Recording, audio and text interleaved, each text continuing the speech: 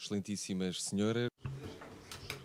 Ladies and gentlemen, welcome to the Link Conference 2023.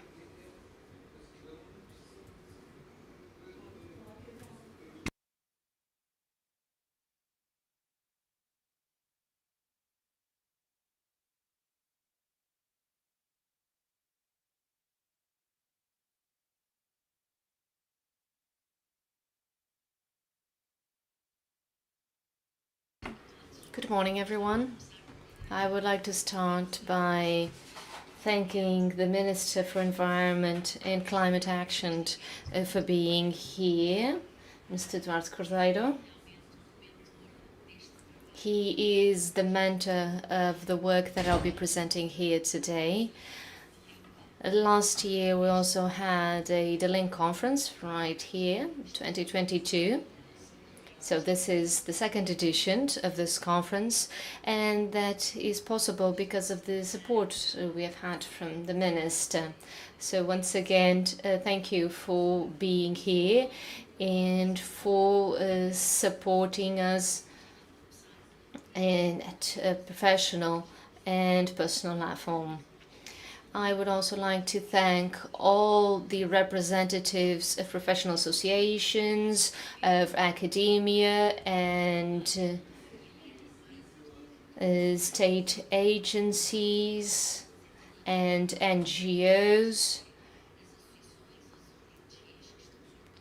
that are strongly represented here, both from a human and animal perspective, to thank all the friends that are here with us today. Special thanks to those who joined us,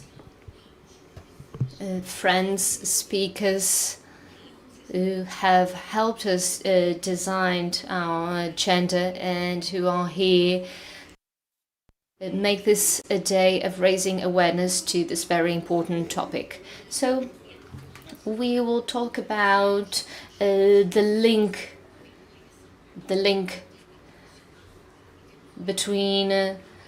different types of violence. And one of our keynote speakers is someone who started addressing all of this many years ago in the United States, and where we started establishing the link between animal abuse, animal cruelty, and violence among people. Dr. Phil Arco is with us, and it is such an honor to have you here with us. I would like to also thank the prosecutor addressing the issue of child abuse, elder abuse, and this public prosecutor makes me believe that it is possible to do this work towards justice.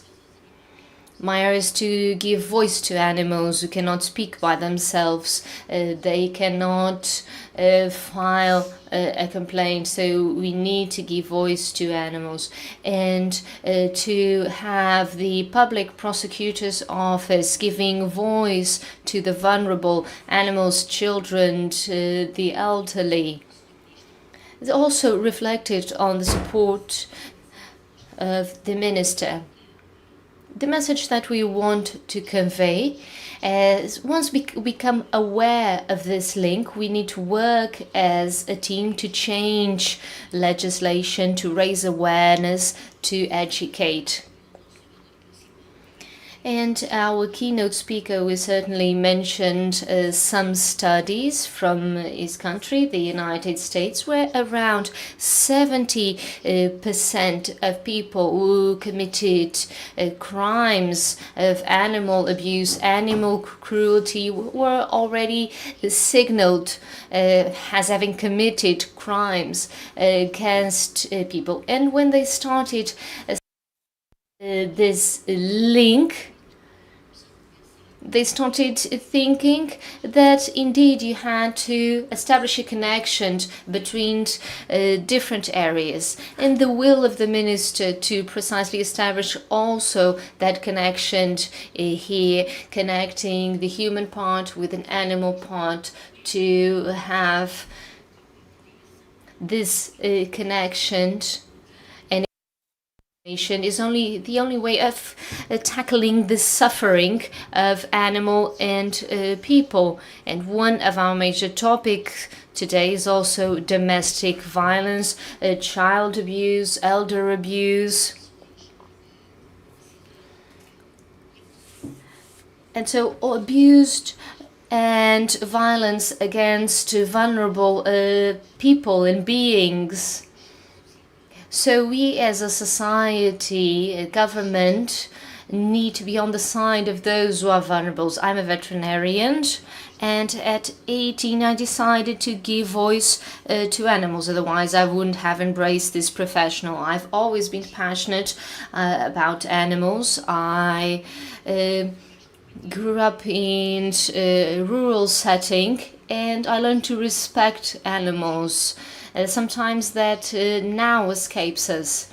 So to raise awareness to the fact that we need to pay attention to animals to prevent animal abuse is just about defending and protecting people.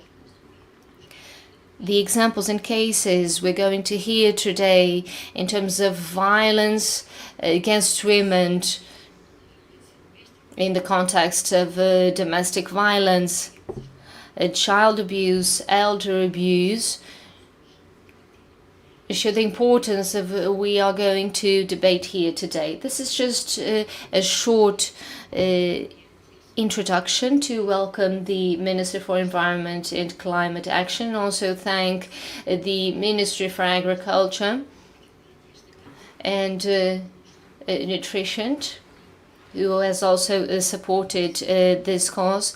And I now give the floor to Minister Eduardo Cordeiro. Thank you so much.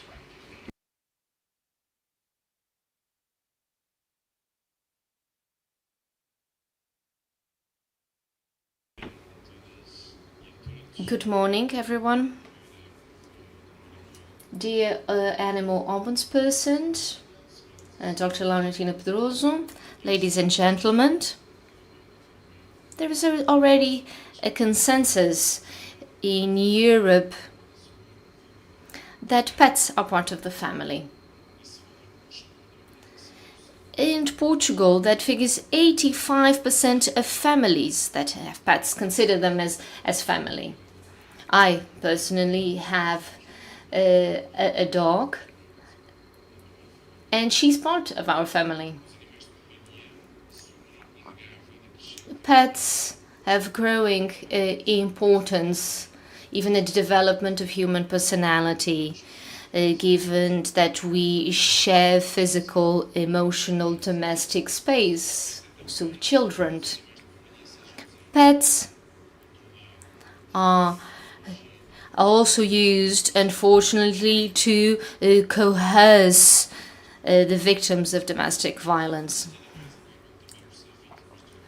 And the animals end up being victims of violence themselves, as well as instruments for coercion and control. There is a clear connection between animal abuse and the intimate partner violence, domestic violence.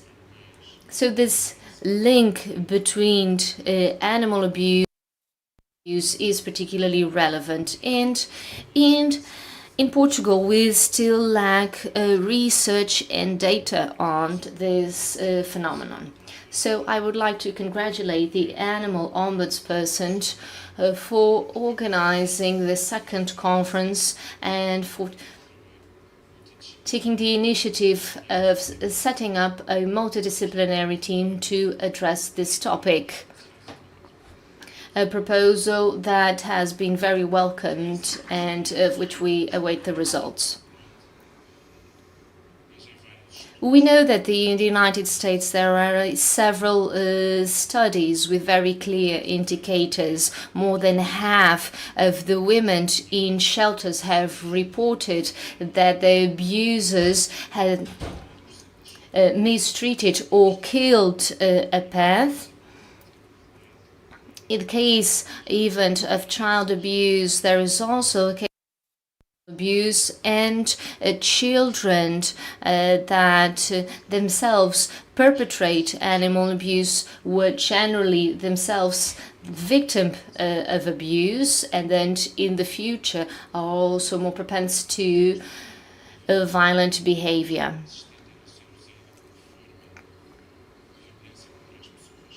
So this is what we call cross-reporting.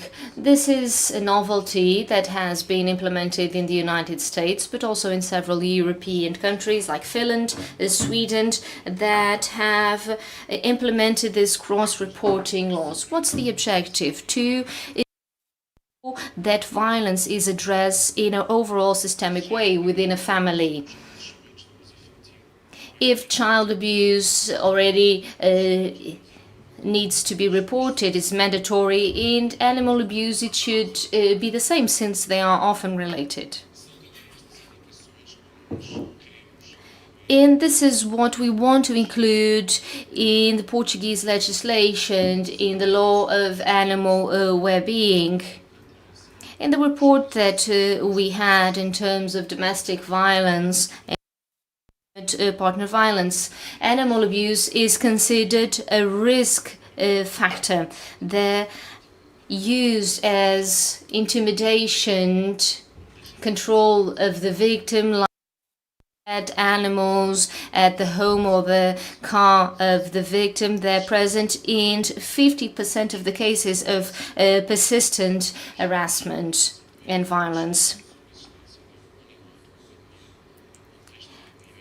And whenever a case is reported regarding domestic violence, one of the questions that is asked is the existence of a pet.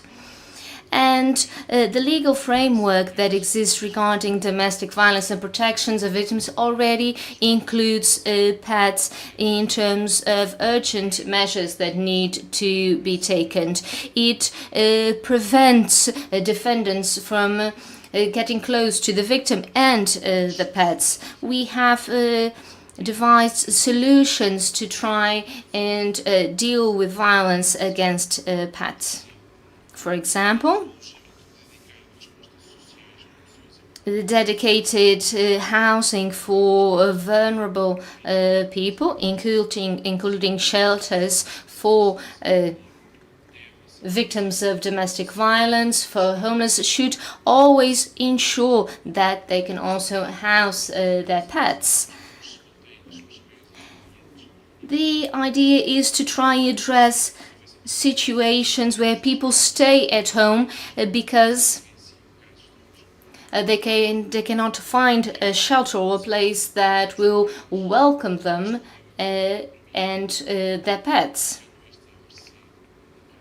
And then the pets would be left with the abuser. We also want this general framework to define a system of notifications on part of healthcare professional in the cases of suspicion of animal abuse.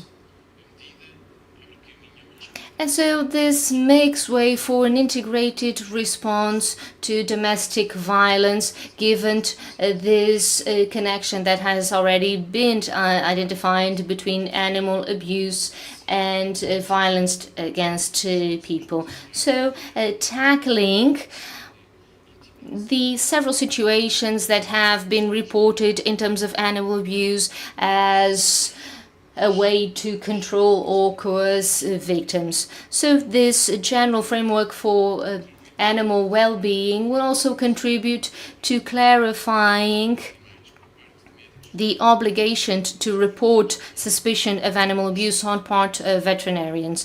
So we want to provide veterinarians with a clear framework that will qualify this as a public crime. We want to harmonize the rules that we have in several diplomas. And also to classify the different types of misdemeanors that we have, such as abandonment, abuse, or death.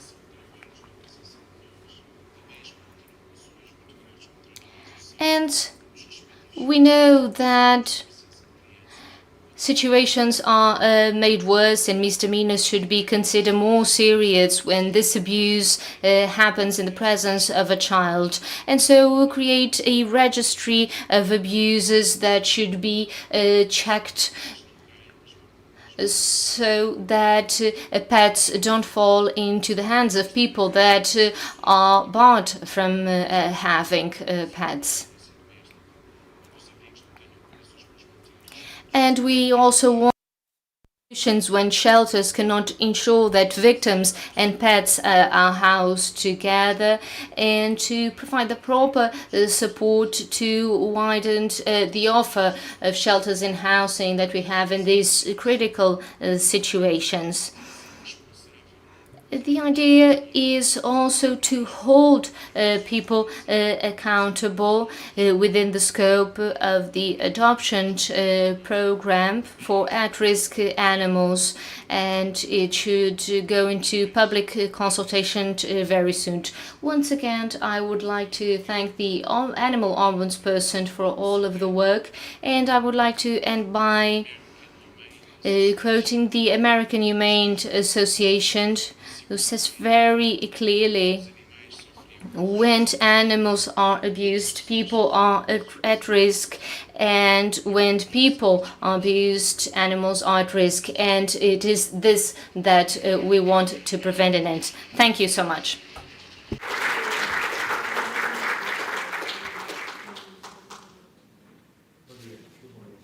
Iniciamos então a conferência de Link. We now start the Link Conference 2023 with the first keynote speaker, the experience in the United States of America, international approaches in the path to preventing future violence, by Dr. Phil Acker from the United States.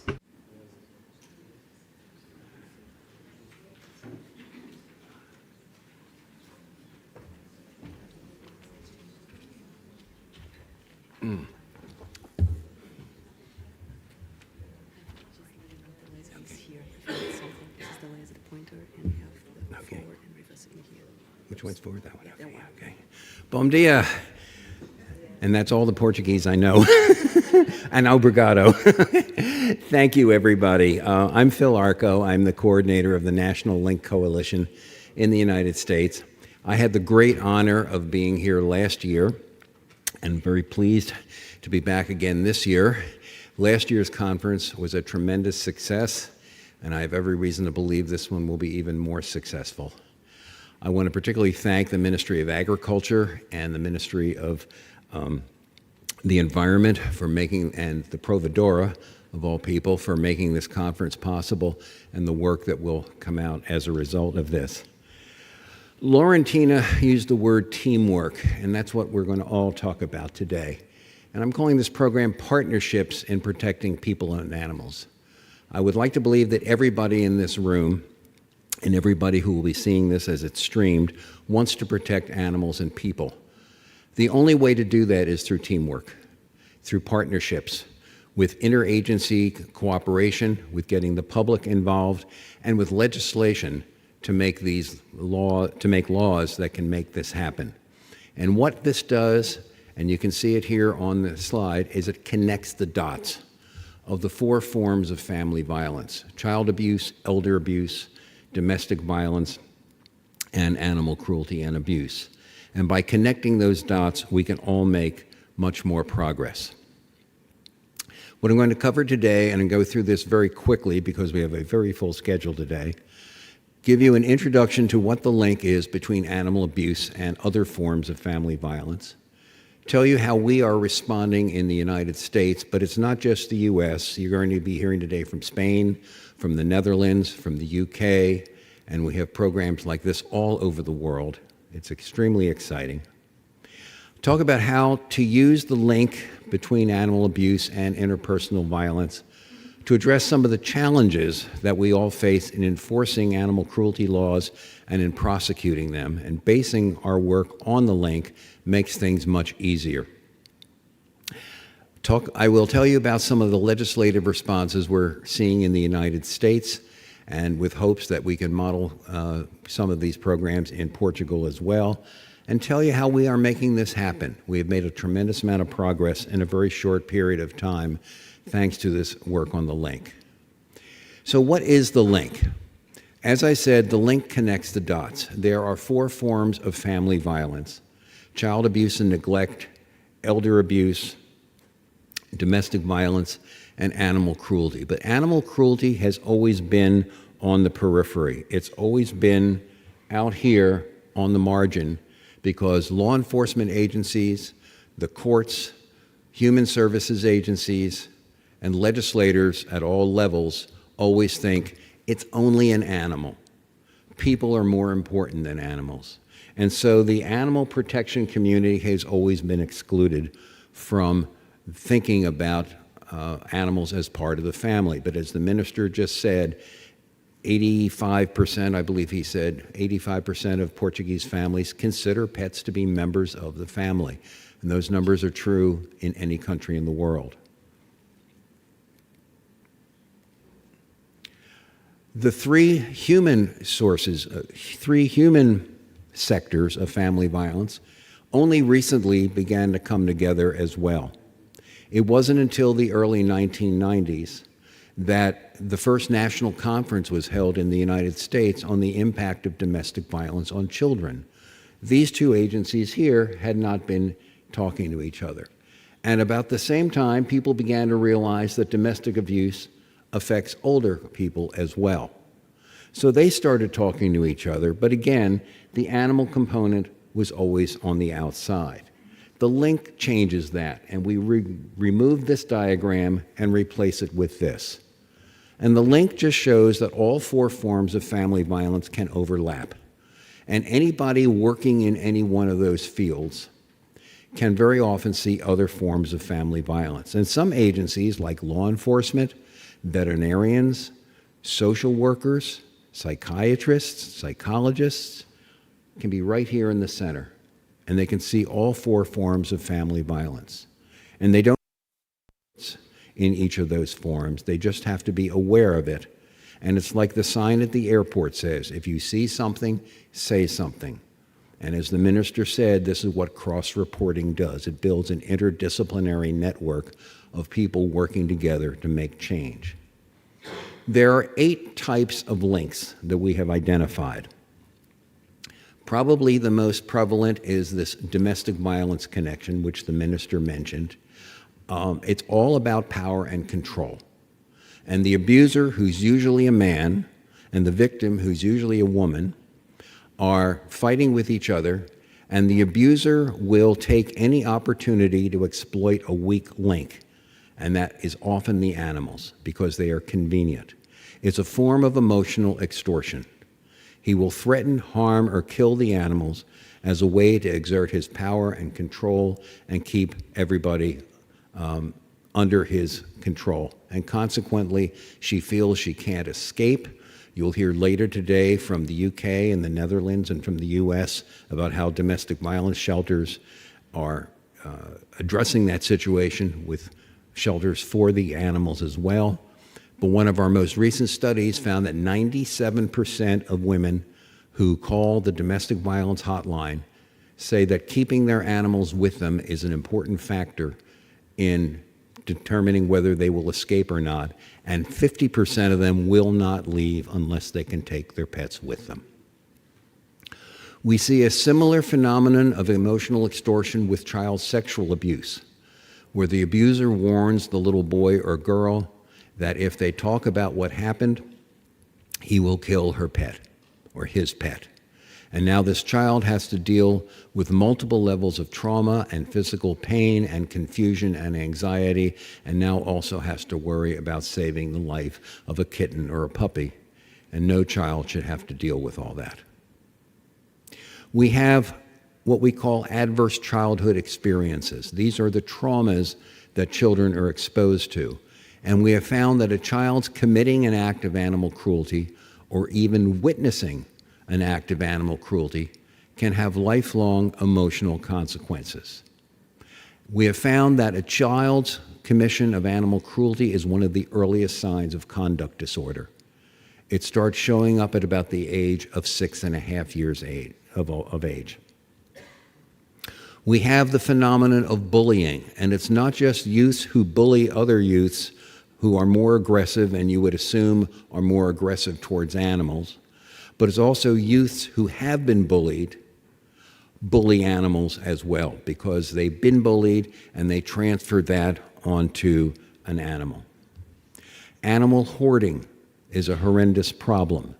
It can affect any age group, it can affect any income level, but it tends to be mostly elderly women, often isolated and living alone, and so it is linked with issues affecting seniors' health and well-being, and I'll talk about that in a few minutes. We have dog fighting and cockfighting, which are linked with other crimes. We had a case in the state of Hawaii just last month where 2 people were killed at a cockfight as 2 gangs got together over a cockfight. We have animal fights where homicides take place, sex trafficking, narcotics, weapons offenses, gambling, and many other crimes. The school shooters and the mass shooters, which are plaguing the United States, and I hope Portugal has not had to deal with that to the degree that we have in the U.S., but about 10% of the mass shooters of torturing animals. And finally, there's animal sexual abuse. There are a large number of people who prefer to have sex with animals. It is now illegal in 49 of our 50 states. It is connected with child pornography. There are dark web sites where these videos are available, and it is very often linked with many other sex crimes. So you can see that animal abuse is just the tip of the iceberg. And whoever investigates a case of animal cruelty or abuse may often see these other forms of family violence underlying under the surface. The link can occur across the lifespan. It affects children, it affects adults, it affects seniors. It may precede other crimes, it may co-occur with other crimes, or it may follow other crimes. But if we recognize animal abuse as an indicator that something is wrong in a household, that can be the first step in stopping the cycles of violence. I will give you a case study to show you how this played out. And we see cases like this every month. We publish a free newsletter at the National Link Coalition called the Link Letter, and each issue has a half a dozen stories like this one. But this one is just one of my favorites. It was a bitterly cold night in January, and the next-door neighbor called the police to report on the welfare of a dog that was in this homemade doghouse in a snowy field. This was in a suburb of Philadelphia in the state of Pennsylvania. The police came. They called the local Society for the Prevention of Cruelty to Animals. They rescued the dog. The police went in the house and found a boy. The tenant at the house was this gentleman here. He was a pastor of a church. He and his wife had 7 children. 6 of them had been beaten at different times in their lives. He fled from Philadelphia to Atlanta in the state of Georgia. He was extradited back to Pennsylvania, and he was convicted in court and got 20 years in prison. But there's 2 other things to this story. The first is that animal abuse often occurs outdoors where the neighbors can see it. And the neighbors know that the dog can't pick up the phone and call for help. And so the animal and cruelty investigators are often the first responders. They are often the first on the scene to witness other crimes. The second thing about this case, 4 years before this incident, he had been convicted of domestic violence. And 4 years before that, he had been convicted of animal cruelty. And none of the agencies in this particular area were talking to each other. They were in silos. They had blinders on. They were not sharing information with each other, and nobody knew how dangerous this man was. As the minister mentioned, this is the dark side of the wonderful thing that we call the human-animal bond. And our motto is very simple. When animals are abused, people are at risk. And when people are abused, animals are at risk. It really just is as simple as that. We're not saying that animals are more important than people. We're saying that in a civilized society, we cannot permit any form of family violence. The oldest area of the link is the connection between animal abuse and child abuse. And this is a philosophical idea that goes back hundreds and hundreds of years to the idea that children who abuse animals grow up to become aggressive adults. It gained a lot of popularity in the 19th century, and in 1866, a man named Henry Bergh, who happened to be the American ambassador to Russia, stopped off in London on his way back to the United States and saw the Royal Society for the Prevention of Cruelty to Animals, the world's first animal cruelty organization, and decided to create something similar in the US. He created the ASPCA. And a mere 8 years later, he was asked to intervene on behalf of little Mary Ellen, who was being held captive in an abusive household. He got her out of that situation. He formed the first American Society for the Prevention of Cruelty to Children. And for the next 80 years, many American animal welfare organizations, many NGOs, protected both children and animals until the federal government created a national child protection system in 1971. And today, most child protection in the United States is a government function. But animal protection still remains largely an NGO function or a municipal government function with nothing on the federal level. The research about animal abuse and child abuse is very robust. This is one of the earliest studies and still one of the most powerful. Looking at families who were under investigation for child abuse, 60% of them also had abused or neglected pets. And in those homes where it was physical child abuse, the rate of animal abuse was 88%. That is an enormous risk factor. There were two other things that came out of this study that struck me as interesting. There were 11 times more dog bites in these homes where there was animal abuse and child abuse. The animals picked up on the violence and fought back the only way they could, with their teeth. And so we now have not only animal abuse and child abuse, but we have physical trauma, we have a risk of rabies, and we have all the public health issues associated with dog bites.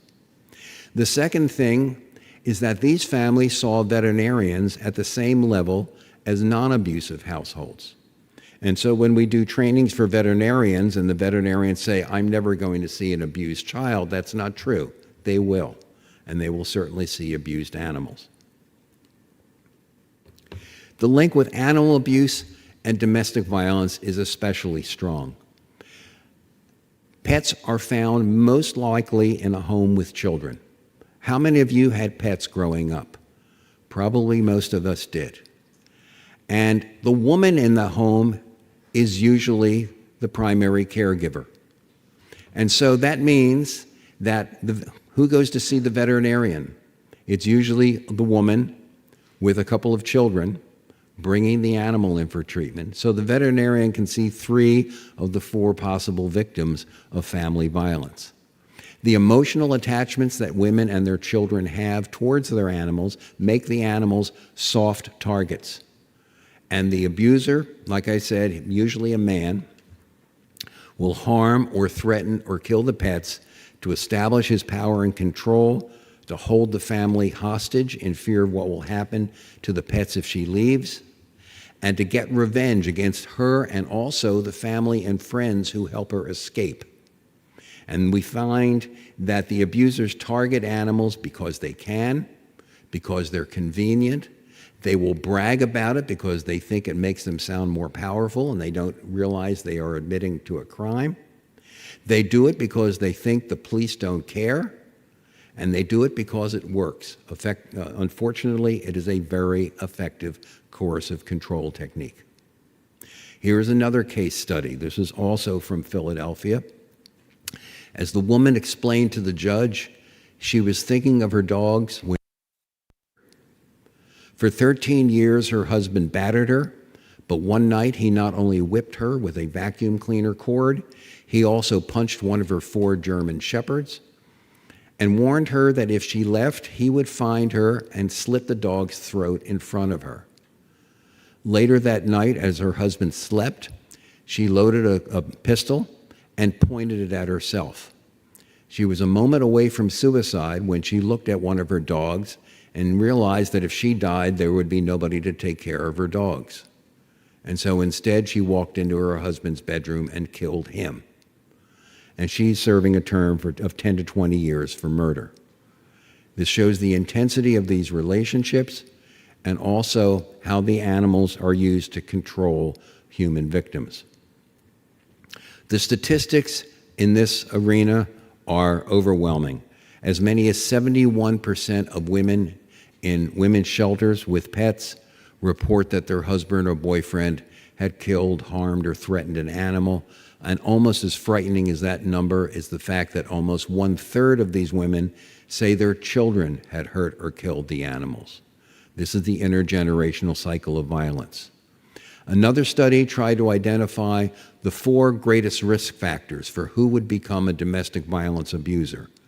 And the first 3 risk factors didn't surprise them. Somebody with mental health issues, somebody with a low level of education, somebody who is a substance abuser. But the 4th greatest risk factor was this history of actual or threatened animal abuse. A recent study found that domestic violence suspects who also have histories of pet abuse are more physical and use more dangerous forms of domestic violence.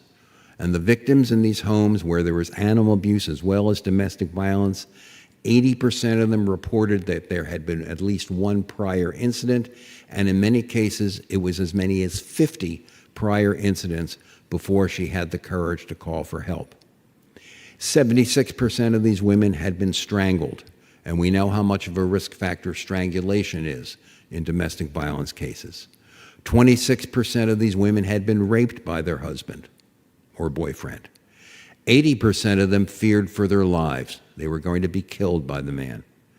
And any law enforcement officer will tell you how much they fear going into a domestic violence case because they could get killed.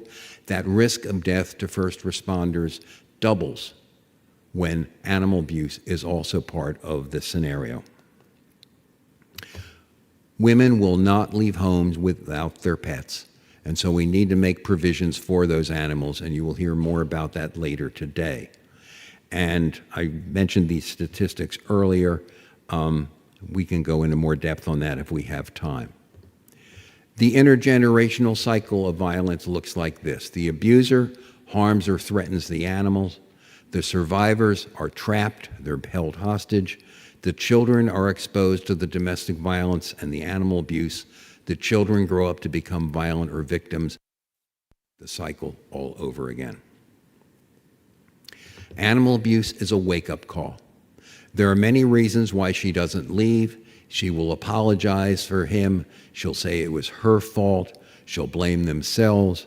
And what we need to tell these women is that it is not her fault. It is not the dog's fault. And it's time for her to make a safety plan so that she and the children and the pets can escape. Finally, the animal abuse and elder abuse link. This is one of the newest areas of the link. Agencies working with older people are often dealing with vulnerable people who have memory loss issues. They are on low income or fixed income. They have a variety of health problems and physical limitations. They may be socially isolated. And these factors conspire to create a number of issues that affect their animals. They may love their pets, but because of those limitations, they can't take care of them properly and the pets are neglected. Or they will spend what little money they have on themselves, will spend what limited money they have on their pets instead of themselves. And we have self-neglect. They may be extremely attached to these pets because this may be the only excuse she has to get up in the morning. It may be the only sense of responsibility that she has. It may be the only reason he has to go for a walk every day and get outside and meet some other people. And when that animal dies, this person can literally lose the will to live. And we're training veterinarians to recognize that when somebody brings all their animals in and asks to have all the animals euthanized, they should call the suicide prevention hotline because this person is trying to clean up all their affairs. We have issues of elders who are denied services because the caseworkers and the social workers don't want to go into that house because it's overrun with mice or rats because the dog food cans have piled up in the sink for months at a time or the litter box has never been changed. We have financial extortion and coercive control. We have children who hold their elderly parents' pets hostage for ransom money. We have the issue of service animals and one person's extreme dependence on that animal and the spouse or the partner is jealous of that attachment. And then animal hoarding, which can affect any age group but appears to be more towards older people. That's a very brief look at the link. How is the United States responding to this? Well, in 2008, 25 of us created this National Link Coalition, and today we have 5,100 people around the U.S. and in 55 countries who get our free monthly newsletter. And if you would like to, there's our email address, there's our website. Just email me, and I'll be pleased to add you to our mailing list. And what we do is address these partnerships, a multidisciplinary approach, linking these 4 forms of family violence to create safer communities. And we work in 4 primary areas. We showcase tremendous programs, and you will hear some of those programs today. We look at legislation and public policy. We do trainings and public presentations like this, and then we examine research going on all around the world, and we have some 2,100 citations in our bibliography, and we try to create new coalitions across the U.S. and internationally. And we now have linked coalitions in the UK, in Canada, Spain. Spain's right here. You're going to hear from Nuria later. Italy, Sweden, and I hope we can come up with a linked coalition here in Portugal as well. So how do we use the link to address the challenges in enforcing animal cruelty laws? I need to put this into an American context so you understand where we are coming from with this. The United States does not have a federal agency handling this. It's all done on the state level, and we have 50 different states, and each state has its own set of laws. And in each state, we have counties, and each county has a prosecutor, and there are 3,100 prosecutors, and they enforce the laws, and their interest on animal welfare varies greatly. We're seeing more county prosecutors now who have specialized prosecutors handling animal welfare issues because there's such a public demand for it and because these cases are very complicated. Most animal cruelty cases are misdemeanors. They are low level because the court enforcement think it's only an animal. So we have very few of these cases that are serious felonies. It makes it very difficult to prosecute most animal cruelty cases. Animals are property. They do not have legal standing in a court of law. It's also extremely difficult to establish the perpetrator's intention to harm the animal. And Allie Phillips will tell you later today about how to prosecute animal cruelty cases and the challenges involved with that. Prosecutors are elected officials. They respond to public pressure. And so the animal activists are pushing for one thing, the animal agricultural interests are saying, no, leave us alone. And the prosecutor's caught in the middle of all that. The animals can't testify about what happened. They can't tell you what the perpetrator did. The witnesses are often afraid to testify because they are afraid of possible violence from the perpetrator. It's only been trained veterinarians in forensics to identify what actually happened, and you'll hear from Martha Smith Blackmore here later today about veterinary forensics. Most cases are unintentional neglect, and prosecution may not necessarily be the best solution. We don't even have a standard definition of animal cruelty. Every state has its own definition. We don't even have a standard definition of what an animal is. That varies from state to state. And whatever one person's moral thinking is, what the community standards are, what each profession believes, and what the law says can be completely different. What the witness says he saw, what the owner says happened, what the veterinarian finds, what the investigator finds, what the prosecutor decides to do with it, and what the court determines can be 6 completely different standards. So getting prosecution and convictions are extremely difficult. We've identified multiple philosophies that different groups have about animals, and I know this is very difficult to read, but there are at least 6 different philosophies. We have the animal exploiters. These are people who think animal is their property. We can do anything we want with them. It includes groups like animal fighting. We have the animal use community. These are people like the agricultural interests and groups like that. Animal control are the municipal animal police, if you will.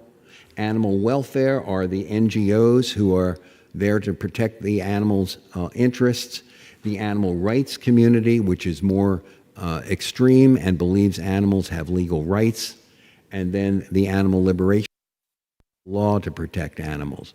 These views range from the extreme liberal to the extreme conservative, and they don't agree with each other, although they should, because we're all in the same goal of protecting animals. Then within all these different philosophies, each of us has an individual attitude about animals. And we've identified 10 attitudes that people might have. Some people are naturalists. They are more impressed with the wildlife. The ecologists are concerned with environmental issues. The humanists are attracted to pets and companion animals. The moralists are the animal rights activists. The scientists are the veterinarians and researchers. There are aesthetic people who like the artistic value of animals. The farmers and the ranchers who are concerned with animals' commercial value are more utilitarian. The animal fighters are called dominionists. Then there are some people who are negative. They don't like animals at all, or they're afraid of them. And some people are neutral. They're ambivalent about animals. The point of all this is, how is any legislator going to deal with all that when a law comes up before him or her to protect animals? The secret is very simple.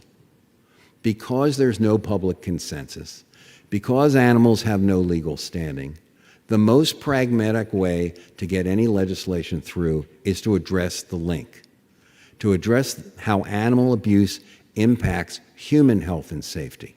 Yes, of course, it's an animal welfare issue, but legislators care more about how it affects human health and safety. And by emphasizing how animal abuse can predict or indicate other crimes, legislators start taking notice. This is something everybody can agree on. The link provides a path forward to prevent future violence. By emphasizing the link, prosecutors and the courts and legislators begin to take animal cruelty work more seriously. Criminal justice and law enforcement officials who understand how animal abuse is linked to other crimes against people and who prevent, who prosecute, and punish animal cruelty offenders are in a much better position to prevent future violence and to protect their communities. We protect people better through these partnerships that recognize the link. Animal cruelty is not a crime against property, even though animals are property. It is a crime against society, it is a crime of violence, and it's not just the animal that is the victim. We can prevent family violence by recognizing animal abuse as a potential indicator and a potential predictor. I emphasize potential because it doesn't always mean other crimes will be there, but very often they are. By holding animal abusers accountable, we prevent other crimes and we change the community's attitudes towards violence and safety.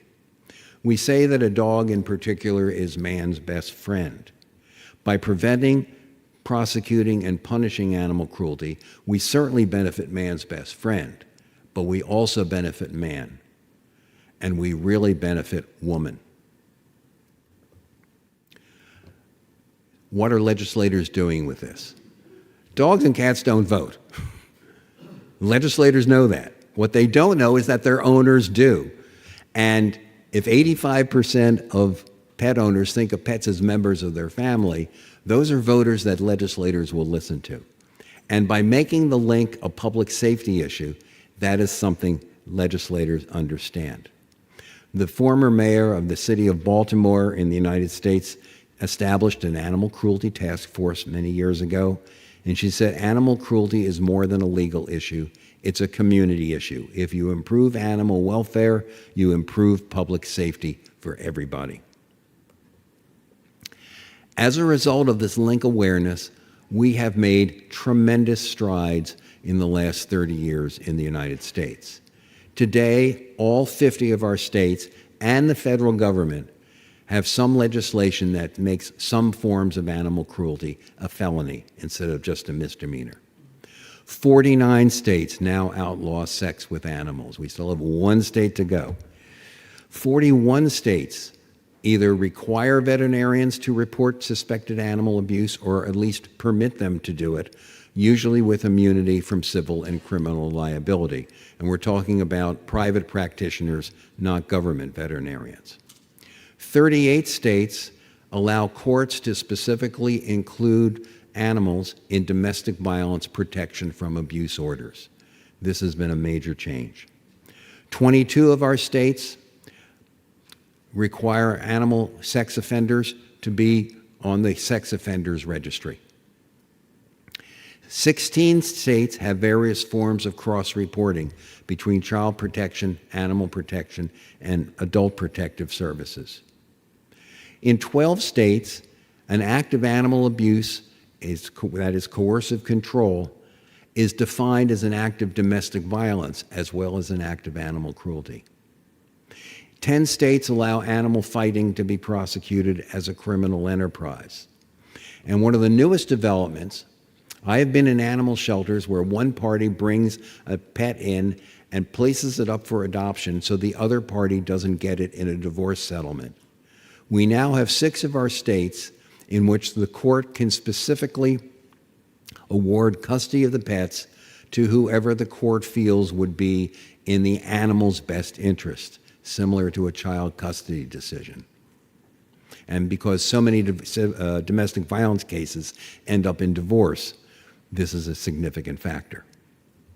Later today, Vic will tell you about how she made these changes happen, and she and the people she worked with in the state of Ohio, and got many of these same ideas enacted and put into law. How are we making this happen? Simple.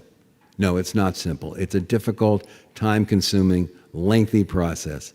But if we can educate legislators that animal cruelty is also a crime against people, we can make progress. Letting them know that hurting animals also hurts people. That animal abuse is, in fact, one form of family violence. And that responding to animal abuse enforces the law, helps families, and creates safer communities. If we focus on the link in law enforcement and in legislation and do it consistently, we send a powerful message to the community, but also to those voters who will elect prosecutors and government officials and legislators because they care about animals and people. It inspires law enforcement and the courts to treat animal welfare cases seriously, and of course, the bottom line is it prevents future violence and creates safer communities. We did it in the U.S., we're doing it in the U.S., we're doing it in the Netherlands, in Spain, in Italy, in Sweden, in the U.K. Portugal can do it too. And we'd love to see this work come to Portugal. So let me finish up here. I love this quote. Jennifer Wolfe is a forensic veterinarian in the U.S., and she said, "The canary in the coal mine of an abusive home may literally be an abusive canary. By responding to the injury or death of that canary, we can potentially save many other pets and people." I invite you all to visit our website, nationallinkcoalition.org. We have tremendous resources there. As I mentioned, we have our free monthly link letter, and we have many of these resources in multiple languages, and we're getting more multilingual resources all the time. So in the other word of Portuguese, obrigado. Again, thank the Provedora, the Ministry of Agriculture, the Ministry of the Environment for helping to make this all possible. I don't think we have time. Laurentina, do we have time for questions? Probably not. Later on, maybe. I will be around all day, so please feel free to ask me if you'd like me to talk any more about this. So again, obrigado.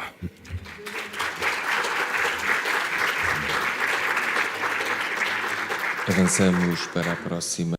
Now we move to the second presentation, The Elephant and the Ant in the Middle of the Room, Unconstitutionalities, by Raul Frias.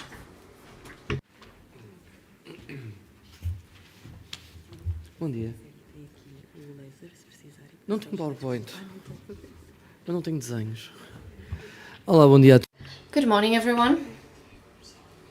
I would like to thank Dr.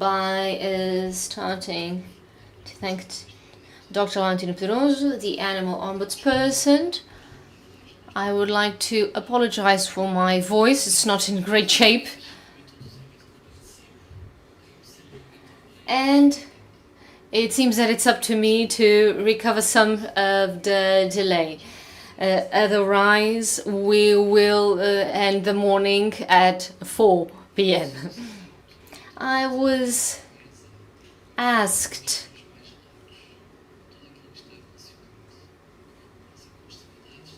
to address the issues of unconstitutionalities when it comes to animal abuse, particularly regarding pets. Regarding this topic of the link, many people do not know, but the first case of animal abuse tried in Portugal had associated to it a case of domestic violence in a same-sex couple. The defendant was convicted for domestic violence but acquitted for animal abuse.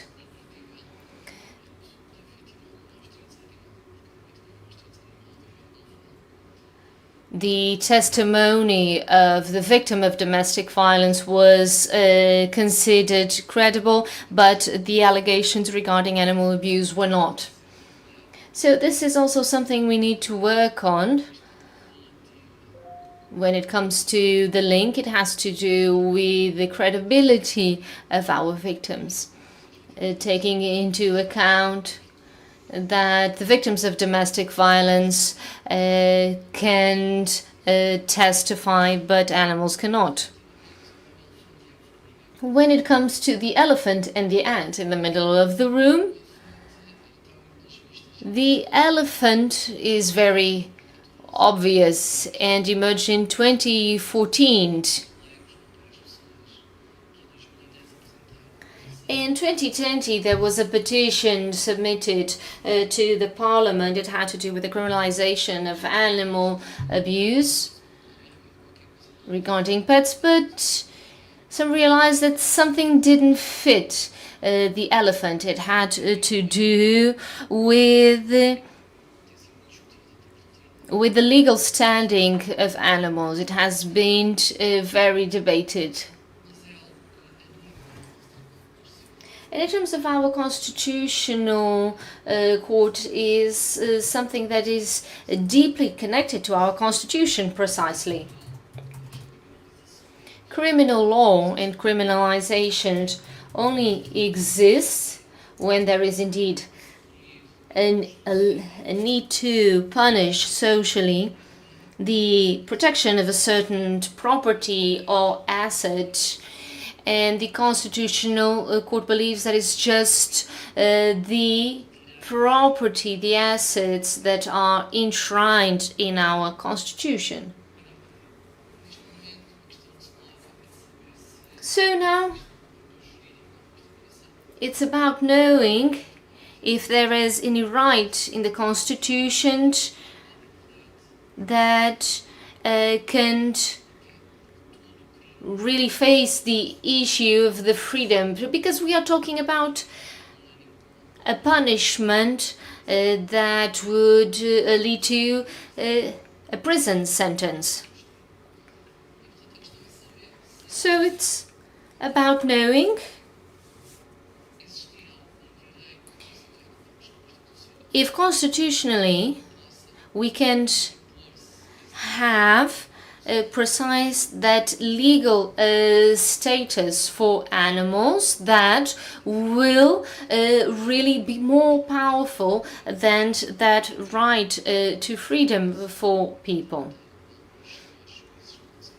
We have seen some judges adopting the position that that does not exist.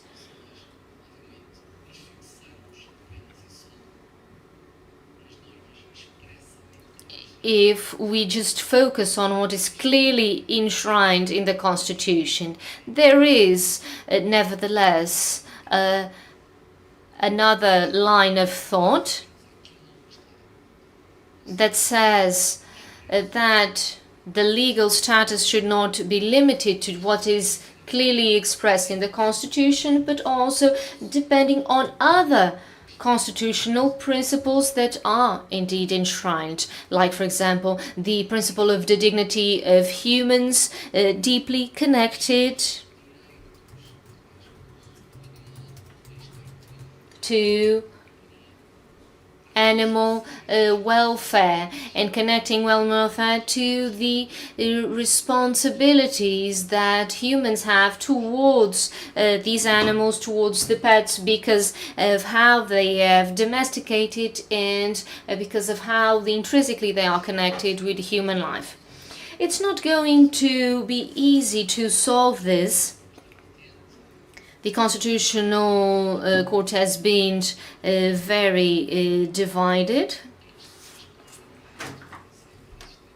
Those that are more pro-animal defend that there are some implied rights in the Constitution.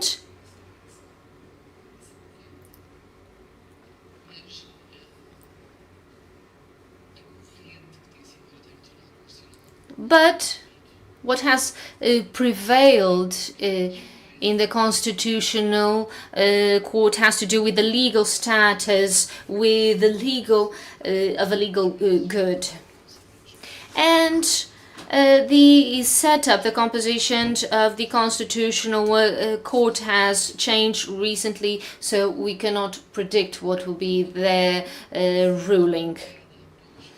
The end is something that we seemingly would not have.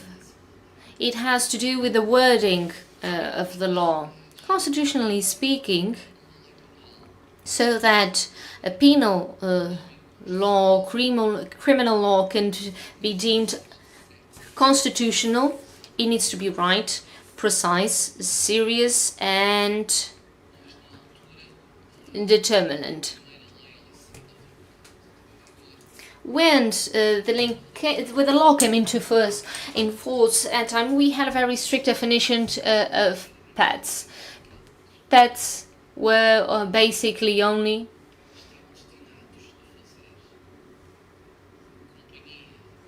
pets to keep people company, animals to keep people company,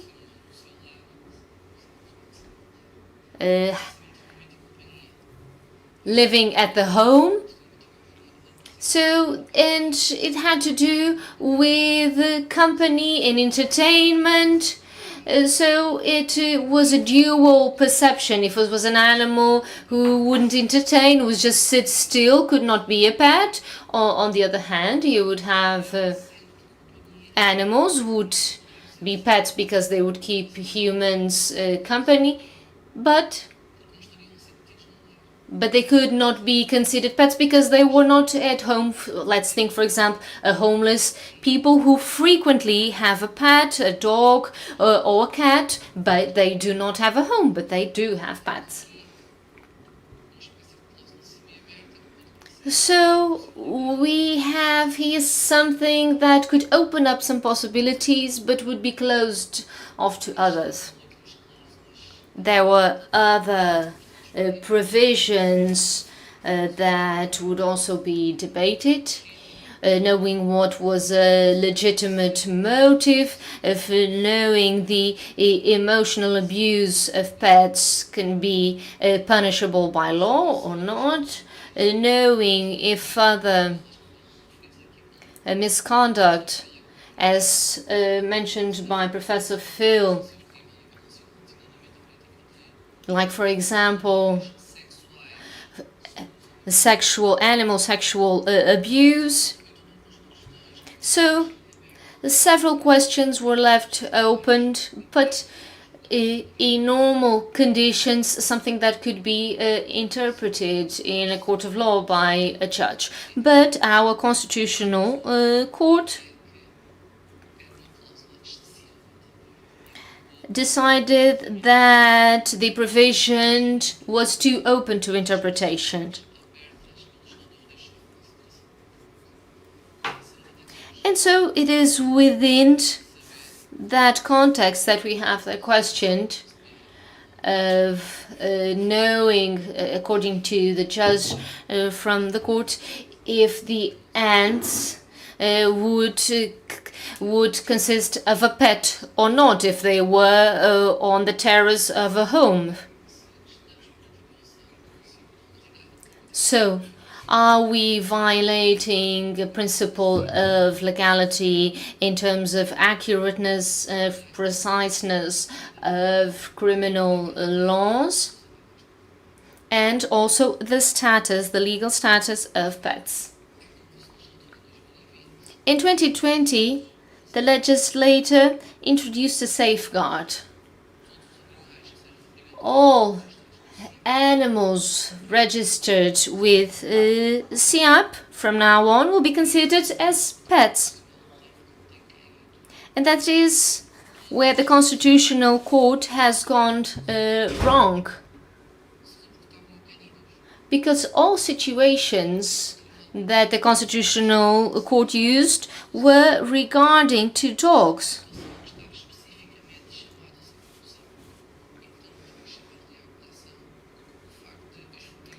So there was no point in mentioning the issue of ants. He could be called upon to provide a ruling on that if that was the specific question, if the defendant was being accused of animal abuse regarding ants. But all the cases in questions involve animal abuse of dogs. And so I believe that the Constitutional Court has ruled wrongly regarding the status of pets, because dogs, regardless of the fact that they are with someone or they are strays, they're being used in other activities, but regarding dogs are always, and that has to do with the criminal code, that cats and dogs are pets. So this law may be unconstitutional regarding other species, since the legislator were not very clear regarding the definition of pets. We also have exotic pets.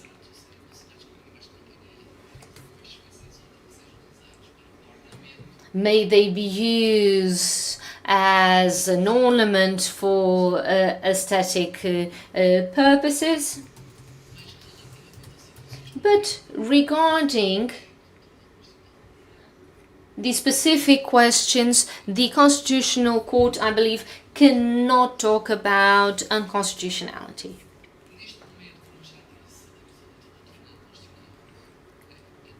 So, as I have mentioned, the Constitutional Court is very divided. The chairman of the Constitutional Court has already taken a stand.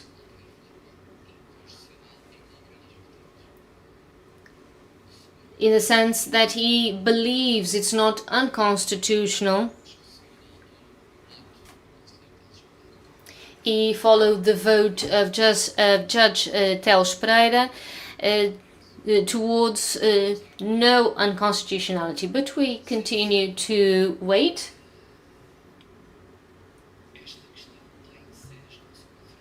But of course this has serious consequences for the link. Because when we're trying in convicting someone for domestic violence, child abuse, elder abuse, and animal abuse, the issues raised around pets and that may be submitted to the Constitutional Court will delay the punishment of that person guilty of animal abuse that has already been convicted, possibly, of domestic violence.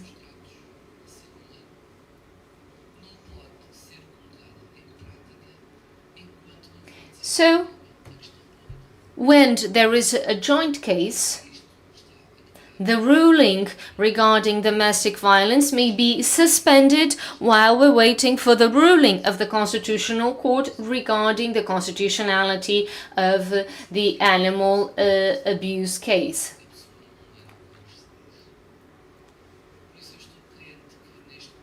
So, I believe that what the minister said regarding the legal framework for well-being of animals and the constitutional intervention we hope will be swift will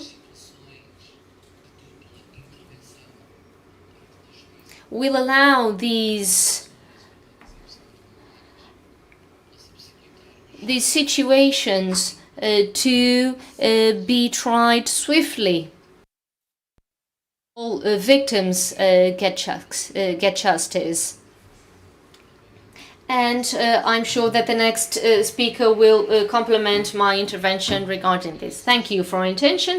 Now we move to the next speaker, violence as a phenomenon that cuts across various realities of life, by Miguel Carmo, a public prosecutor.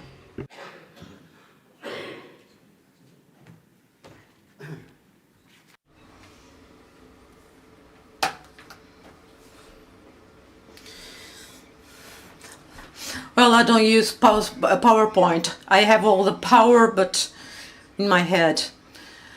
Well, good morning, everybody. Congratulations for this event. And mainly for keeping this saga, this fight, this struggle to bring this important subject to the top of the agenda. Violence against animals is something that has always happened. Violence against people is something that has always happened. And what is my major concern at this point is the way the community in general is normalizing violence both against animals and humans as a way to solve conflicts. And this is quite worrying in a permanent way, because that normalization has terrible consequences in the activity when there is a process to assess violence against people and against animals. I won't be talking about what my colleague Raul Farias talked about. So the current state of the problem.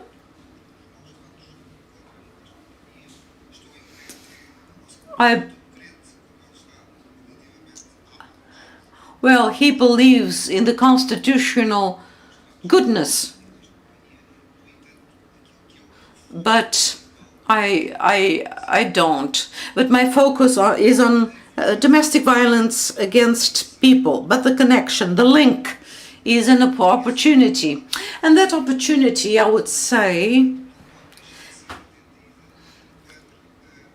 has to be analyzed when we know that nowadays violence against animals is a way to attack people. And the example that my colleague mentioned from 2016, it was the first case in court, in a court of law. I'm not talking about a specific case, but I'm going to talk about several cases where the violence against animals is the first sign that there is violence against people. And Phil, in the webinar that I had the pleasure to attend, has demonstrated that already, so there's no doubts whatsoever. And once again today, did it again. So, and this is a huge red flag that there is violence in a household when there is violence against an animal. I know that we have attorneys in the room and judges, but this opportunity has to be taken into account, but because the world has changed its perspective. In 2013 and 2014, in the office of the Attorney General, one started to speak for the first time of victims of crimes in general, and someone started to talk about crimes against pets.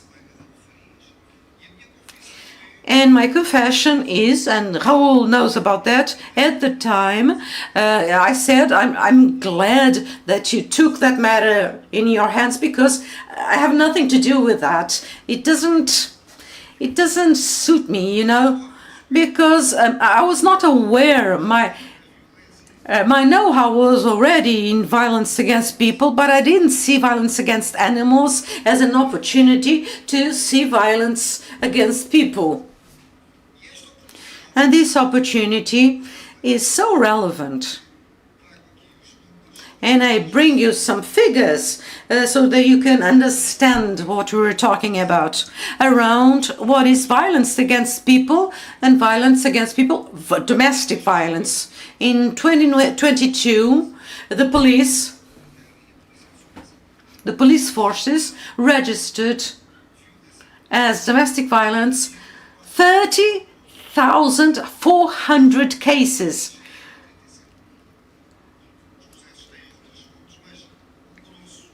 So it's a huge number.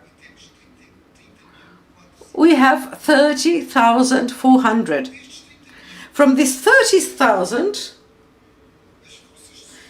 the police went to the place in 14,000 times. 46% of the cases, almost half.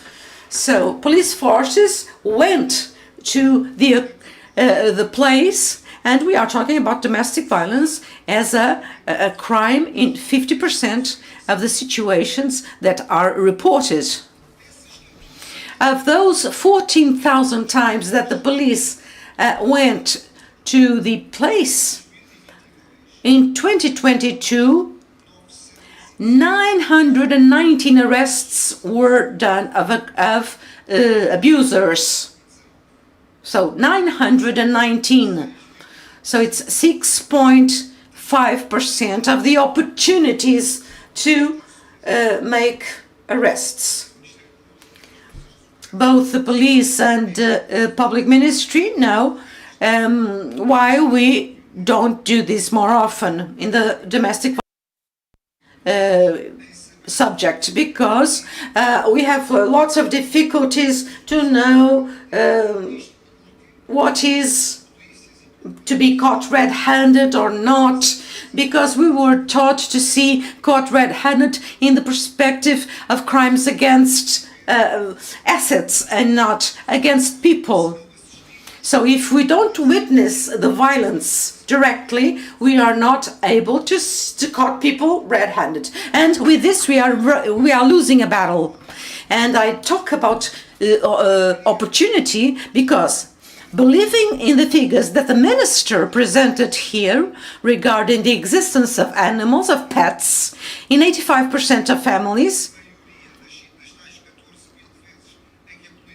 So in the 14,000 times that the police go to places, I'm sure that most of the families have pets. And those pets are a huge opportunity to understand domestic violence. And even to understand that we may caught the person red-handed. And I remember a situation that was also judged in the Portuguese courts where the police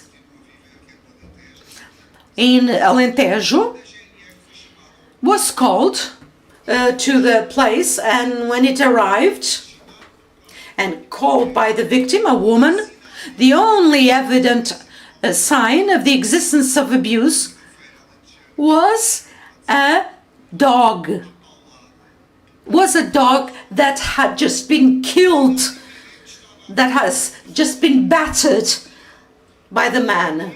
And so that allowed the man caught red-handed, and not by the domestic violence to the woman. And so this specific case demonstrated, fortunately, that the death of the animal was one more way to abuse, to psychologically abuse of the woman, of the human victim. But we are not always aware that the link is there, and the link is a way, an efficient way to have an evidence for violence against people.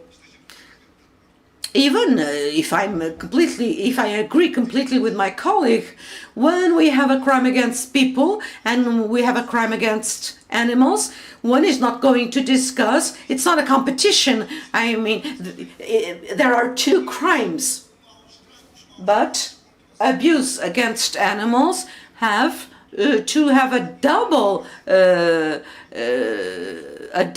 role here. And I would like to reinforce the word opportunity, because awareness comes from the strength of the word opportunity. And this opportunity has to do with another dimension related to domestic violence and crime against people in general. We all know, and this is another cliche that is here for too long, and it still exists, which has to do with in violence against people. Usually there are not a lot of evidence. It's not true. I mean, we were able to demonstrate, all we have to do is to look for evidence. The opportunity arises exactly in this violence against animals. That's the evidence just in front of us. And we have to use it, because this evidence, if it's in favor of the animals, it has an immediate efficiency in the human victim. So one of the main problems in domestic violence is the difficulty of conveying trust to the person, so that the person can trust the authorities. Many times we focus only on the victim person, and this victim person, a fruit of its several ambivalent causes, many times steps back. And animals, pets, can be and are a huge ambivalence factor, and in several dimensions. Just like the example of Phil, a real case, someone killed not because of the animals, but the animals, the pets, were an important cause in the decision to take action, because there was a previous violence both towards people and towards pets. So this ambivalence is essential. And if we don't have a response to fight it, we will be pushing away the victim, and the victim won't trust us. And I'm going to tell you a real story. And it's close to my heart because it's a friend of mine. A few months ago, I got a phone call requesting help. My friend knows who I am, what I do for a living, what I'm doing, and she's a victim of domestic violence. And after being a victim for several years, she's 50 years old, by the partner. There was one day she decided to just report to the authorities. And that day, her decision had to do with the fact that she suspected that there were also abuses from the abuser regarding a child from a previous relationship.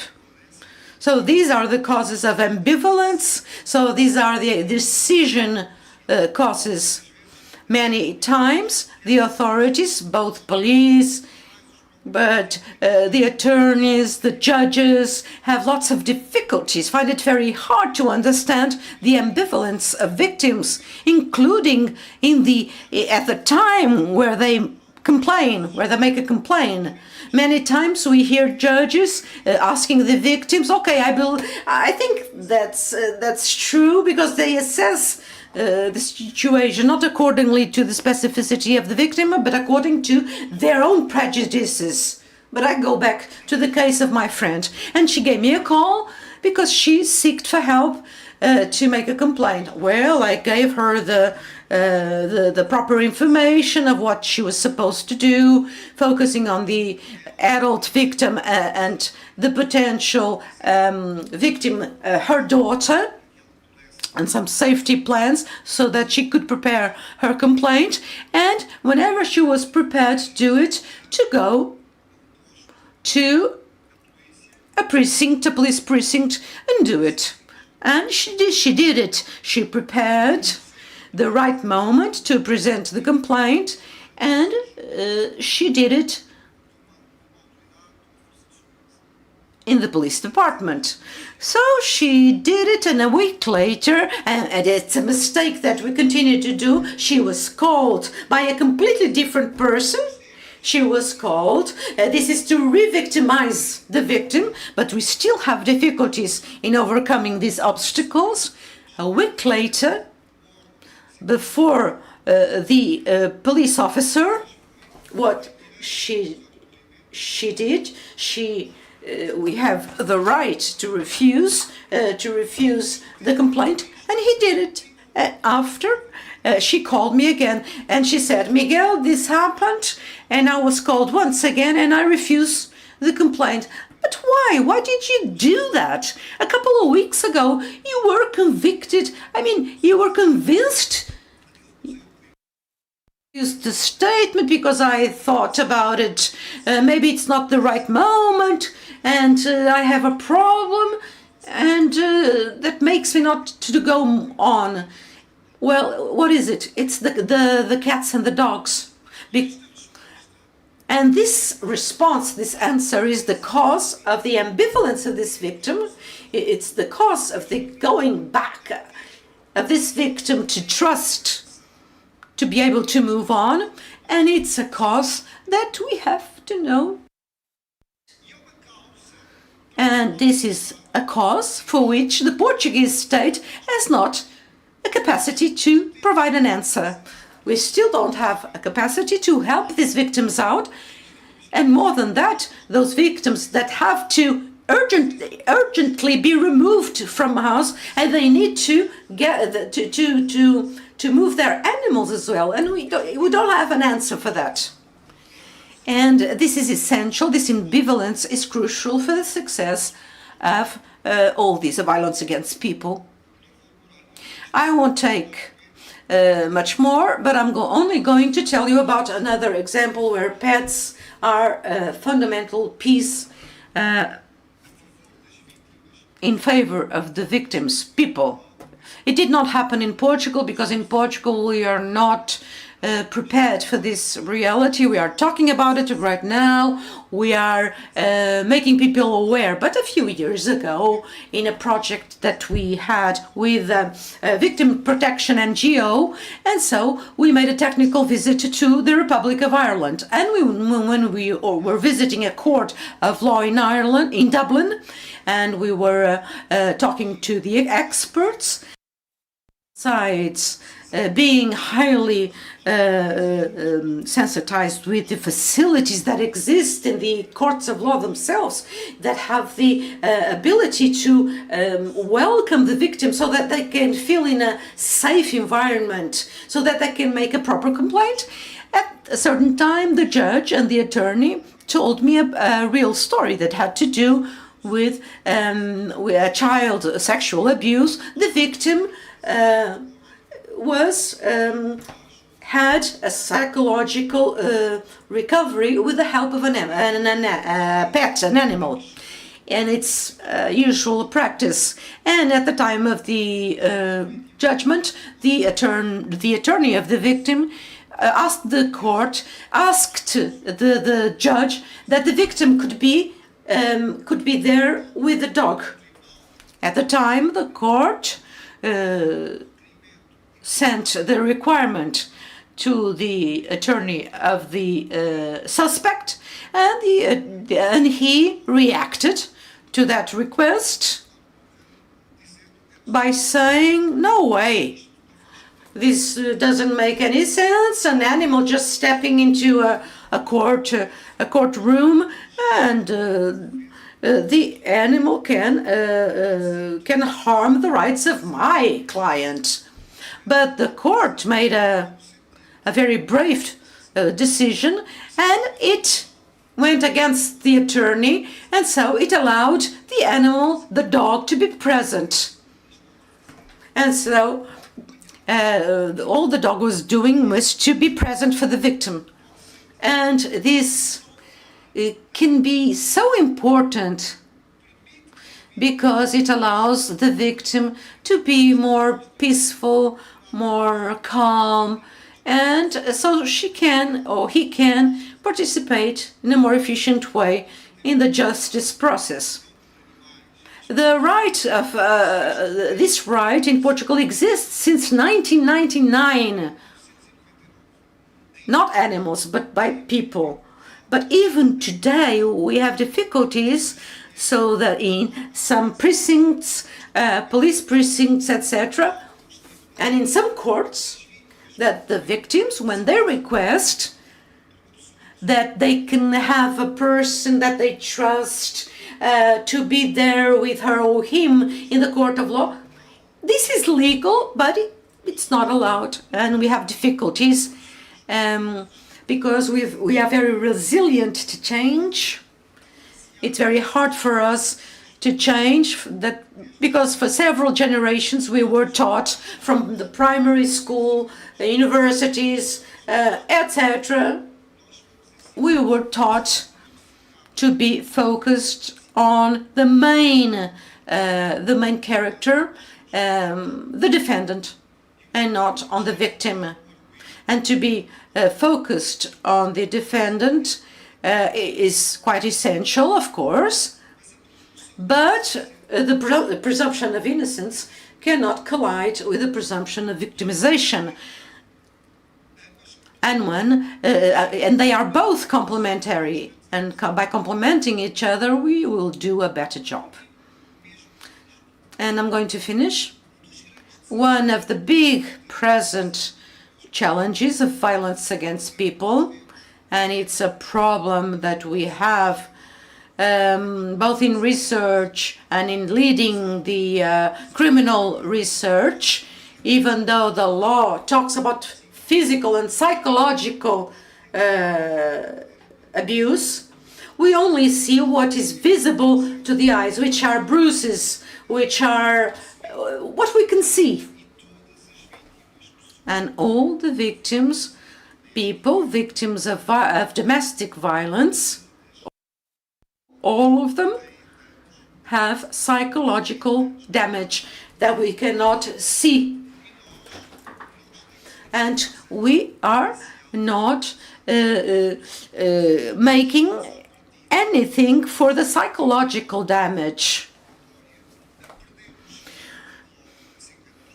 And so we are losing the game 50%. The opportunity of violence against pets is also a very important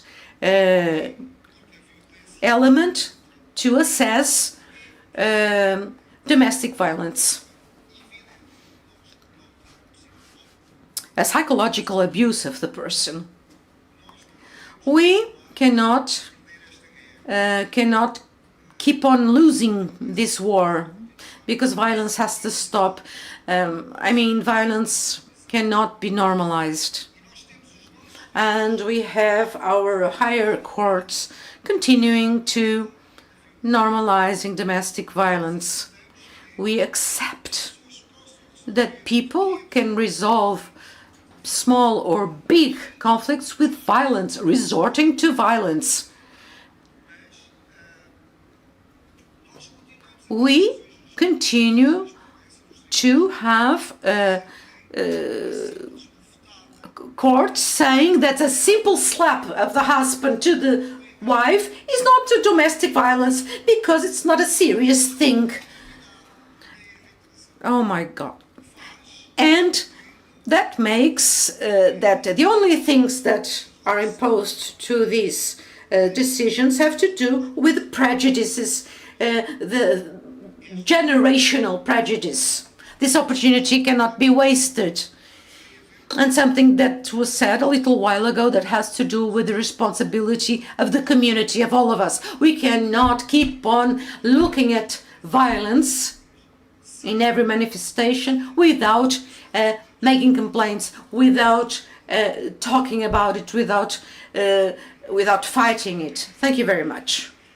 Avançamos agora para Now we move to the last presentation of this first session, Animals in People, the connection between violence, a matter of One Health and One Welfare by Laurentina Pedroso, the animal ombudsperson. Good afternoon. I'm here to try and recover some time. We have almost half an hour of delay, so I will be very brief. And a lot has already been said. And I believe we can move to the coffee break to reflect on everything that has been said so far. I will show you some slides very quickly and just focus on some topics. It's the second year that we have this conference. We had it last year in 2022. It took almost a year to prepare the first conference, so for 3 years now we've been preparing initiatives, putting on the agenda this link. It needs the proper context on part of the professionals from the different areas, thinking of One Health, One Welfare. So highlighting the interconnections between animal health, human health and the environment, and also between animal welfare, human welfare and environment are universal concepts. So we're talking about the health and welfare of people and animals together. This link we've been talking about of violence between people, the violence in the household, this can be used as an opportunity to do better. I would like to show you this slide.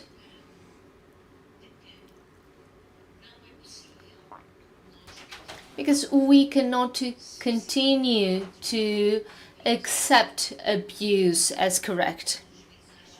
We have heard that some judges believe that a slap is not important, that kicking a dog is very serious. It's a sign of violence. It's conveying this to society, and we've already heard very often that animal abuse is the tip of the iceberg. This is an example from Phil's book about a campaign, Report Animal Abuse, Stop Domestic Abuse, because she may be next. So this is very striking image. So reporting animal abuse may not only save one life, but as well as two. When we look at the situations of animal abuse, we're not just thinking about animal, we think about the people involved and how we can save them. I had here nice images because I was going to talk about bad things of what I've seen animals suffer as veterinarians, suffer to death. And from a medical veterinarian standpoint, we're talking about prolonged suffering at the hands of people. I'm not going to talk about those practical cases because I know that our colleague from the United States, Martha, will share some examples precisely as this, how animal suffering is connected to human suffering and how reporting helps save lives. And there was serious painful stories, and I would probably get a bit emotional. I would just say, what will be the future objective? We're talking about the link, we're talking about raising awareness, educating, working as a team. We're talking about new laws, new legislation. There's a strong commitment on part of the government towards creating and implementing the link policies. This is what we need to tackle the situations that we have seen. 2 years ago, when I started talking about this, journalists, veterinarian, judges, friends, people do not establish this link between animal abuse and violence among people. So what we want now is what we heard from the minister. We want policies that link violences. So the link policies for governments. And I have had the support of the Ministry for Environment and Climate Action, in the Ministry for Agriculture and Food, and also with the engagement of other government areas to work on these proposals. And this has been very clear in how committed everyone is. And this is precisely what I want to convey to society and to the government. And the minister summarized it quite well. The strategies, the measures that have been proposed in terms of government action. It will depend, of course, on political will, which already exists. And the prosecutor talked about one of them, animals considered in a context of domestic violence. We're talking about psychological and physical violence. And we have heard that animals are used to exert psychological violence on victims, so they need to be considered. We need the cross-reporting. So the entities that go check on animals, veterinarians, law enforcement agencies working in this area, when they do, they need to look at animals and learn from the animal what's going on the humans, and vice versa. So these situations, this cross-reporting between entities is absolutely essential. We cannot just have it on paper. We then also need, of course, proper education and awareness-raising campaigns, because we need to assimilate this and know how to implement it and use it practically. Reporting on part of veterinarians, situations of violence that I was going to describe that we see at a veterinarian hospital or clinic are absolutely horrible, would leave many of you sleepless. I'm a professional, I'm somewhat prepared to accept some situations, but even then it's very tough to accept that violence towards animals leading to death, leaving animals to starvation, to die of starvation, to torture people. So this requires veterinarians to be on the lookout regarding these situations and have swift reporting processes, but that only be effective if the animal is properly protected. So we need to work on those special measures, because the veterinarian reports that that animal with fractures all over the body cannot be the result of an accident, but is the result of violence. The police just going there to check what's going on may not be enough. It may even lead to a higher risk situation. So we need to work on a set of measures so that when anyone reports this, law enforcement agencies act effectively, or say, no, this animal won't even leave the veterinarian because it is an animal at risk. Shelters,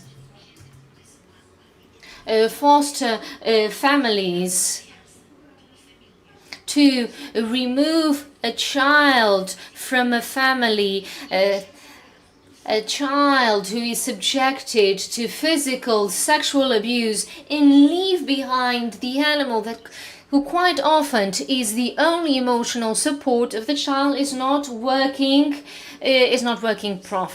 properly. So we need to provide immediate protection for victims, and we heard the minister talking about this. So these are the main strategies, and of course then each will go into a lot of detail. The expedite scheme for all legal proceedings, fines, reintegration to mechanisms. But judges quite often say, oh, this man who mistreated the animal faces a lot of problems. He doesn't have money. How will he pay the fine? May be true. As humans, we cannot overlook the human side. Many situations have very facets and are complicated. But maybe that person can do community service. They can pay their fines in community service. These people should be helped in terms of reintegration and be educated on animal welfare. We need to educate them. We cannot just punish them with prison or fines. do we reach that point, we need to work on reintegration mechanisms for these people, because we are here to help people and to help animals. This is what the link is about, to establish the link, but to help everyone as much as possible. Although we know that in some cases the only solution for some people is to be sentenced to prison time, but it is here what we are talking about, to have education, to have awareness raising campaigns, because a lot of work needs to be done. We have already had several webinars.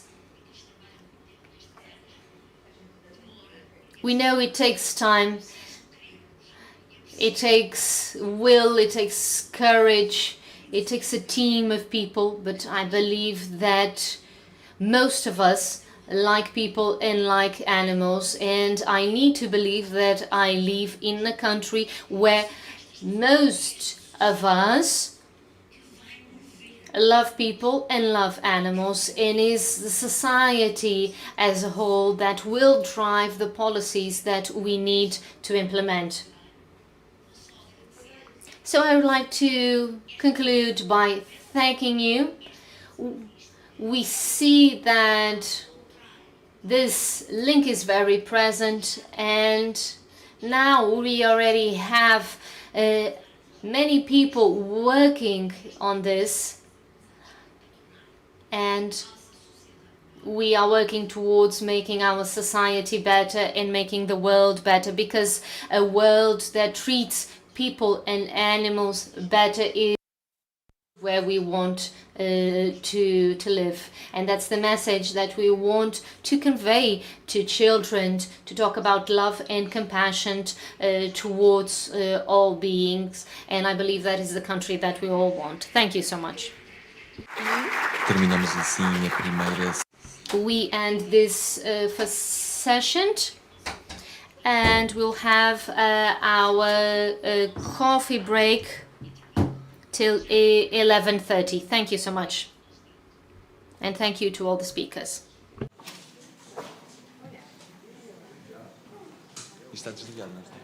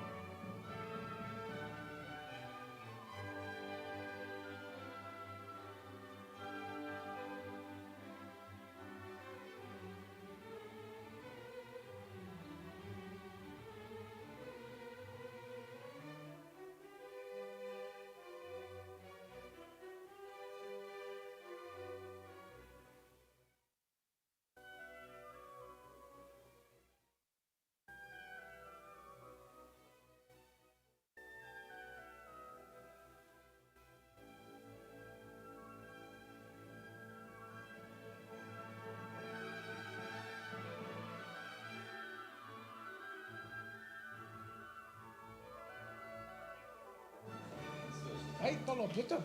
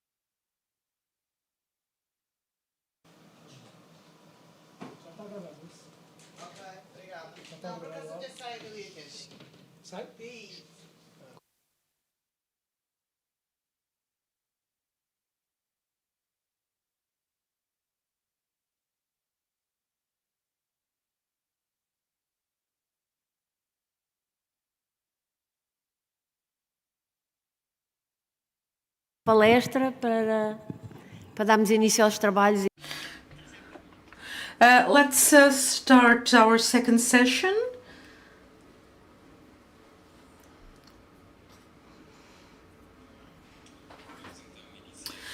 Let's start our second morning session with the question why veterinarians must report suspicious animal cruelty. We'll be listening to Martha Smith Blackmore from the United States. Here, the work that is being presented is so very important, and it's a privilege for me to share my perspective and my experience as a veterinarian in the United States. Thank you very much to the Provedora and to everyone who's working so hard in these fields to keep both animals and people safe. So obviously, this is being said many times, the animal can't make the call, but I'm going to review some other reasons why veterinarians must report their suspicions of animal cruelty. And not only must they be allowed to report their suspicions of animal cruelty, in my opinion, they must be mandated to report animal cruelty, and I'll explain why. This is for the benefit of the animals, it's for the benefit of society, and it's even for the benefit of the health and the mental health of veterinarians. And then in the second half of my talk, which I'm going to be as quick as possible, the second half of my talk, there will be some case presentations, and I warn you that these will be graphic, not for the purpose of harming you, but for the purpose of illustrating how much a veterinarian can bring to testimony, how well a veterinarian can present what happened to the animal, what the animal experienced. So in the beginning of my career, I'm located in Boston, Massachusetts. In the beginning of my career, there was no protection for a veterinarian who had concerns about animal cruelty, and there was no mandate for the veterinarian to make reports. But in a few years after I graduated from veterinary school, there became a law which allowed veterinarians, if in the course of their normal duties they had suspicions that an animal may have suffered non-accidental injury, that they would be permitted to make the report directly to law enforcement. And they would have some protections because of that. And then came a horrible, horrible case that I named the victim in this case Puppy Doe, like Jane Doe or John Doe, a victim who had no name. I gave her this name, and her case was investigated and prosecuted, and come to find out, it so horrified our state that our legislators changed the laws. One of the laws that changed was so important. It was making it necessary that veterinarians, if they suspect animal cruelty, they must report it. And this has been a very, very positive evolution.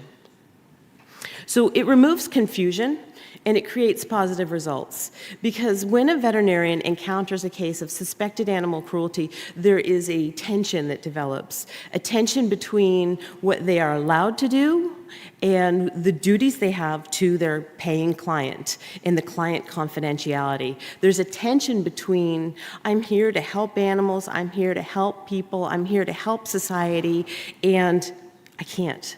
And so this tension creates a mental health impact that is very negative for veterinarians. When a veterinarian is mandated, if you think this might be someone hurt this animal on purpose, you must tell someone else, it's absolutely liberating. Because then in that moment, the veterinarian has no quandary, has no difficulty thinking about what their next step will be. They make the report. They assist in an investigation by sharing why they think what they think, or why they know what happened to the animal can't possibly be true, and then it's someone else's investigation. And it's up to the court system to decide whether it's appropriate to have a social response or if it's appropriate to have a prosecution, and then the courts will decide if what the punishment may be if indeed the first person is found guilty of animal cruelty. So this improves safety for everyone involved, and it reduces other co-occurring crime. So it preserves the mental health for the veterinarian, no more wrestling with questions. And also, society has an expectation that veterinarians will be the voice of the animal. And so when the veterinarian is not permitted or not mandated to make a report of a suspicion of animal cruelty, it's actually suppressing what society believes a veterinarian should be doing and the position that a veterinarian should take. And additionally, the client who brings an animal to the veterinarian that has suffered non-accidental injury, this client may actually be silently hoping that the veterinarian will identify this is non-accidental. And they may be hoping that the veterinarian will be the first one to broach the topic. Do you think someone could have injured your animal on purpose? It may be that the client has no path of action. They feel imprisoned by their circumstances, and they really do hope that that veterinarian will take the step that they can't make for themselves. We had this very famous case in the United States where a young woman brought her animal to the veterinarian. Her abuser was with her. Her abuser had a gun, and it was her only opportunity to escape. She slipped a note to the veterinary staff saying, "Please help me. My boyfriend is keeping me hostage, and I need help." But it's not always going to be this clear. In fact, it's almost never this clear, because survivors of can experience profound helplessness. This is part of the process, right? You know this, that the abuser is expert at stripping away the victim's sense of power so that they become smaller within themselves and they feel helpless. That's all part of the process. So the act of actually entering a veterinary practice may be monumental. To the veterinarian seeing appointments, it's just another appointment in the day. It's just another person coming in. But for that person, it may have been a huge step to take.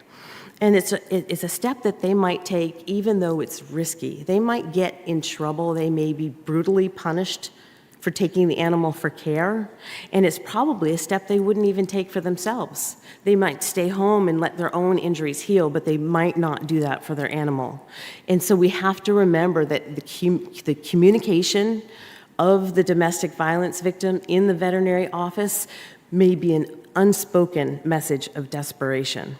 So again, this is the reason why veterinarians must be willing to think about, to recognize, and to ask that question, do you think or do you know, did someone do this on purpose? And this is a typical scenario where in the beginning of the grooming, the abuser will help to bond emotionally their partner by saying, here's a puppy. It's a sign of my love. Here's a kitten. It's a sign of our love. We're starting a family. We're together. So this precious animal is so much more than the pet. It's a tool now that's going to be potentially used as a fulcrum, as a leverage against the victim. And this ties the victim so tightly, as we have heard and we will hear again, to their abuser and why they won't leave. So it is a myth that abused animals won't go to the veterinarian. It's the same cycle of abuse that happens between two people. You know, there's a period of honeymoon, there's a period of light and love, and everyone's feeling really good, and then tension starts to build, and it breaks to violence, and then there's sorrow, and there's reconciliation until it begins to go again. And this can happen not just between two people, this can happen between a person and an animal. So they get the puppy and they're having fun, but then the puppy has an accident on the floor or chews a nice shoe, and then the tension builds and the violence comes, and it can repeat. And in that moment of after the violent incident and during reconciliation, it's very likely that the client will bring the animal to a veterinarian for care. And the types of suffering that happens with animal abuse and neglect is accompanying with animals has a co-occurring type of harm to people. So if it's animal hoarding, there's self-neglect, or there's neglect of others. If there's the violent abuse in the home of people, it's happening to animals, it's happening to people. When we have sexual abuse of animals, as has been pointed out, we oftentimes have pedophilia or sexual coercion of a partner. There can even be coercion of a partner to engage in sexual acts with an animal. Where we have animal torture, we can have rehearsal for community violence. And where we have the organized animal fighting, dog fighting, cockfighting, as has been pointed out, we also have drug dealing, weapons, and gang activity. We also have to remember that the presented animal may only be the tip of the iceberg. There may be, oh, just one cat, kind of smelly. She's not dressed very well, she's a little bit smelly. We have to remember the environment this animal came from that makes them so thin, so sick, so smelly, may be inhabited by dozens or hundreds of animals. And the type of self-neglect that goes along with this neglect of animals includes self-neglect. And these people do need intervention because they need support for themselves. So it may be, for some animal hoarders, it may be a necessity to go down the path towards criminal prosecution because there's no other avenue to convince them that they need psychological assistance. Here's a case of animal hoarding that was visited repeatedly by police and animal welfare officers who knocked on the door, didn't speak with anyone, smelled a bad smell, wrote a ticket, left it on the door, over and over again, until one day there was a 14-year-old boy and he was dead in the backyard. He had an acute respiratory attack, he had an asthma attack, and he died from it for lack of care. And it's no surprise that he had respiratory illness because this house, after each ticket came, but no one went inside the house, no one followed up with the people inside, they took more measures. They put up more boards, they blocked out more light, they tried to seal the smells that the neighbors were complaining of in order to keep their secret, which was 200 cats, some kinkajous. I didn't know what a kinkajou was, so I had to put a picture. An 150-pound raccoon. This is like a 70 kilogram raccoon, massive animal. A lemur, rats and squirrels, and 5 kids. So it was this failure to go beyond the, oh, it's messy. Oh no, it's so much more than smelly and messy. So it's never just a dog, never just a cat, never just a bird, never just a horse. It's never just anything. It's always intertwined because animals don't live by themselves. They live with us. They depend on us. Same as the people in our families, same as the people in our communities. And so veterinarians have a very important role as expert witnesses in animal cruelty cases when they go to trial. We are an authority on animal health. We can issue professional opinions on whether or not injury is accidental or non-accidental. This can require some additional training, which is fairly well developed in the US and in areas of Europe. And we can also opine on suffering other than pain, because we have medications to treat psychological problems in animals. So if we're treating psychological problems in animals, it's almost as though we're skipping the understanding that we can diagnose psychological problems, and we can also talk about the causes of psychological problems in animals, and this can be abuse, whether physical or other emotional manipulation of the animal.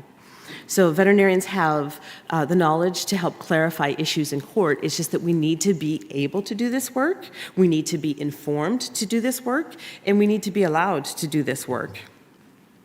So veterinarians play this essential role in reporting suspicions of suspected abuse and violence. We have a very privileged window into the dynamics of a family when we are in the intimate confines of the veterinary exam room. And we may be one of the only external contacts for the survivor of domestic violence.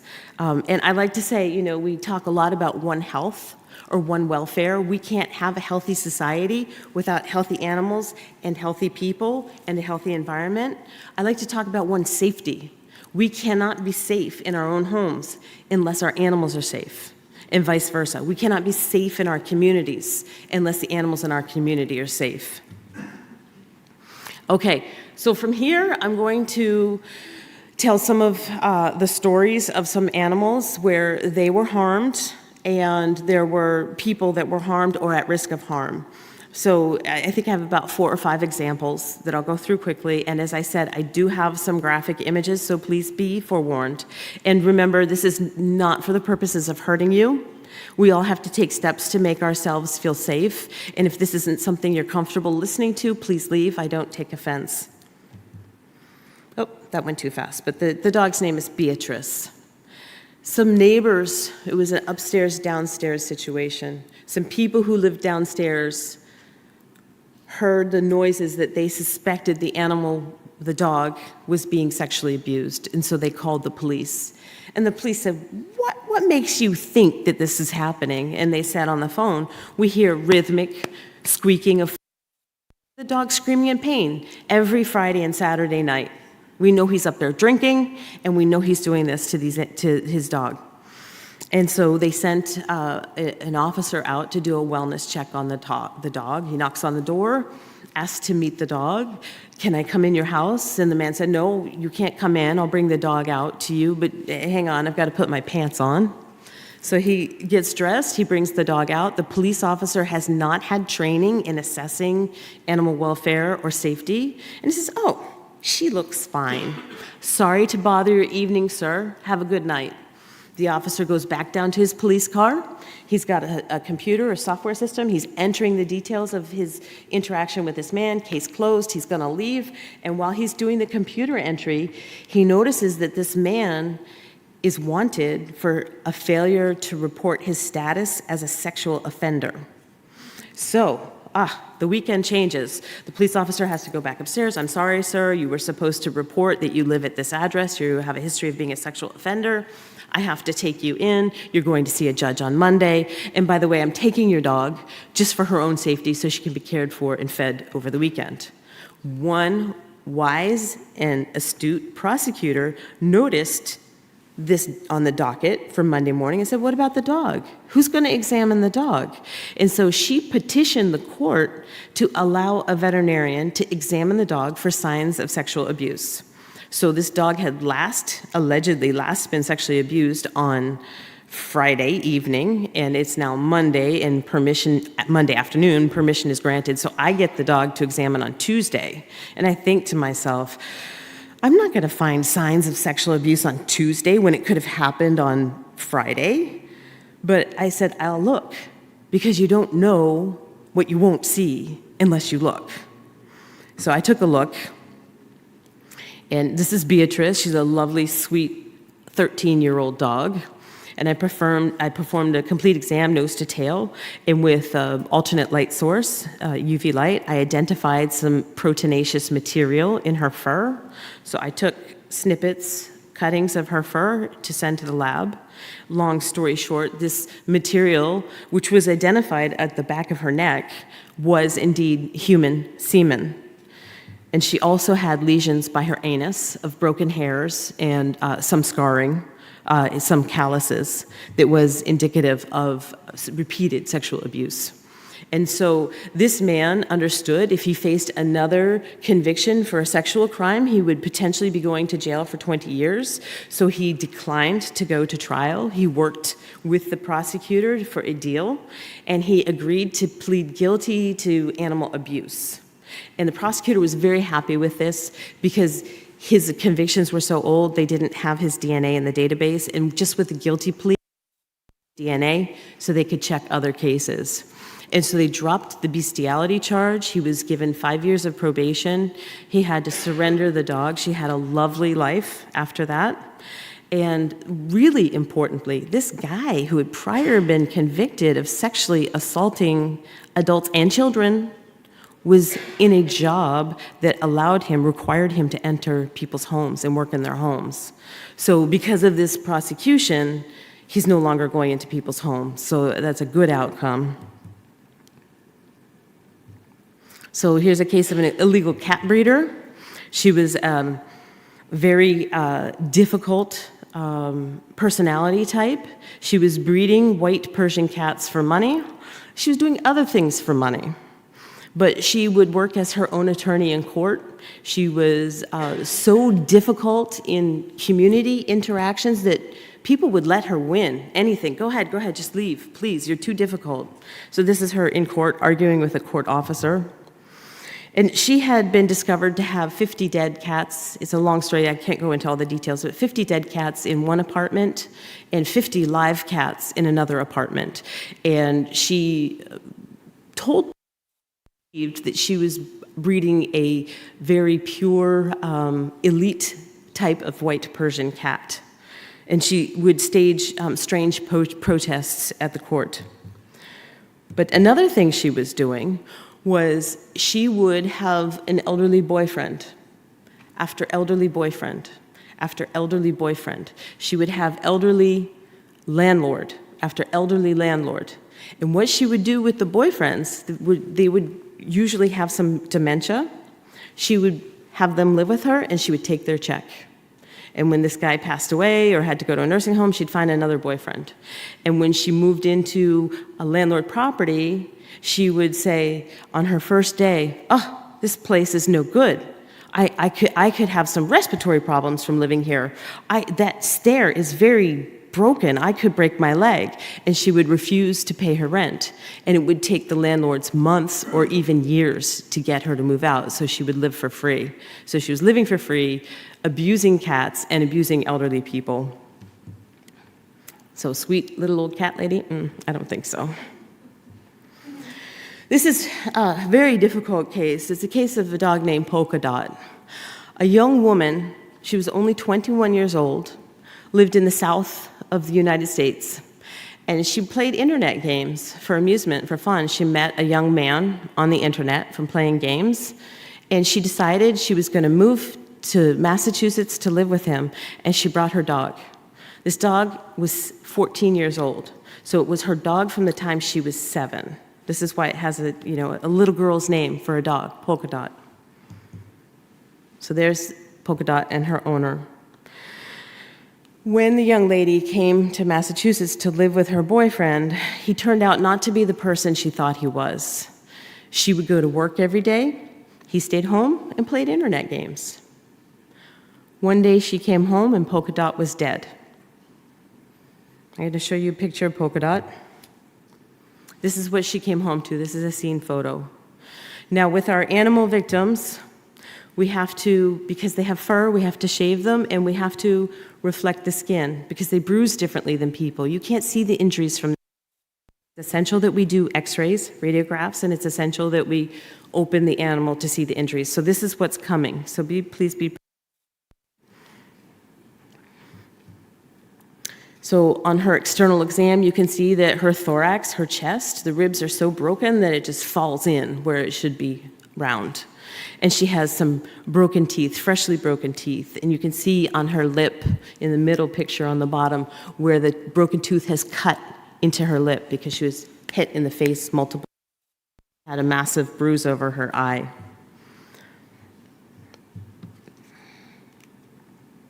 And there's where the beatings were so severe that there's air under the skin, and each of these blue arrows points to a rib fracture, so too numerous to count. And then there's the attendant bruising that you expect, but then I found some bruising that I didn't expect as well. So this young woman had a dream and had a dog that she had loved since she was a little girl. And this dream was destroyed, but only after her dog was killed did she report that the young man had strangled her.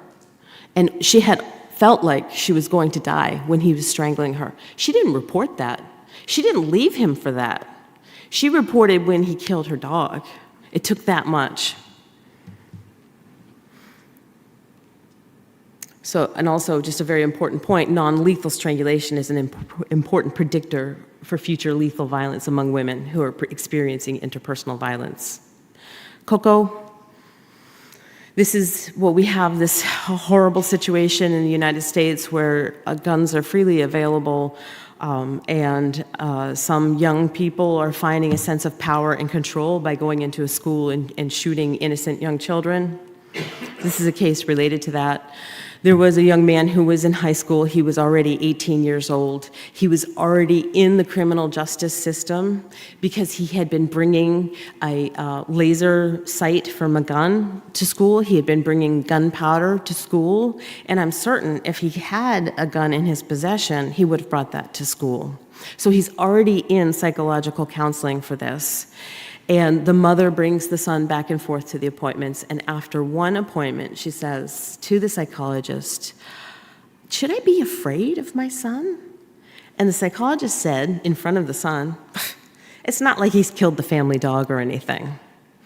That day, she brings the son home. She leaves the son at home with the dog because she has to go run some errands, quick errands. She comes back 1/2 hour later.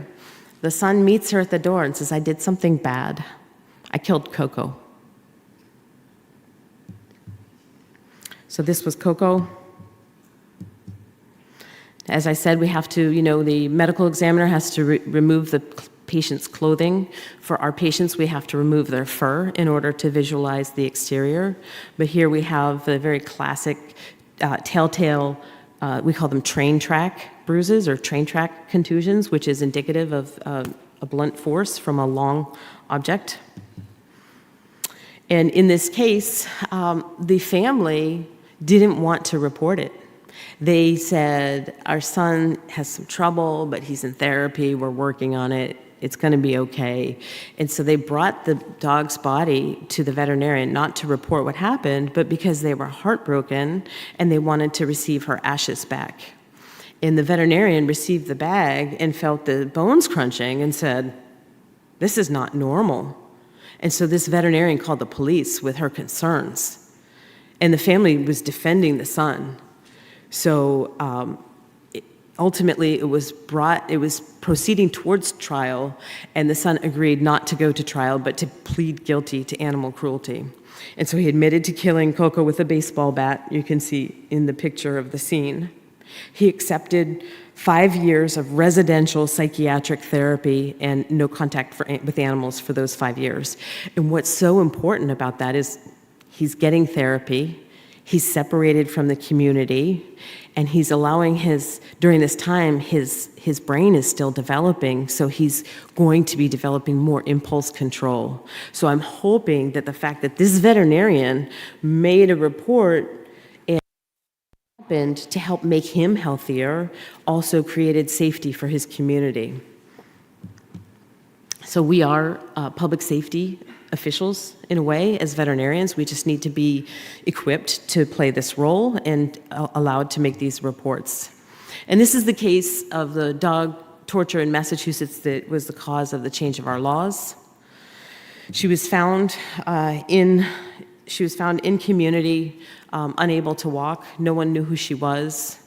And she was brought to the veterinary hospital by the humane officer, the animal welfare officer of the town. And the veterinarian looked at her and said, "She's got too many fractures. She's got too many dislocations. She has too many injuries. This dog will never walk again." And so the dog was euthanized. But that veterinarian also called the police and said, "I don't know what this is. This is not dog fighting. This is not hit by car. Again, I don't know what it is, but it's not normal." And so the dog was brought to me for postmortem exam. And she had old and new fractures, which is something that you see in battering.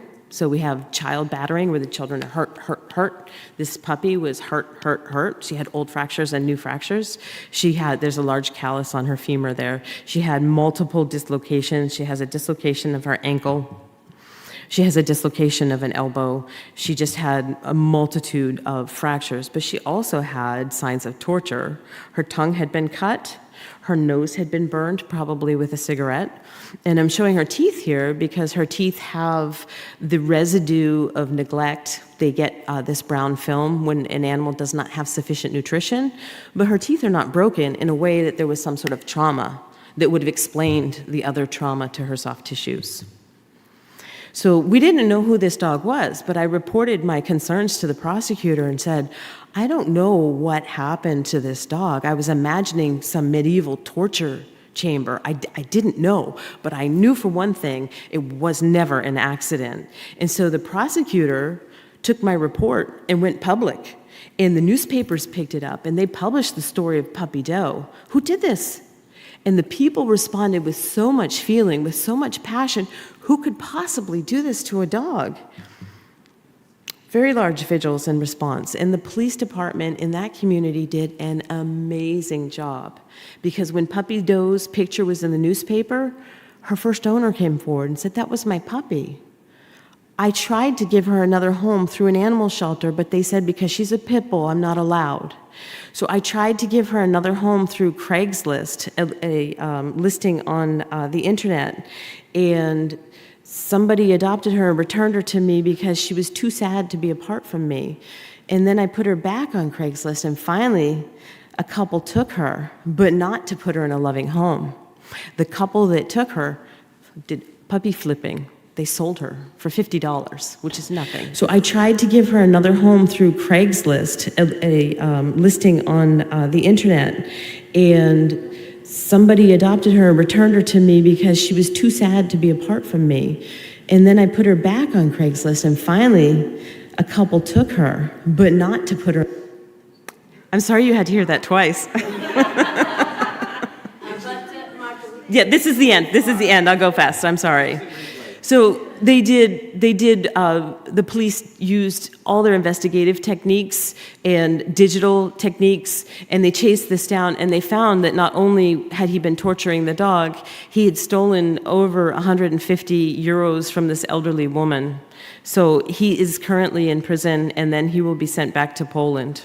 Very quickly, a little commercial. I have written a book to help veterinarians and to help investigators understand how to do good animal cruelty investigations. And so if this will be coming out in July, if you like, take a picture of this screen because you can get a 20% discount on the book. And I'm sorry for going long. This is the book. I thank you very much.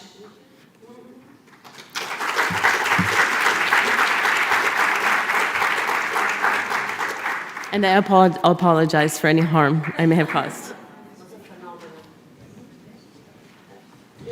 Avançamos para a próxima. Let's move to the next presentation. The link for prosecuting attorneys handling link cases in the courtroom by Ali Phillips from Sheltering Animals and Families Together. This is the point of you because you need to use it. Okay, thank you.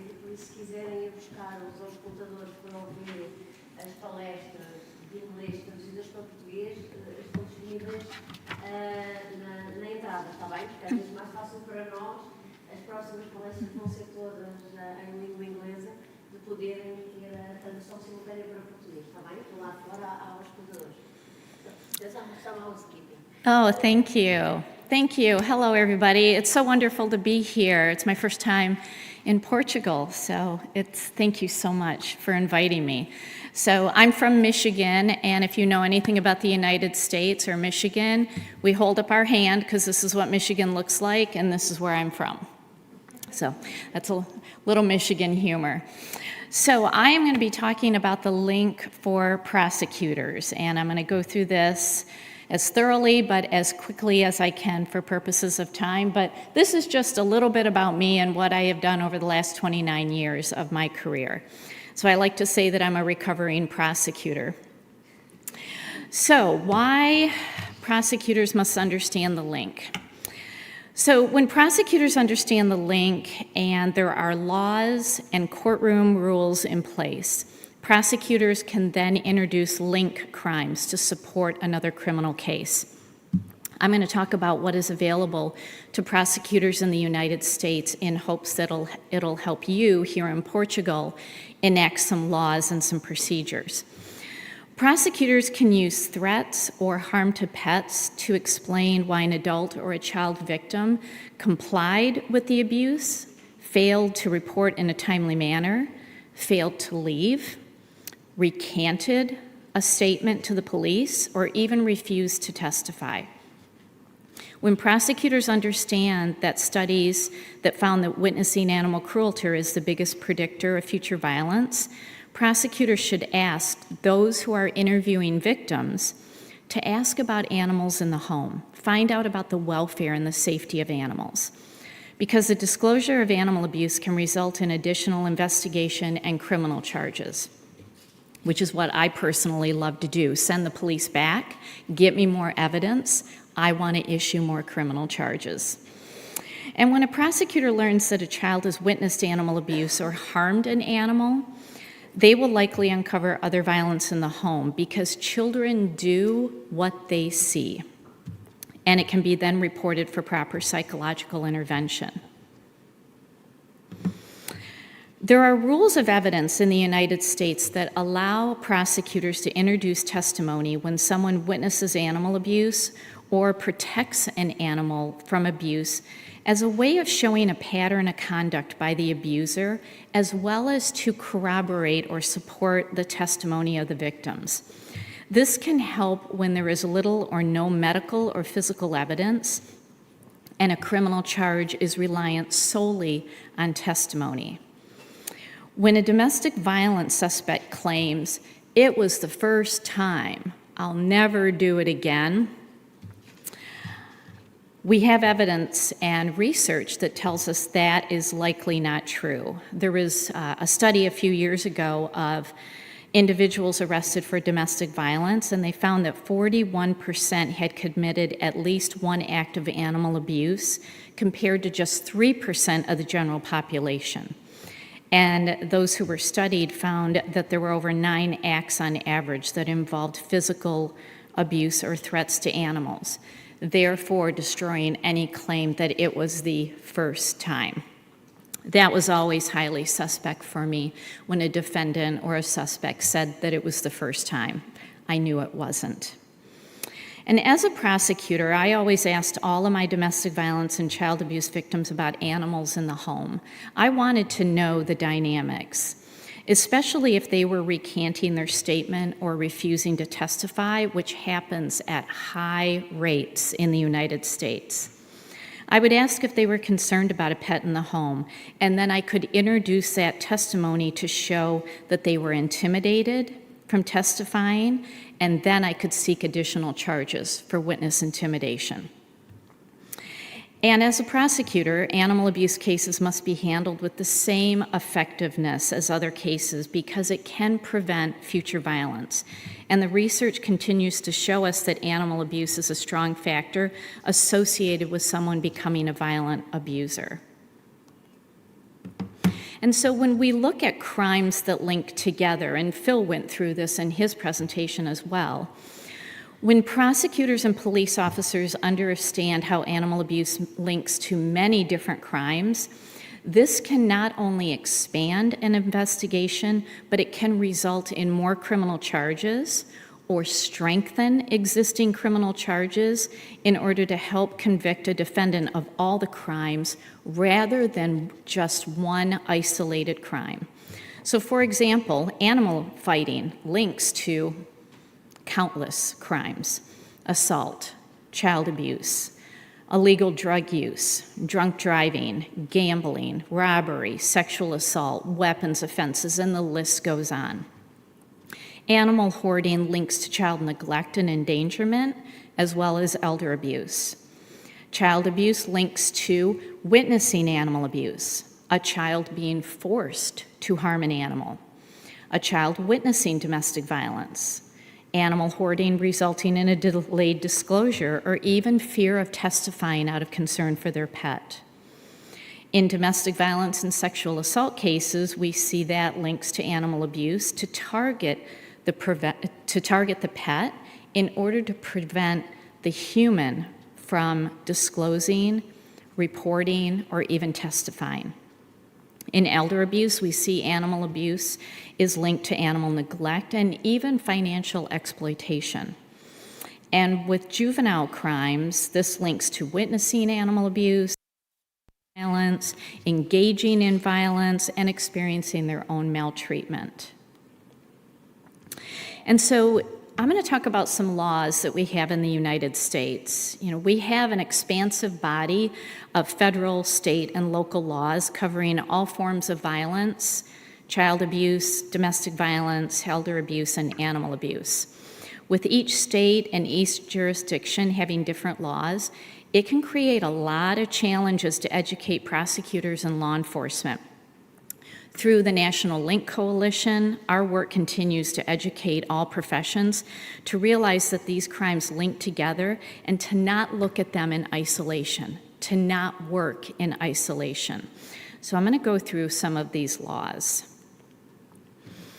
So sentencing enhancements was one of my favorite things, because if I can take the sentencing of a particular crime and enhance it, I feel like my job is done.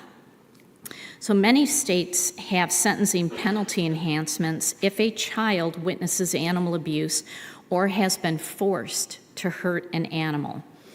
U.S. laws are set state by state, which makes it difficult going state by state. And we do have some that are national or federal laws if the crime actually crosses state lines. Each year we see legislation filed with some law to add extra penalties for those people who expose children to animal abuse, neglect, animal torture, or bestiality. Those are all forms of child abuse because of what is being done to the animal is exposing the child to harm and intimidating the child. So we have about 27 states that require sex offender registration upon conviction of bestiality. And almost all states, including our federal laws, include bestiality in the definition of child pornography, which requires registration, which then allows us to track that individual to prevent future violence. We are seeing more laws being passed that define animal abuse as a form of domestic violence when the animal abuse is done to harass, terrorize, or control a domestic spouse or partner. So when it is done as a form of stalking, such as constantly asking to see the family pet, when it is really being done to stalk and intimidate the human victim, that's a case that I recently consulted on, or even when the abuse towards the animals is being legally defined as a form of emotional abuse to the human victims and is now being included in some elder abuse laws. At our national level, the U.S. Congress passed the Pet and Women's Safety Act in 2018, which is providing federal grant money to domestic violence shelters to create on-site pet housing programs, which is near and dear to my heart, as I'll talk about later this afternoon, as well as to penalize a criminal defendant from taking a pet across state line in order to harass, intimidate, or stalk a victim. And this law also helps to reimburse veterinarians for the medical care that they provide to animal victims. Now, these are just some of the laws that we have in place to empower police, prosecutors, and judges in the courtroom. So now I'd like to share how this is all being handled in the courtroom. So first, the National Council of Juvenile and Family Court Judges. These are judges that oversee cases where juvenile offenders have committed crimes, as well as child protection cases, cases where a judge is determining if a child should go back into a home that is experiencing violence. So this organization passed resolutions several years ago for judges to recognize how animal abuse impacts family violence cases, that animals are to be considered in court cases, that early intervention for juvenile animal abusers should be taken seriously, that exposure to animal abuse is a factor to consider for a juvenile offender or a child abuse victim before they are allowed to return home. By recognizing that all family members, which include pets, should be in protection orders. To minimize the abuser's access to animals, which means no community service involving animals, which unfortunately I saw a lot as prosecutors. I would always say that we do not put a child abuser at a child abuse center, so we should never put an animal abuser at an animal shelter to work through their crime. And the resolution also addressed access to offense-specific psychological assessments and treatments. Now, for police, it is important that they fully investigate family violence cases involving animals, and that means to look for information and evidence about pets in the home. In the U.S., prosecutors can only criminally charge a suspect based on what's in the police report. When it is complete, the prosecutor can properly file the charges or even have a grand jury issue the charges. Police may come in and request certain charges, but as a prosecutor, if I saw something more in the police report or wanted additional investigation, I could order it for a more thorough job. So when I was a prosecutor, I wanted to see all the dynamics in the home, including the welfare of pets, the pet behaviors. Did the pet look malnourished? Were they terrified? Were there missing food and water bowls to show neglect? Did the suspect yell at or berate animals in front of police, which surprisingly happened a lot? Were there financial, marital, or employment stressors that might explain what happened? I wanted to know what the neighbors said, because animals in the U.S. are openly neglected and abused. I also wanted to know what the veterinarians said, because, are the animals coming in continuously with injuries? I always said, a cat doesn't break its legs, somebody breaks it for them. And so that was really important in my office to do that.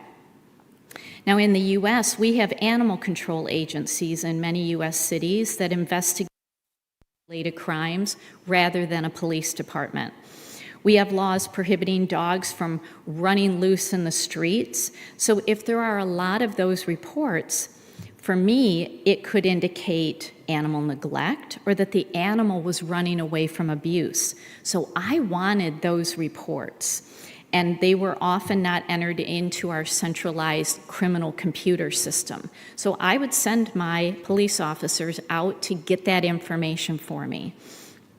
And lastly, if a police investigator at the crime scene needed to remove a victim from the home, it's making sure that also the animals were safely removed, because we would never ask a victim of violence to leave their human children behind.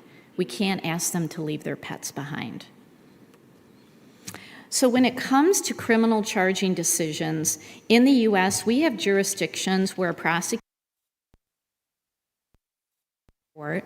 that's what I did in Michigan. I would look at the police report and I would decide what the criminal charges were. In other jurisdictions, they go to a grand jury system where a group of citizens reviews the evidence and they make recommendations to the prosecutor. Either way, criminal charges can only be issued if there's information in the police report and there is probable cause to believe that a crime was committed and the suspect probably did it. It's a pretty low level for evidence to issue criminal charges. Knowing that, I would often send my police officers back to the crime scene to gather additional information, to strengthen the case, to interview other witnesses, so that I could add additional charges. So if they were called out on a child abuse or a domestic violence report, I wanted to know about the animals. If I did not see anything about animals in the report, I always sent them back. And they would grimace and huff and puff the whole time, and even ask me, why are you concerned about animals? I need to know, because I knew about this link. And so when a criminal complaint has all of the appropriate charges, child abuse, domestic violence, elder abuse, animal abuse, when it has everything that has happened in that home, it gives a full picture to the judge or to a jury of what happened, and that is what justice is. It gives the prosecutor more leverage to negotiate a fair guilty plea with appropriate sentencing conditions to prevent the abuse from happening again. And so proper charging is very important. So in the courtroom in the United States, we have rules of evidence that allow prosecutors to admit hearsay testimony through another witness. So hearsay testimony is you heard somebody say something, and there are certain exceptions where you can testify to what somebody said. And these rules are inherently reliable and trustworthy if it meets one of these exceptions. My personal favorite it's called the Rule 404B. I loved 404B evidence in my trials because I could admit evidence of other acts that were not criminally charged in order to prove my case. So for example, if the defendant claims in a child abuse case that it was an accident, but there is a history of violence towards animals, we can't enter the prior animal abuse just to show that they are a bad person. But I could admit the prior animal abuse to show that the defendant's claim that it was an accident or a mistake was actually not true. We can use the evidence of uncharged animal abuse to prove factual evidence of child abuse or domestic violence, like intent to harm or motive.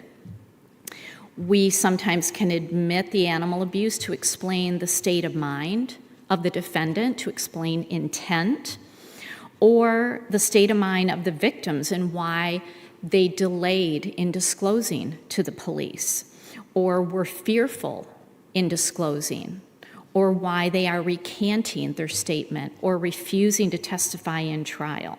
Because harm to animals in front of a human victim is witness intimidation, and I loved to add that to my criminal charges. So we can use uncharged criminal acts like animal abuse to prove a child abuse or a domestic violence case. And I will give you an example at the end of my presentation of how I did that. So when it comes to testifying at trial, it can be very terrifying for a vulnerable victim, such as a child, a domestic violence victim, or an elderly victim. So many years program to help vulnerable victims to testify, to feel safe, to feel strong while testifying in court. It's called the Therapy Animal Supporting Kids program. Because when a victim feels safe and does not have anxiety or fear, they can fully tell their story and be cross-examined or questioned by the defendant's attorney, which is a U.S. constitutional right for all criminal defendants. Therapy animals provide this assistance and help vulnerable victims share their story, and when they can share their story, that's when justice occurs. About 90% of all U.S. criminal cases are resolved with a guilty plea. In the United States, there is an option for a defendant to plead no contest, which means they do not contest or dispute the facts that are in the police report. This is not a good option, not a good option at all, because the defendant is not admitting to any wrongdoing. So how can they go through rehabilitation or therapy or counseling if they can't admit to what they have done? So I would always ask the judge not to allow a no contest plea. I would ask the judge to order a psychological evaluation even before the guilty plea so that I knew what I was dealing with. I wanted to know what was going on with that defendant because it could change what I wanted in that case. And a judge in the United States can only order sentencing conditions or probation requirements if a defendant admits to a crime. So if a defendant is charged with domestic violence and animal abuse, but only pleads guilty to domestic violence, the judge cannot order any counseling or any sentencing requirements related to the animal abuse. So in crimes of violence, this is important, and I have spent 20-some years educating prosecutors to get a guilty plea for every victim, and that includes animals. And when it comes to sentencing and probation, in the United States, all victims are allowed to give a statement to the court about how the crime impacted them. Well, obviously, when we're dealing with animal abuse, we can't have the animals come in and speak. But the owner of the pet can speak on their behalf, or the prosecutor. I prosecuted several wildlife abuse cases, and I spoke on behalf of the duck, the goose, the turtle, the wild animals. And in the United States, most defendants receive a term of probation, which is oversight by the court to make sure that they don't reoffend. It's also important that the defendant have no contact with animals, and this continues to be a problem in the United States, where some prosecutors think it's appropriate for a defendant to work off probation and community service at an animal. It's not. We have about 20 states that mandate that a defendant not have any contact with animals if they are convicted of animal abuse, and about another 20 states are optional. I was of the belief that unless there was a law prohibiting me from asking something, I could ask for anything I wanted at sentencing. So I always asked for no contact with animals at all. As part of probation, a defendant may also be ordered to engage in community service to pay off their crime, and again, that should never involve animals. I would also ask for a protection order for all victims, including pets and farm animals, and this was before the movement began in the United States involving what we call pet protective orders. A court can also order a psychological evaluation and counseling, and we have many states that mandate this and other states that make it discretionary. And states vary in whether the provisions apply to adults or juveniles or both. But what we struggle with in the U.S. are psychological assessments and treatment plans that have been evaluated for effectiveness. Counseling for animal abusers involves different dynamics than domestic violence and child abuse, so this is a gap in our system. Our courts have a report that is prepared at sentencing. It's called a sentencing report, and I would make sure that all the information about the defendant, even uncharged crimes, would make it into the report, so that if that defendant committed another similar crime, I would have that information that I could go back and look at. Because a strong reaction by a prosecutor, by police, by judges, can prevent future crimes. So I want to give you an example that I prosecuted, and this was a long time ago before anyone was really looking at this in the courtroom. And it involved an 8-year-old girl who was a victim of sexual assault by her stepfather. And it happened every night for many years. And it was a very delayed report to the police, so we had no medical evidence at all. It was her testimony against her stepfather's testimony. Those are very cases to win. As I was preparing her to testify in court, we were just sitting on the floor, and she was coloring. And she was coloring a picture of a black and white cat. Well, anybody who knows me knows that I love cats. I am a cat person. I mean, my name is Allie, like an alley cat. I'm a Leo, so I love cats. So I see her drawing the cat, and I'm like, oh my gosh, do you have a cat? And she said, yes, I have a cat named Oreo, and Oreo is so happy that Dad is in jail. My heart sunk. I just knew what I was about to hear was not going to be good. So I asked her to tell me about Oreo. And she said, well, Oreo is fine now. But every night when Dad would come and do the bad things to me, I would get into bed, I would tuck my sheets and my blanket around me so tight, hoping that they would protect me. Oreo was really the one who tried to protect me. Oreo would sit outside my door, and every time that Dad would come, Oreo would hiss at him, and that's when I knew to prepare for what was happening. And every time Oreo would try to stop him and hiss and lunge and scratch at him, he would kick Oreo out of the way. All right, now I'm starting to think like a prosecutor. He's kicking Oreo out of the way. I need a veterinarian. I called Mom. I said, Mom, I need you to take Oreo to a veterinarian. I need x-rays. And sure enough, the x-rays showed healing rib fractures. I had already started this criminal case. We already had the jury impaneled.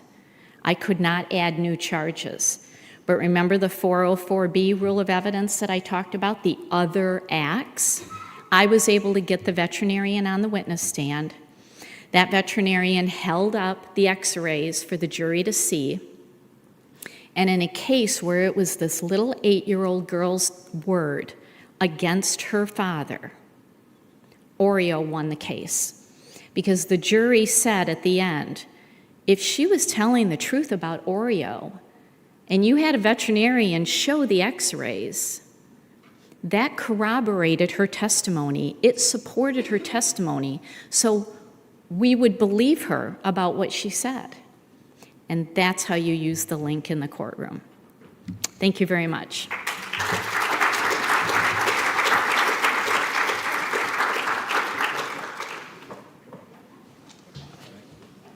Avançamos para a próxima palestra. So we move to the next presentation, the development of consciousness of the link. So this presentation will be carried out by Marie-José Enders from the Netherlands. Good afternoon, everybody, and thank you for inviting me, Laurentina. And I'm really very impressed by everything and everybody who is here and working on the same thing as we are working already so long in the Netherlands.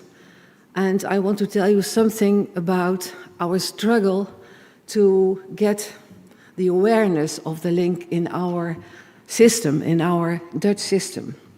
And specifically, I'm going to tell something about the Dutch police model, in which I played a little role, and other initiatives in our country. Yeah.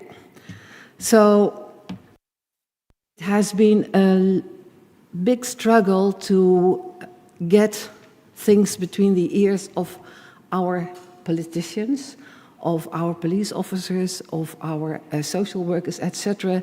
At that time, when we started in the Netherlands, I was the chair of the Dutch animal protection movement, and I was also in the American Humane Association, a board member, and I knew about the link. And I brought it to the Netherlands and said, we should do research upon this subject because it will happen in the Netherlands as well. Oh no, those are American things and that doesn't happen in our country. Of course it does happen. It took a couple of years before I got money to do the research. At that time I was working at the university in Utrecht, and my background is psychologist. And of course we found evidence for this, and I'll tell you a little bit more about it and all the developments that came after that research that was published and the conference that was held. But I want to start to tell you how important the human-animal bond is and where it is all about. It is the meaning of the animals for us, the benefits of the pet ownership, and also the risk of pet ownership in a difficult situation, just as domestic violence. And of course, one health and one well-being. Let us say, when we are talking about the human-animal bond, then just like in Portugal, of course, and everywhere else in the world, it is a family member. An animal is a family member, and we love them dearly. And just let us think about the fact that domestic violence in our country, at least, is the most voluminous form of violence. And that more than 50%, and in Portugal I heard this morning, there are even more pets in the family, but that means that we have 3 million, more than 3 million cats and nearly 2 million dogs in our households. Just guess what can happen if we have so much domestic violence in our families, what happens to the pets, and what can we learn from that? And the increase of the cases of animal abuse is really large. Many cases are detected, and I think it is also about the awareness that grew, that we know now more about what's happening in the families. There was in 2009 already a launch of the task force about the link, and that was the start of working together with politicians to work towards a model in where an animal police would develop.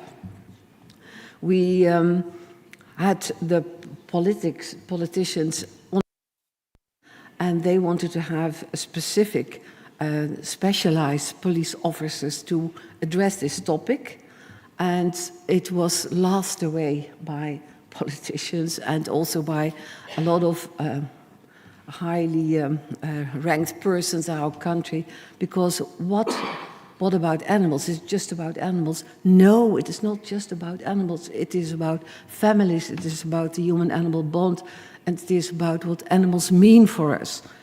So later on, after a couple of studies that we have done, and we will, my colleagues from the Netherlands will talk more about it, we had the launch of an association, Circle Violence. We launched an Institute of Forensic Animal Research by forensic veterinarians. We had veterinarian report code for animal abuse, a mandatory report, and also for the medical doctors, they had in their codes that they should look into animal abuse and report that to the police. We had a lot of interdisciplinary collaborations, social workers, medical doctors, the animal protection organizations, probation, also a lot of disciplines that are working together just to get a good image of what is happening in a family that is in trouble. And so we did more research with a colleague we did. We looked into the families, into the, what is it called, the shelters for women. And when I was just interviewing a woman, there was a phone call of her husband, which she left, who was showing her how he was strangling her dog, and she showed me, and because she wasn't coming home. And if you are just not coming home, I'll continue to do this. I have seen it with my own eyes, and I was terrified. But anyway, there have been more research, and foster animals, foster care for animals is later integrated in human animal care, in foster care care homes. And Rian will tell more about that. We have an institute launched, and in which part of that we study the link, and one of my colleagues at the university is looking into what it means for the children. And we have, since 2017, a National Expertise Center for Animal Abuse. And what is so important is that it is embedded in curricula at universities and for practitioners, so for the veterinarians, for the medical doctors, for social workers, etc. The start of the awareness was with the conference of the first Dutch study, which we did. And we had a multidisciplinary team when we developed the task force. all kinds of disciplines were embedded. And the goal was raising disciplinary and public awareness between the domestic violence and animal abuse. So we had to lobby, we gave many workshops and presentations. And that passed into a circle of violence in 2011. In 2010 already, the Animal Police was launched, and that was really a very, what I told, a very political, pressured development. We had at that time politicians that were very much in support of animal well-being, and they pushed it. However, at that time, special training for animal police officers was given, and I also worked at the at the police academy about animal abuse and the relation with domestic violence. And at that period, officers were forced to be part of that animal police, and not everybody was amused by that and did have the right motivation. Let me see. So the strategy changed, and we have now specialized regional police officers. They coordinate in all parts of our country, they coach, they execute and advise in cases of animal abuse, and all police officers do have to follow an e-learning course about the topic of animal abuse and the link with domestic violence. We have an alarm line for animal abuse, and that made that many reports were done about animal abuse. And just like has been told this morning already by many of the speakers, there's a lot of bycatch at those reports. Come? Yeah. The participation of the police in regional collaborative multidisciplinary groups is very important and very productive. However, what is difficult at the moment is that the law on privacy, that they cannot share information between all those disciplines, that is something that needs to be resolved, and it makes that sometimes we miss information from one discipline, and that is not very nice. I would like to show you a little example of how it works, and so I show you a little video.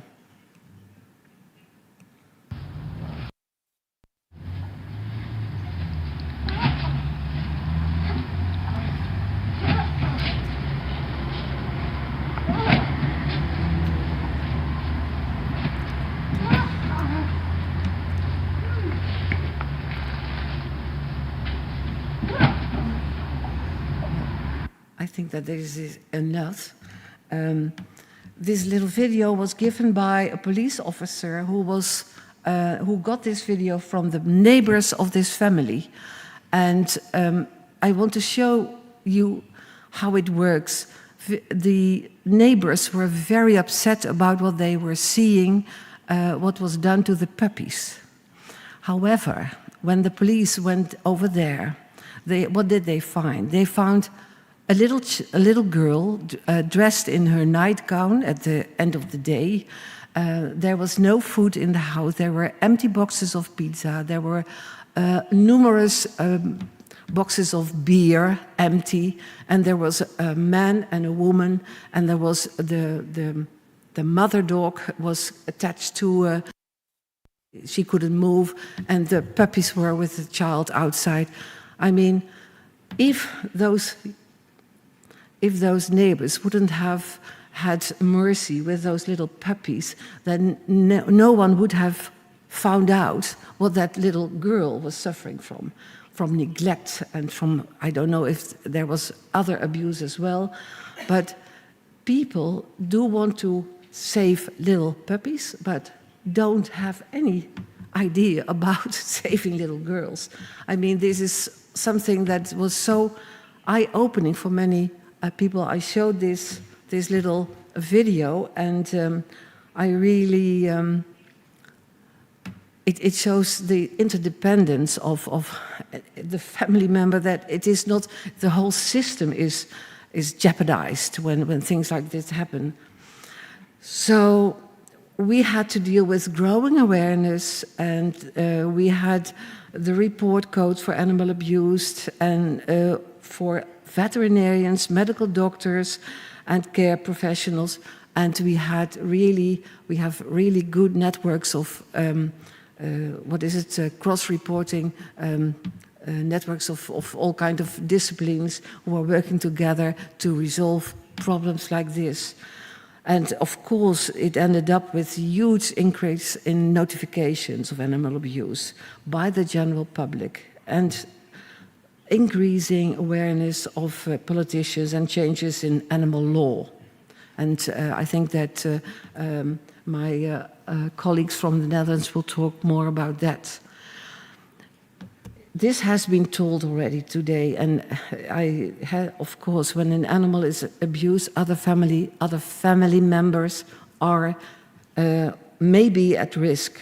So it's so important to cross-report. And when a child is abused, a companion animal may be at risk, and of course, cross-reporting. It's embedded in interdisciplinary collaborations. And I show you here all those disciplines. Animal shelters can also play a big role in it. Animal protection organizations and school representatives, and it is all embedded in systems. So we have to look at all people around them who are involved in a family life. Also at school, teachers at school who could be of help in such situations.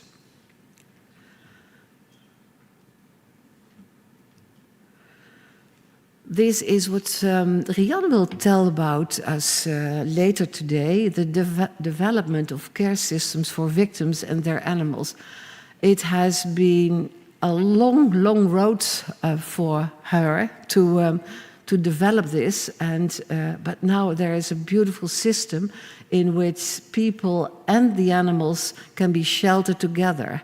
Not yet everywhere, but there is quite a network of shelters that take in and the victims and the animals. And she will tell all about it and how she managed to do that.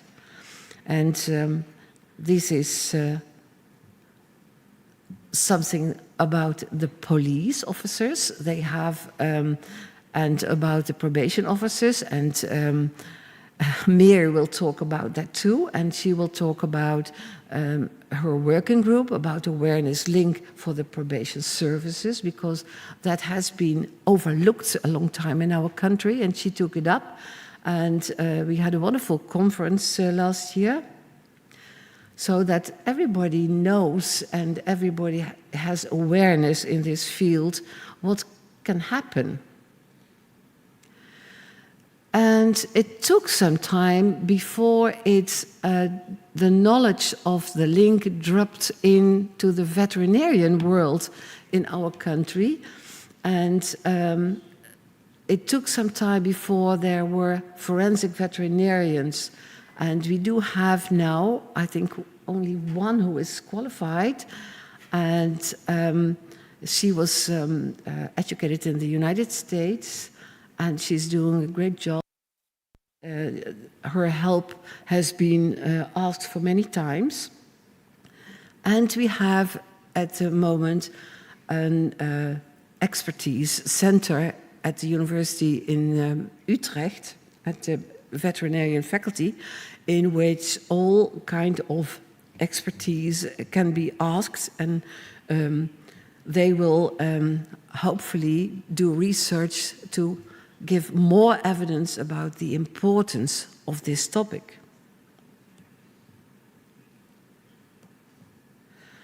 I would like to thank you for your attention, and on behalf of all the victims, and the victims are not only the animals, it is the human-animal bond that is jeopardized, and we are one health, one well-being with our animals. And I must say, we are interdependent. We cannot live without them, as I speak for myself there. But I mean, thank you very much for all you are doing, how you are sitting here for the well-being of our children, of our elderly, of our victims, of our dogs, cats, and other animals. Thank you. Obrigada. Continuamos com o exemplo. We will continue with a Dutch example, cooperation in the Netherlands between the police, the public prosecution service and the probation service in animal welfare criminal case by Mary Chalskens from the Netherlands. Okay, thank you.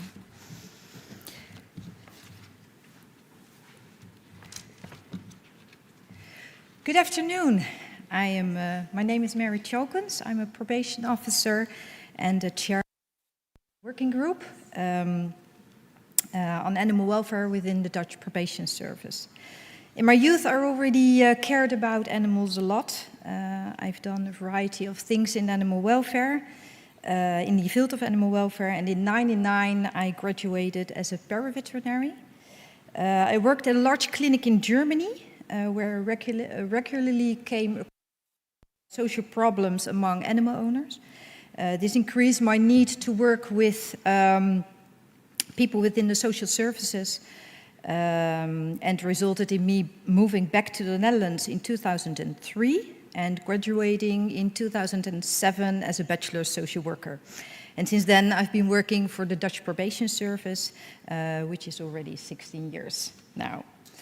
I've been asked to tell you something about my profession and what the Dutch probation service in the Netherlands does in the field of animal welfare and how I'm in the process of setting up collaboration with the police, probation service and the public prosecution service when it comes to animal welfare in criminal cases in the Netherlands.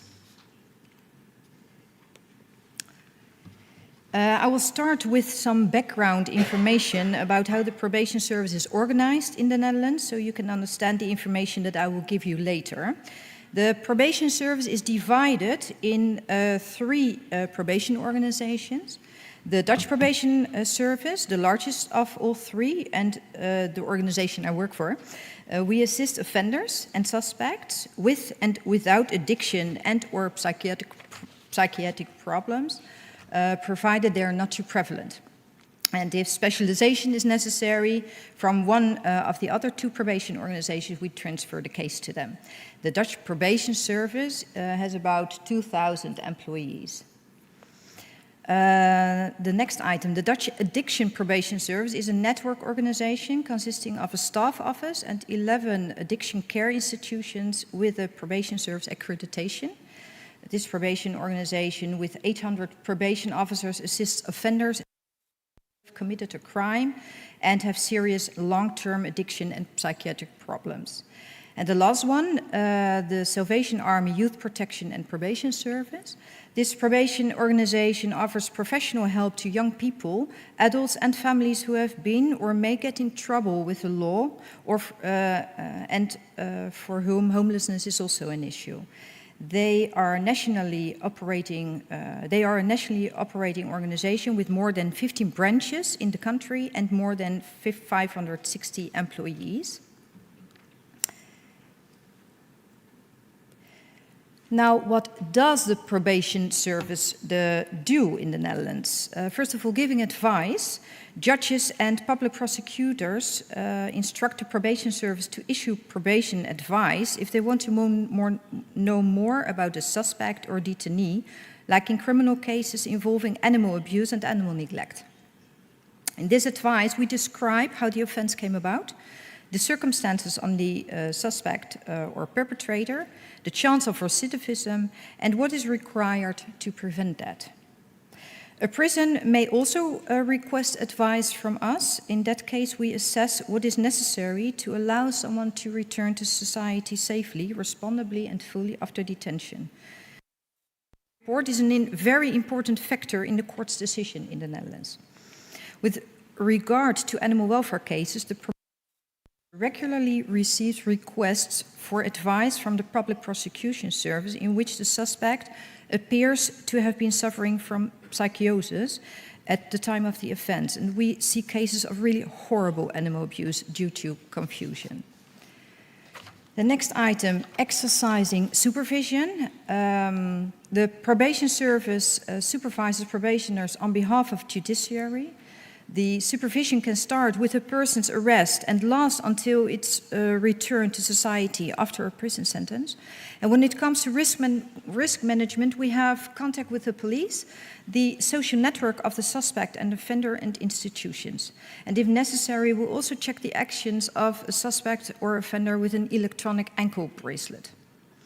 Within supervision, we try to motivate probationers to change their behavior, and we guide them towards forensic care for diagnostic and treatment or other social institutions. If someone does not sufficiently comply with the conditions, we will proceed to sanctions. And if this does not lead to sufficient improvement, we will issue the Public Prosecution Service with a recommendation on the implementation of the suspended sentence. Then the next thing we do in the Netherlands is providing community service supervision. The Dutch probation offender completes his community service correctly. And then the last one, providing behavioral training. The probation service in the Netherlands provides scientifically recognized behavioral training to probationers, perpetrators and suspects. Learn, for example, to recognize high-risk situations, get their emotions under control, and stop the violence. I've given you an idea of what the probation service does, and now I'll move on to an explanation of how Dutch law deals with animal welfare matters. Even kijken hoor, was ik nou?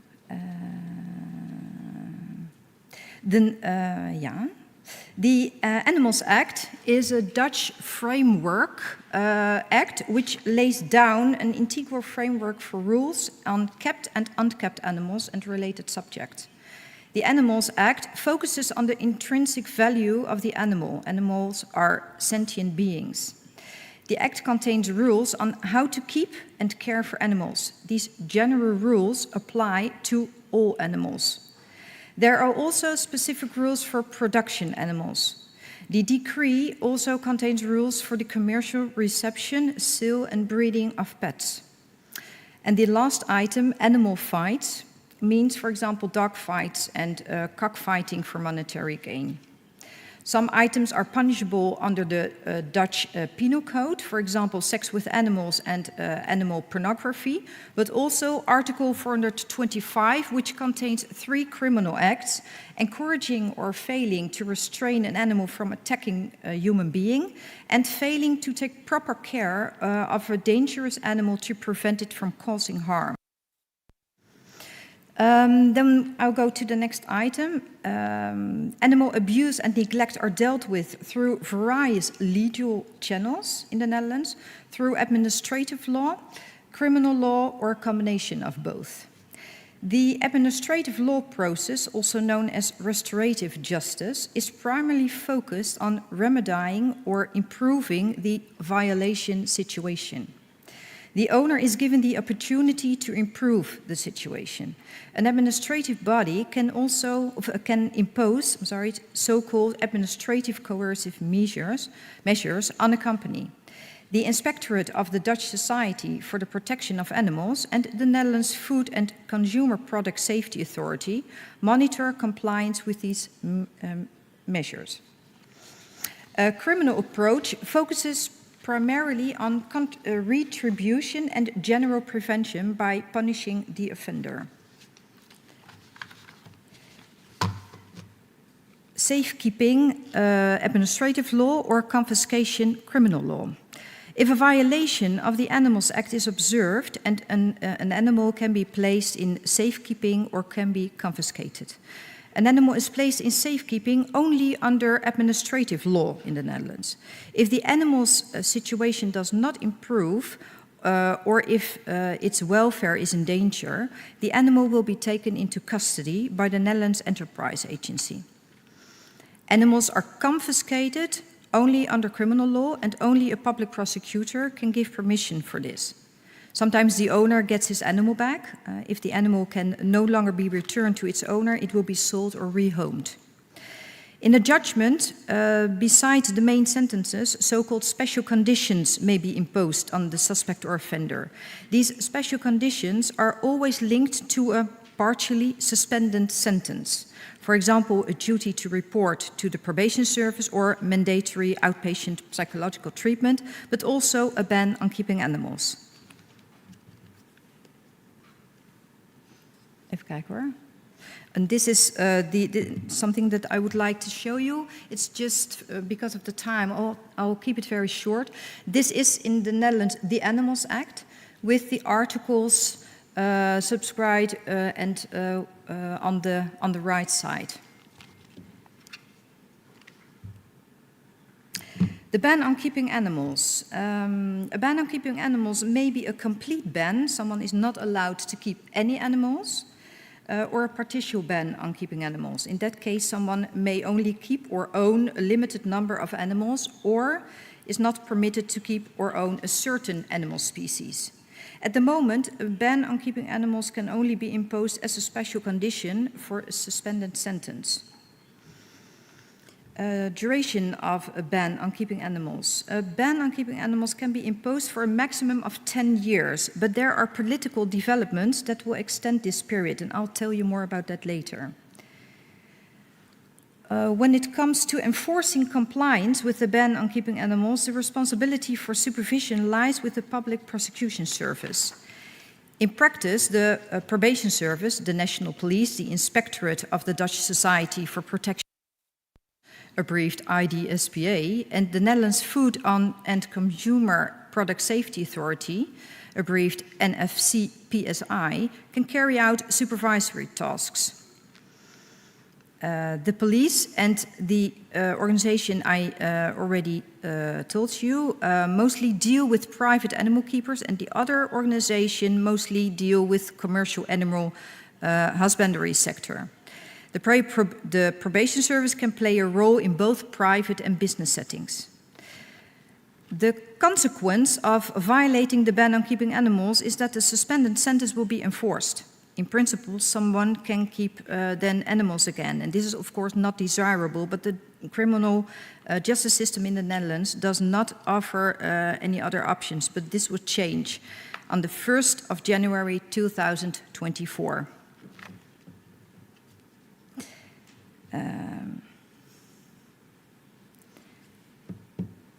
Even kijken hoor. National. Ik moet nog één keer terug. Hup. New legislative bill. In December 2020, a legislative bill was submitted to the House of Representatives. The legislative bill introduces the ban on keeping animals as an independent measure. 3 possibilities for a ban on keeping animals. In the discussion at the end of my presentation, but I think there is no time, there would have been time to answer questions, but I think I have to pass that. Hot off the press, on the 16th May 2023, the House of Representatives of our government passed the legislative bill, and 3 days ago it is approved by the Senate. This is a big step forward against animal suffering. Perpetrators of animal abuse and neglect can be punished more severely under the new law, whereby the maximum prison sentence has gone from 3 to 5 years, and the fines have also increased. Under the new law, the judge can also decide that the ban on keeping animals will take effect immediately after the court's ruling. This prevents a convicted offender from being able to keep animals for years in appalling conditions pending the appeal. In addition, the ban on keeping animals may include an area ban to prevent anyone from coming close to places where animals. Biting incidents by dogs are also dealt with more harshly by designating the incitement of an animal as a crime. Now, this is still punishable under an offense. The maximum sentence will be doubled from 6 months to 1 year. In the case of a ban on keeping animals as an independent measure, special conditions may also be imposed, such as probation supervision, a restraining order, or outpatient psychological treatment. This leads me to this slide. I'm going to tell you about the national working group that I founded and a couple of important results we've achieved. We started in 2020. At that time, there wasn't enough awareness in my organization about how to deal with animal welfare criminal cases. With a small amount of colleagues from the different regions of the Dutch Probation Service, I held a number of case discussions at our national office. Shortly after this, the idea came up to set up a national working group on animal welfare. And with a colleague, we started recruiting representatives by calling around in the regions the probation service is active in. And that takes me to the next item, formation. My working group consists of probation officers that are supervisors or consultants that draw up advice to the court, community service colleagues, community service project managers, and policy officers from the 3 probation organizations. And these are the regions that we are active in. You see with the colors the regions of the Dutch Probation Service, and in all the regions we have people in our working group. Communication. Every 2 months we hold a 1.5-hour e-meeting. In our consultations, regional developments and case histories are discussed, and we invite external parties to give a presentation.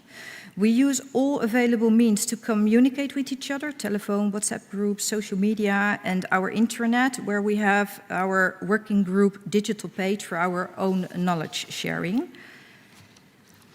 Our internal mail distribution list, we recently also opened up to external parties. Municipalities, the police, or treatment institutions can now also email us with questions, and they do. In my region Southwest, we have an app group with the tactical coordinator animals of the police unit The Hague and the police prosecution service portfolio holder animals. Of course, in accordance with the GDPR, the intention is that my working group members will each set this up for their own region. And then we move on to mission and vision on this slide. It is very important as a working group to have a mission and vision, because you can always refer to this when it comes to why do you do what you do together. And as a working group, we have the mission that a social and safe society applies to both humans and animals. Contributing to the prevention of excesses related to animal abuse and or animal neglect is one of the tasks of the probation service, because these are also crime offenses. Based on above vision, the members of the National Working Group on Animal Welfare are committed to further development of animal welfare in the probation work.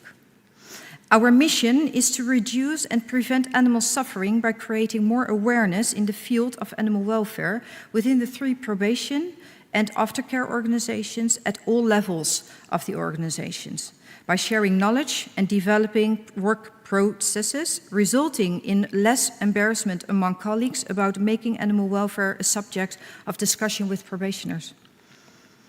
Now, how do you become visible as a working group, and how do you get the theme of animal welfare supported? I'm going to give you some information about how we do that. For our own region Southwest, it started with developing an information sheet containing an explanation on the Animals Act, the ban on keeping animals, our internal contact details, as well as the contact details of the animal welfare portfolio of the Public Prosecution Service, portfolio holder animals, and the animal police officers. After distribution of this information sheet, it was also distributed in the other regions, in the same way containing the contact details of those regions, of course. We also internally distributed the Animal Abuse Alert Card, developed by the Mendu Foundation, regionally to provide probation officers with tools when it comes to signaling abuse involving animals during home visits and how to report them. And this is this card. This is developed through Mendu.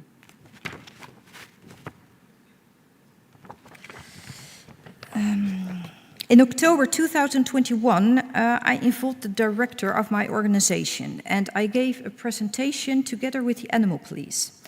After that, the director was well informed about the activities of the working group, the collaboration in the chain of justice, and what the objectives were and are of us as a national working group. Once our working group had developed in the field of knowledge, it was time to involve the other two probation organizations. The strategic advisor from my organization, who is also in the working group, raised the theme of the national working group and what we do in the director's consultation with the two other probation organizations. After this, I approached policy of Probation Service SVG and Probation Service Salvation Army with the request to join, which they did.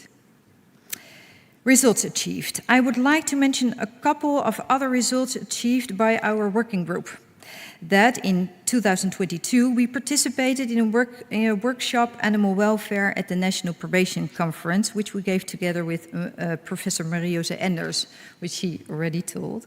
At this event, we informed many probation officers on the item. That as said, we are now organized together with the other two probation organizations in the Netherlands. And the next point, and I'm very proud of that, is that the theme of animal welfare is included in the training offered to probation officers.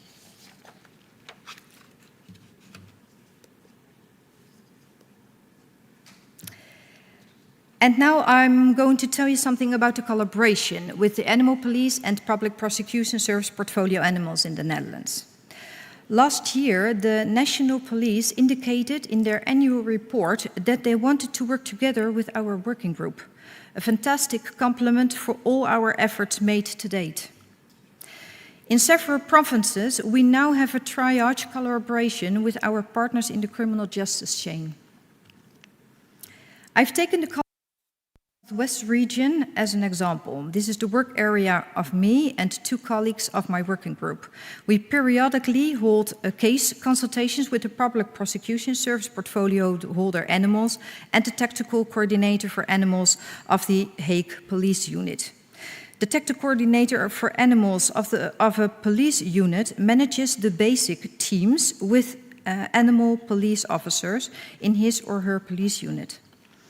The purpose of our case consultations is to jointly determine whether or not an application on probation advice is indicated, also to determine together what is required for a strong criminal case and which questions are still unanswered.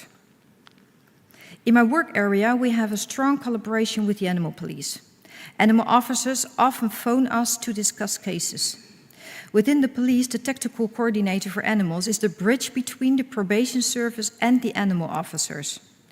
Police officers do not always see the importance of cooperating with the probation service, and this is because it is insufficiently clear for them what we can do for them.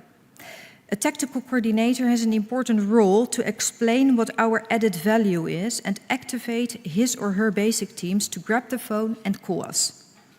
Together with the tactical coordinator for animals of the Hague Police Unit, we are developing a workshop, animal welfare, for probation officers, but the intention is to also communicate it to animal police officers in the Netherlands. Triage collaboration in the Netherlands, special attention officers from the National Working Group Animal Welfare form the link with the tactical coordinator for animals. Animal police officers, as well as the link with the Public Prosecution Service portfolio holder animals, the Public Prosecutor's Office secretaries and intervention lawyers within the province in which his or her region is located.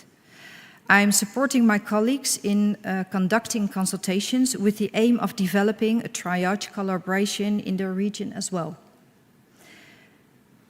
National Tactical Consultation Animals, the next item. This is the consultation in which all tactical coordinators for animals of the police units in the Netherlands consult with each other.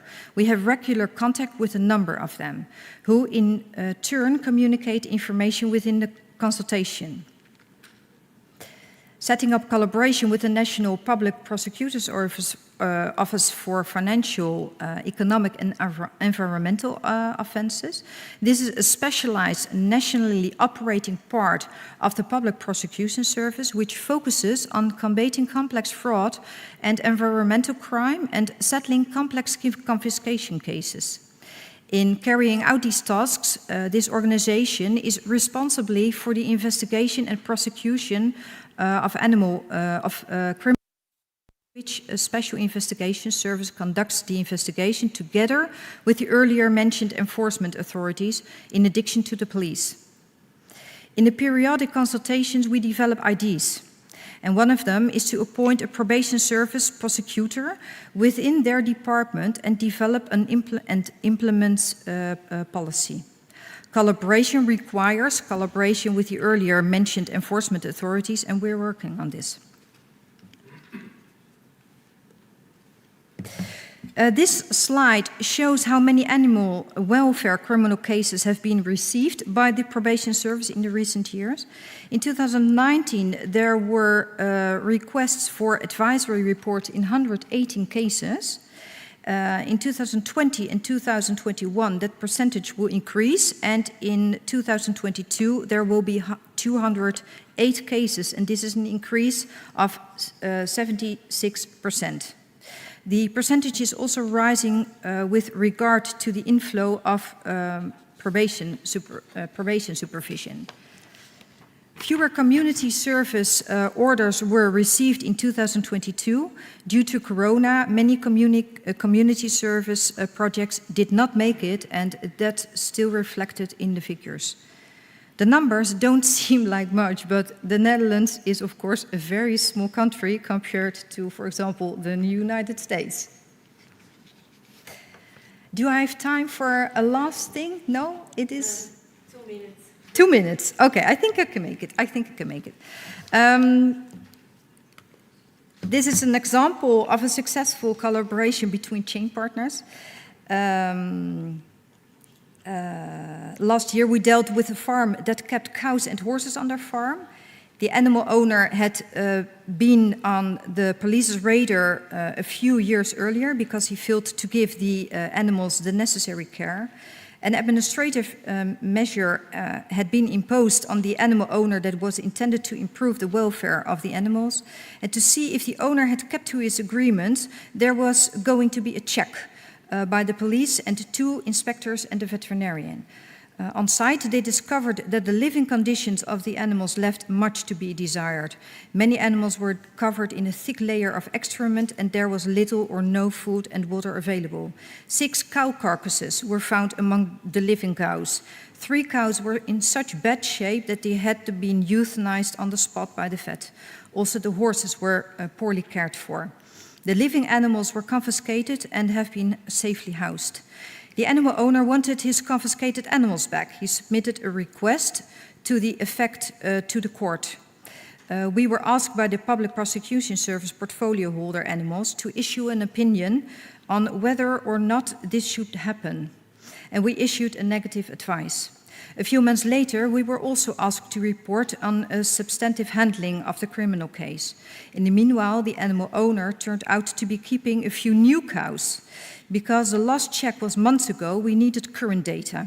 The reason the Public Prosecution Service portfolio holder animals instructed the animal police to do a re-inspection. And this is what happened again. They visited the site.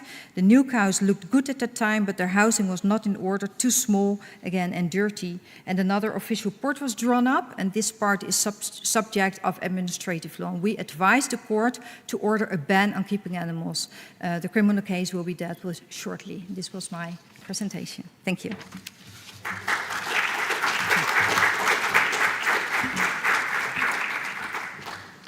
Caras e caros participantes, para assegurar o cumprimento do horário de almoço. To assure the lunchtime,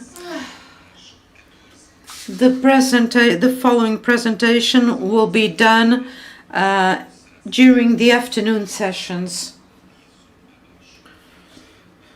Lunch will be 1 floor down regarding this room, downstairs.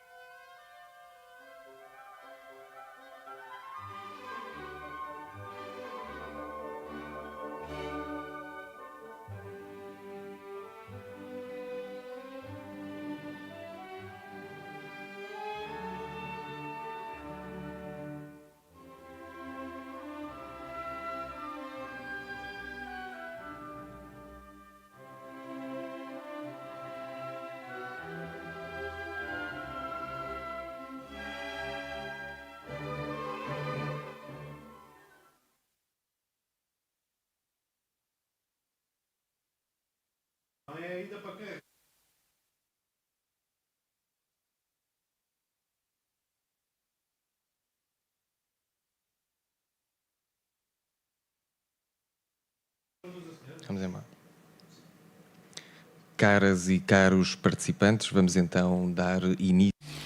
Let's start the third session of the Link Conference 2023. We will start with a presentation by the Link. Ohio House Bill 33.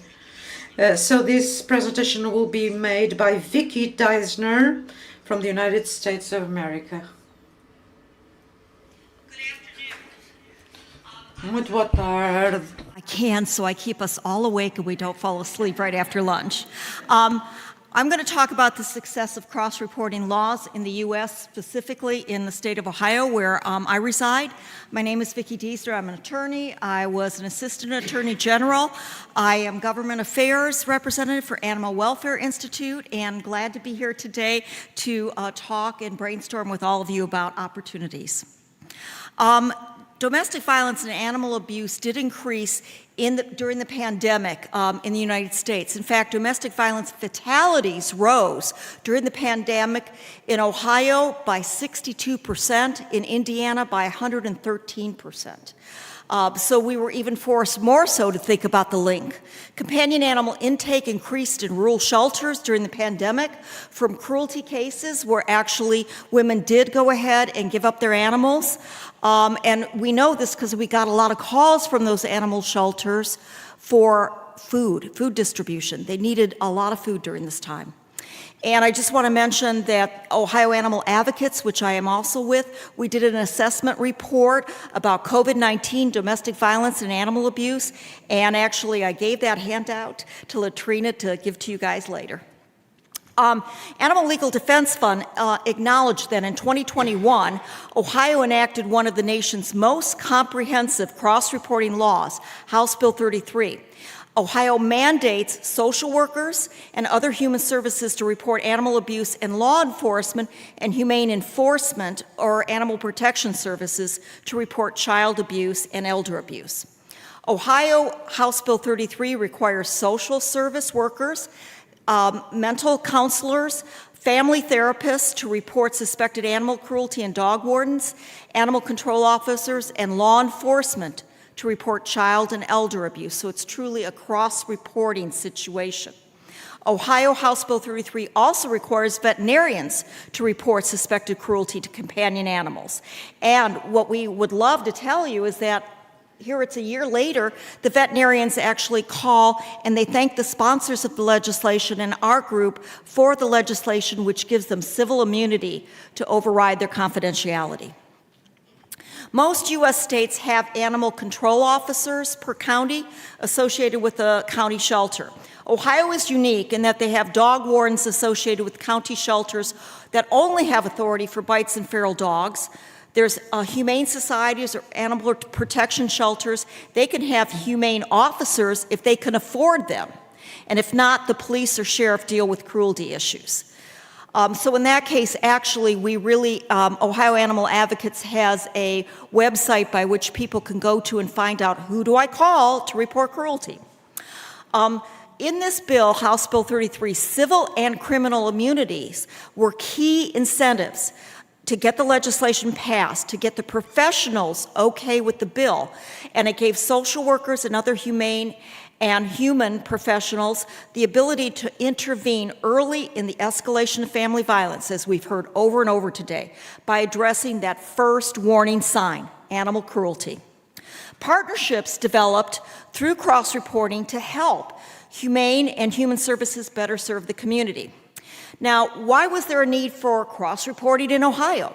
With the passage of pet protective orders in 2014, bestiality and felony cruelty in 2016, Ohio added these wonderful legal tools to address family violence, including animals. However, animal abuse needs to be reported to utilize these tools. So we went about seeing where were the holes in the law, and what we had originally was the requirement that humane agents that had humane enforcement authority, they could report on human abuse, child or elder. Now, Ohio needed the mandatory reporting of social service and other frontline workers in a home to cross-report on animal abuse. House Bill 33, which was signed by our governor in actually January of 21, became the law in April, and it requires that cross-reporting by all these professionals based on the fact we got the legislature to understand that reporting animal abuse leads to safety and stability. Now, I do want to explain one case to you that really drove the point home in Ohio to our legislators that a law enforcement officer brought to me and works with me a lot now on. Actually, it was in the northwest part of Ohio, Toledo. We have a Toledo in Ohio like there's a Toledo in Spain. But actually, Lucas County, because it's close to Michigan and then close to Canada, has the highest rate of domestic violence in our state and sex trafficking and human trafficking. And so in that area, there's issues. So there was a particular abuser or perpetual abuser that ended up killing his wife's dog and assaulted her daughter during an incident, and this was in Toledo. He slit the dog's throat, then tied the daughter's favorite scarf around the dog's neck and hung it from the front tree for days to teach the family a lesson. Now, the wife went to the police in Toledo, and he was jailed, but he was let out with an ankle monitor, just saying, get out of the county. So at that point, he cut it off, and he fled to Wood County to stay with his sister. Now, this was the ankle monitor he cut off. This was the dog that he assaulted. He then manipulated his wife into coming to his sister's in Wood County, stating he was going to commit suicide and she should come get his property off the porch. Now, at that point, he kidnapped his wife. He beat and strangled her for several days and then put her into a car to take her to Henry County, a third county, to try to kill her. She got free. She pulled out a penknife out of the glove compartment that she knew was there in the car, stabbed him, and was able to roll out of the car. This is what she looked like the night that she showed up at the hospital. And I will point out, in Ohio, we were unfortunately the last state in the nation just this past year to pass a felony strangulation bill. But this is what she looked like. This was 3 days later. And this is now the permanent damage she has around the carotid artery. So we believe this case is a prime example of why you want to report animal abuse. Because look what happened to this woman. She now is on the circuit with us telling the story. He's in jail, the husband. The wife has permanent circulatory damage, which the detective that I work with said it was the worst he ever saw a victim live through.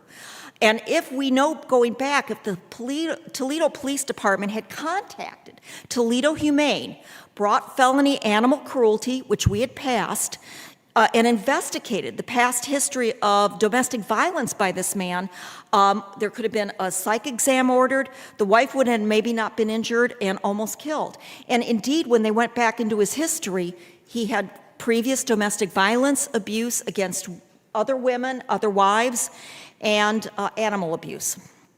Now, what we've done to kind of try to move these type of bills, domestic violence bills in our state, is we did over 100 trainings, which Phil taught me how to do, Phil Arco.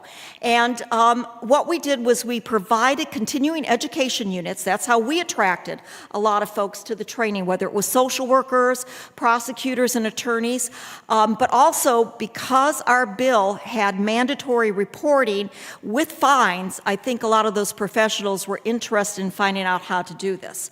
But through those trainings, what we did, because we were running the trainings at the same time we were running the bill, then, people came, they said, oh my God, of course, this is so obvious.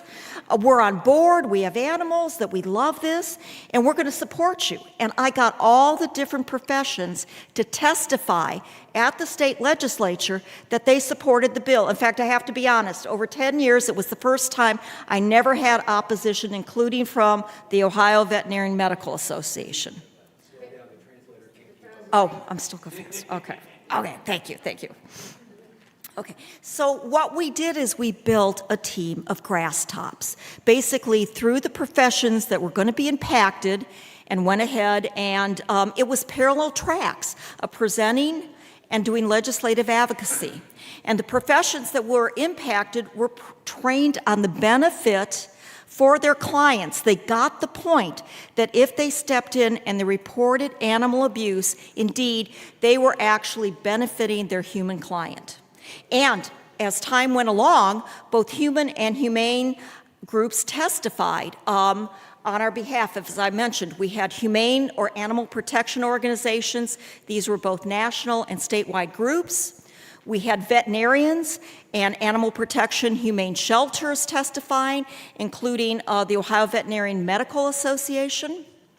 We had law enforcement and prosecution testifying. We had social workers, victim advocates, and what this included in our particular state, there are licensed social workers, but most of the people that do in-home investigations work for the state, and they're adult and child protective services. Now, one thing we had to work out in the bill, and a lot of it is negotiations, we had to work out that indeed the adult and child protective service workers, because they were not licensed, could not have fines because it was a conflict with the state that they worked for and that the state did basically union negotiations. So as we went along, we did negotiations and we got everybody on board. We had domestic violence and victim advocates, whether it was domestic violence shelters, whether it was task forces, legal aid societies, everybody that worked with the victims. And by the end, we felt we really accomplished something important when we were able to institutionalize the training going forward, because Ohio Jobs and Family Services, representing the adult and child protective services, came to us and said, please, can we incorporate your training into the yearly training we do for all the new APS and CPS workers. And so we really felt that this was an accomplishment because this would continue on into the future. And of course, the emphasis again through all this training was that animal abuse is that red flag in the escalation of family violence. You save a pet, you save a family. Professional relationships also that we built launched new opportunities. We identified other areas to address, such as the increase in domestic violence and animal abuse during the pandemic, and the fact that up to 50% of the acute homeless that grew during the pandemic ended up being a lot of domestic violence victims out on the street with their animals because there weren't enough shelters to take them with their animals or safe havens. And when I say safe haven, that is a term used in the U.S. where either the domestic violence shelter has a safe haven on site for the animals, or they have a foster system set up with an animal protection humane society. So identification of need to expand safe havens has become important to continue to look at where do we get the animals out of the domestic violence and where do they escape to? It's because we need to assure those victims will leave. So now what we're jumping into, our next projects are going to be identification of need to train law enforcement, because we found out, maybe like the medical profession or the legal profession, not all police officers deal with domestic violence. And so we needed to really push that issue because of the law enforcement that came to previous trainings kind of expressed they knew nothing about domestic violence. So we're working on that right now.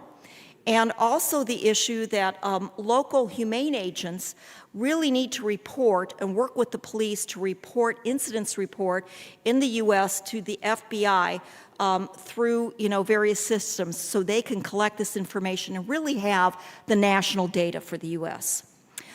Media reports following up on the domestic violence and animal abuse through the pandemic. There was an anniversary article on the success of Ohio's cross-reporting law. The fact that we developed these ongoing partnerships with social workers and domestic violence and court advocates, and what it meant, for everybody to bring these issues to the table, and for additional legislative and training opportunities. Diverse partners worked with us in building out the number of safe havens on the ground.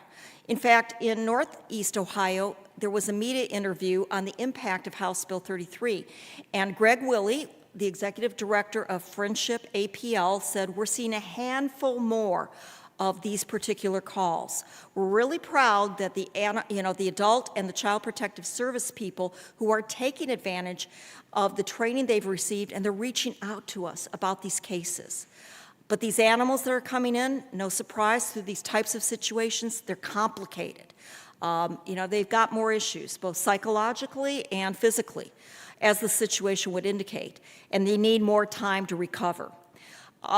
He also pointed out that if Friendship APL receives a call regarding animal cruelty and they go to the home and there's children that are mandated for them to, report on, they contact that agency. And it's a wonderful collaborative experience because you've got humane and human services working together, intervening early.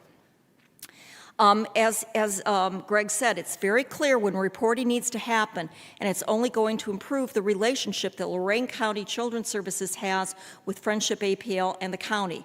We have a good relationship, and now that relationship is just stronger. We work together. We don't work in conflict. We work collaboratively. And then we heard last December that in Northwest Ohio, Toledo Humane reported that since the passage of House Bill 33, they're collaborating with the veterinarians to obtain the evidence that is needed to build these cruelty cases. Veterinarians are providing pictures, they're providing case notes and other evidence, and they're eager. They're saying they're eager to share this evidence because they feel they are part of advancing the cruelty investigation. Now, House Bill 33 mandates that the reporting happen, but the immunity really clarifies the action a veterinarian must take. And being able to take that action when faced with cruelty and neglect may be a really positive and empowering experience for veterinarians and other professions, as many felt their professional code of conduct prevented them from reporting. So in summary, we feel there were really strategic opportunities in Ohio, and we believe there would be many other places to advocate for animals and humans, and it's tied to finding the intersections of animal abuse and issues important to those who vote. And we definitely would say that domestic violence, family violence, low-income challenges, homelessness, public safety issues, these are opportunities to partner with diverse, mainstream organizations to get out and testify at the legislature that represent both the human and humane side of the equation.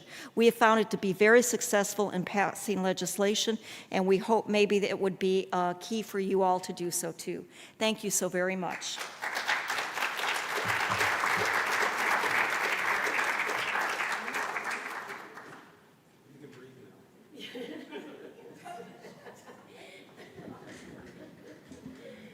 Vamos então dar início à primeira mesa. Let us start now the first round table on the national experience of the authorities, public enforcement agencies and social services, the situation in Portugal, where we are, where we want to go. Moderated by Isabel Pires and Lauretina Pedroso. We will have with us Cláudio Saraiva from the National Republican Guard, David Pereira from the Public Safety Police, Maria João Fernandes from the National Commission for the Promotion and Protection of Child and Youth Rights, Susana Pombo from the Director General of Food and Veterinary Medicine, Nuno Banza from the Institute for the Conservation of Nature in Forests, Conceição Peteiro from the Veterinarians Association, and Patricia Inácio presenting the National Institute of Agrarian and Veterinarian Research, and Mauro Paulino from the National Council of Psychologists.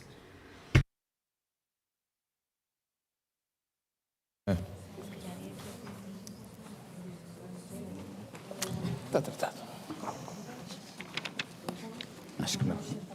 Está aí a ordem. Não sei qual é a ordem. A ordem é a que estava no programa. Acho que era eu fico com a cadeira que não Muito boa tarde a todos. Obrigada por estarem aqui hoje connosco. Nesta última. Good afternoon, everyone. Thank you for being here with us. I apologize for the delay.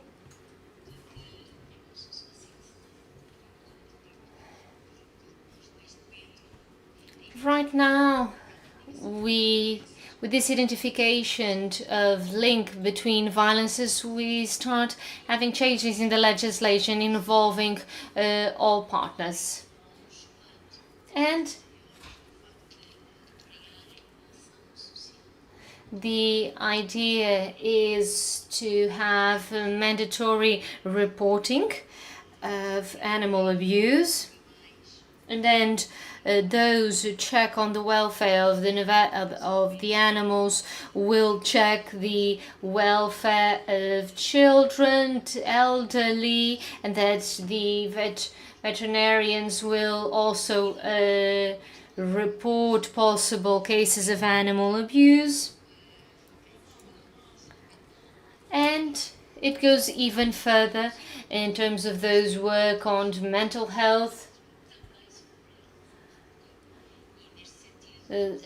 Will also have to report suspicious situations.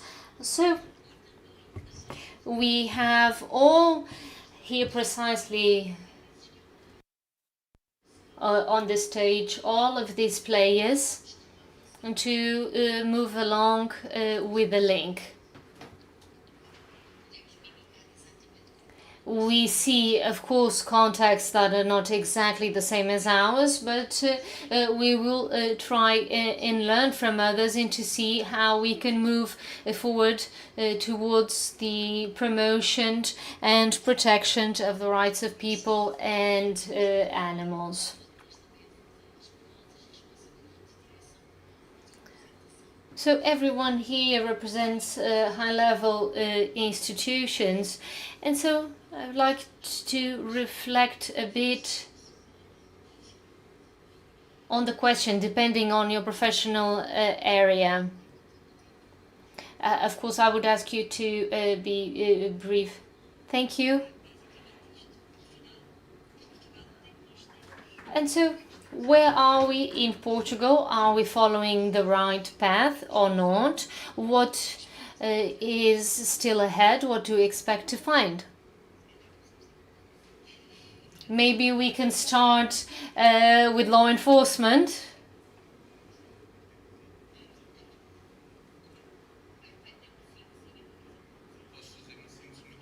I can share with you a very brief presentation. Then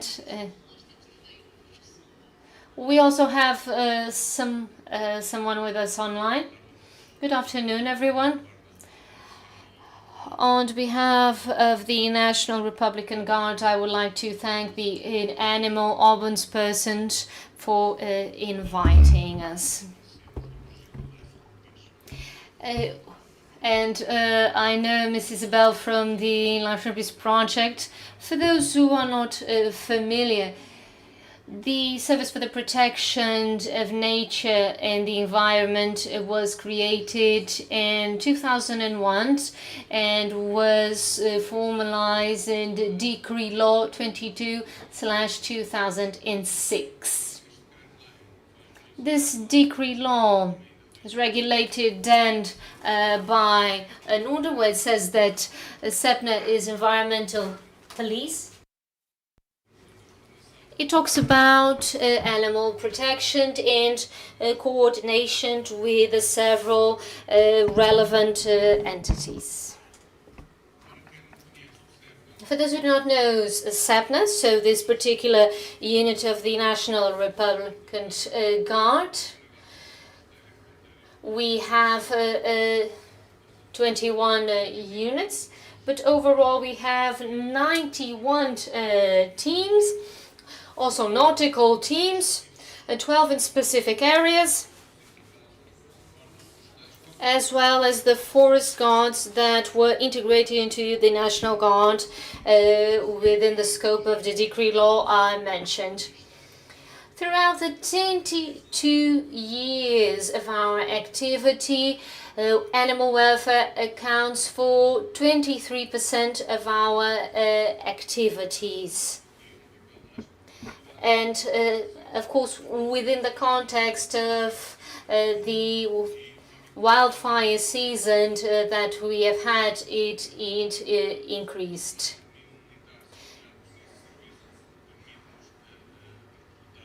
We are able to report all of these figures at the different level of these criminal activities. Here we have the data from 2022. We have here what was reported in terms of animal abuse of pets. We see here a trend that goes beyond the wildfire season. We have an SOS environment line that works 24 hours a day. It has hours to collect these data. almost 12,000 reports, be it through our 808 number or through our website. Are available, and from the central command they can trigger and assign one of the teams. In 2022 we see a high number of reports when it comes to violence against pets. Here we see the criminal evolution just within the scopes of violence against pets. Here regarding 2023 we only have the data till mid-May, but still we see that there is an increase. We see the daily, weekly and monthly average in terms of crimes against pets.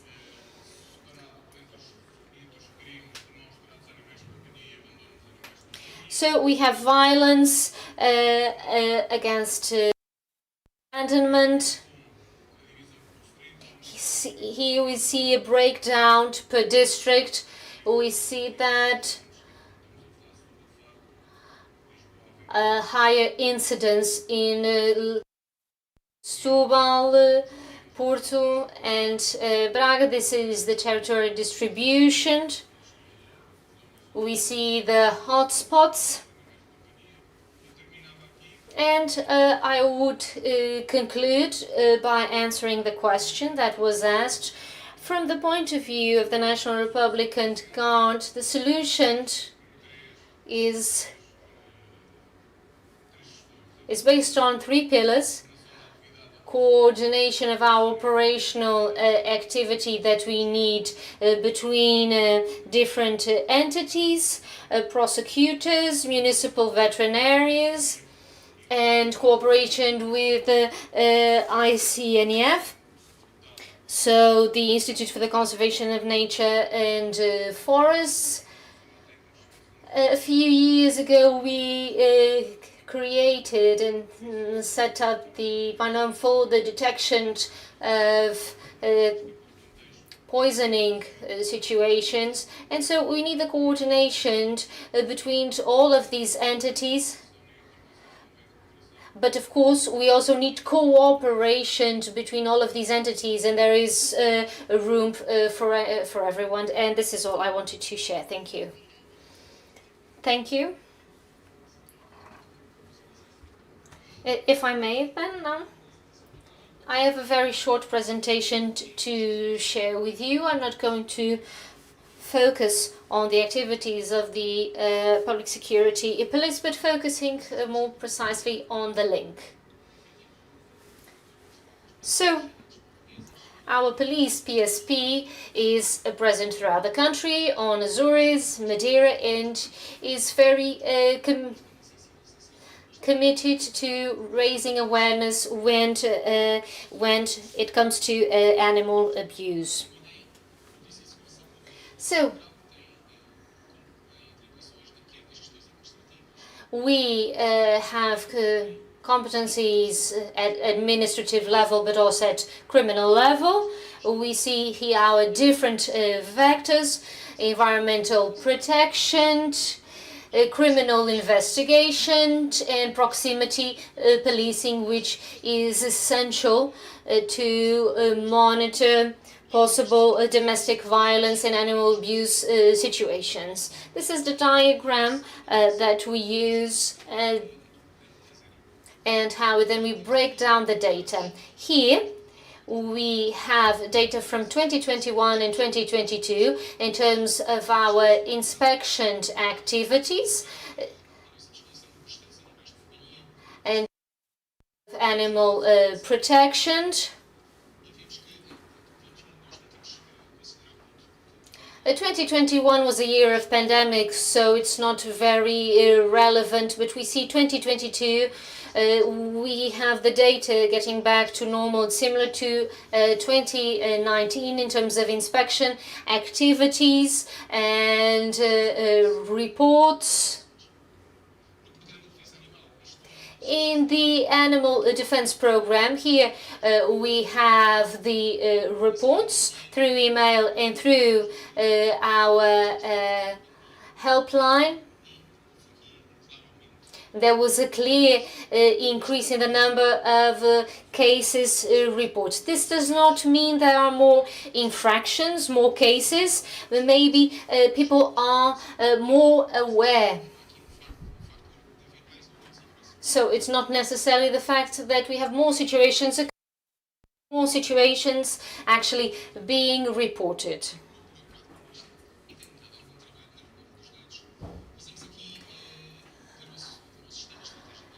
Through our strategic information system, which gathers a lot of information from the criminal level, administrative level, I compiled information regarding domestic violence against minors, and also animal abuse and animal abandonment, and from 2019 to 2022. And we have 76,000 reports of crimes against people when compared with the offenses or abuse against animals. But I tried to find suspects who signaled to a reference for also domestic violence and animal abuse. Of course, this is a very early analysis.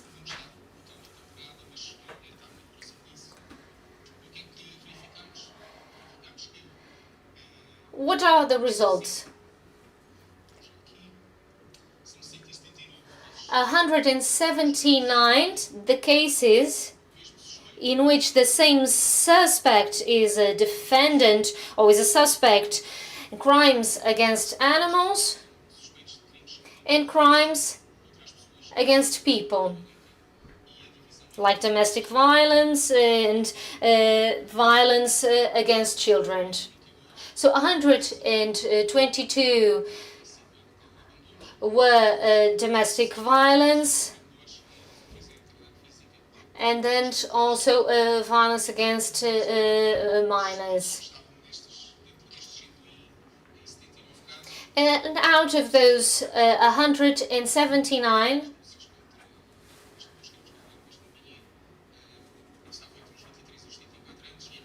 we see age of 44 years old. And unfortunately, pets cannot themselves file a complaint, but we can do it for them.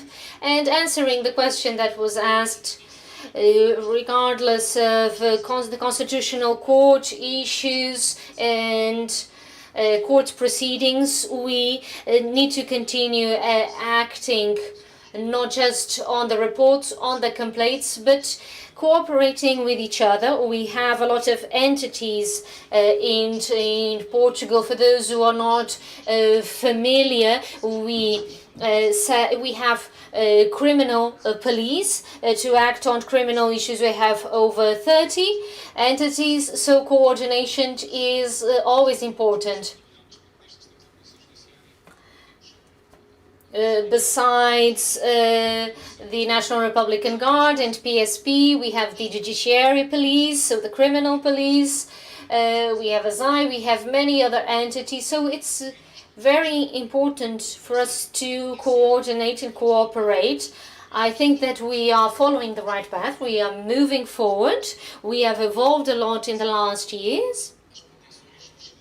Also because of the expectations of citizens and their concerns with pets. Thank you. Indeed, it's important we had an awareness session, a webinar with the police forces, and the objective is being achieved. We are starting to do the link, and thank you for trying to relate, trying to see if animals were included.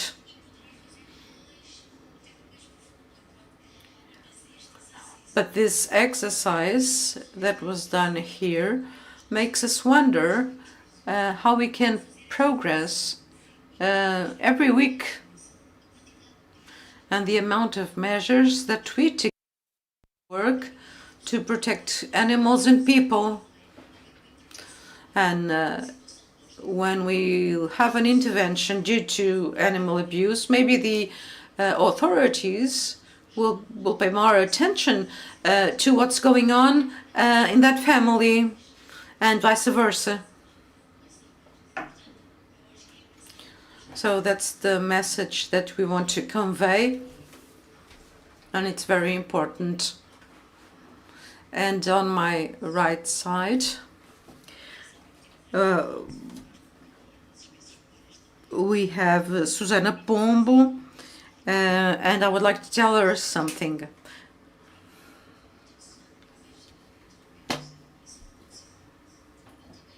I worked for many years in agricultural and forestry. I saw a lot of cruelty. But I had never seen as much as I see today. Abuse of animals and cruelty of pets to pets that we see is horrible, is more complex and bigger. And so now we have the General Director of Food and Veterinary that knows a lot about those realities. But this cruelty that we see whenever there's a victim with an emotional relationship to another victim, this is absolutely hideous, heinous. The link. What can we do? Can we do better? Well, good afternoon, and I would like to thank you for the invitation to participate in this dialogue. And we want to find a relationship. My institution has responsibilities in the animal well-being. We started a lot of experiences. First, I would like to thank you for the information that you shared with us, because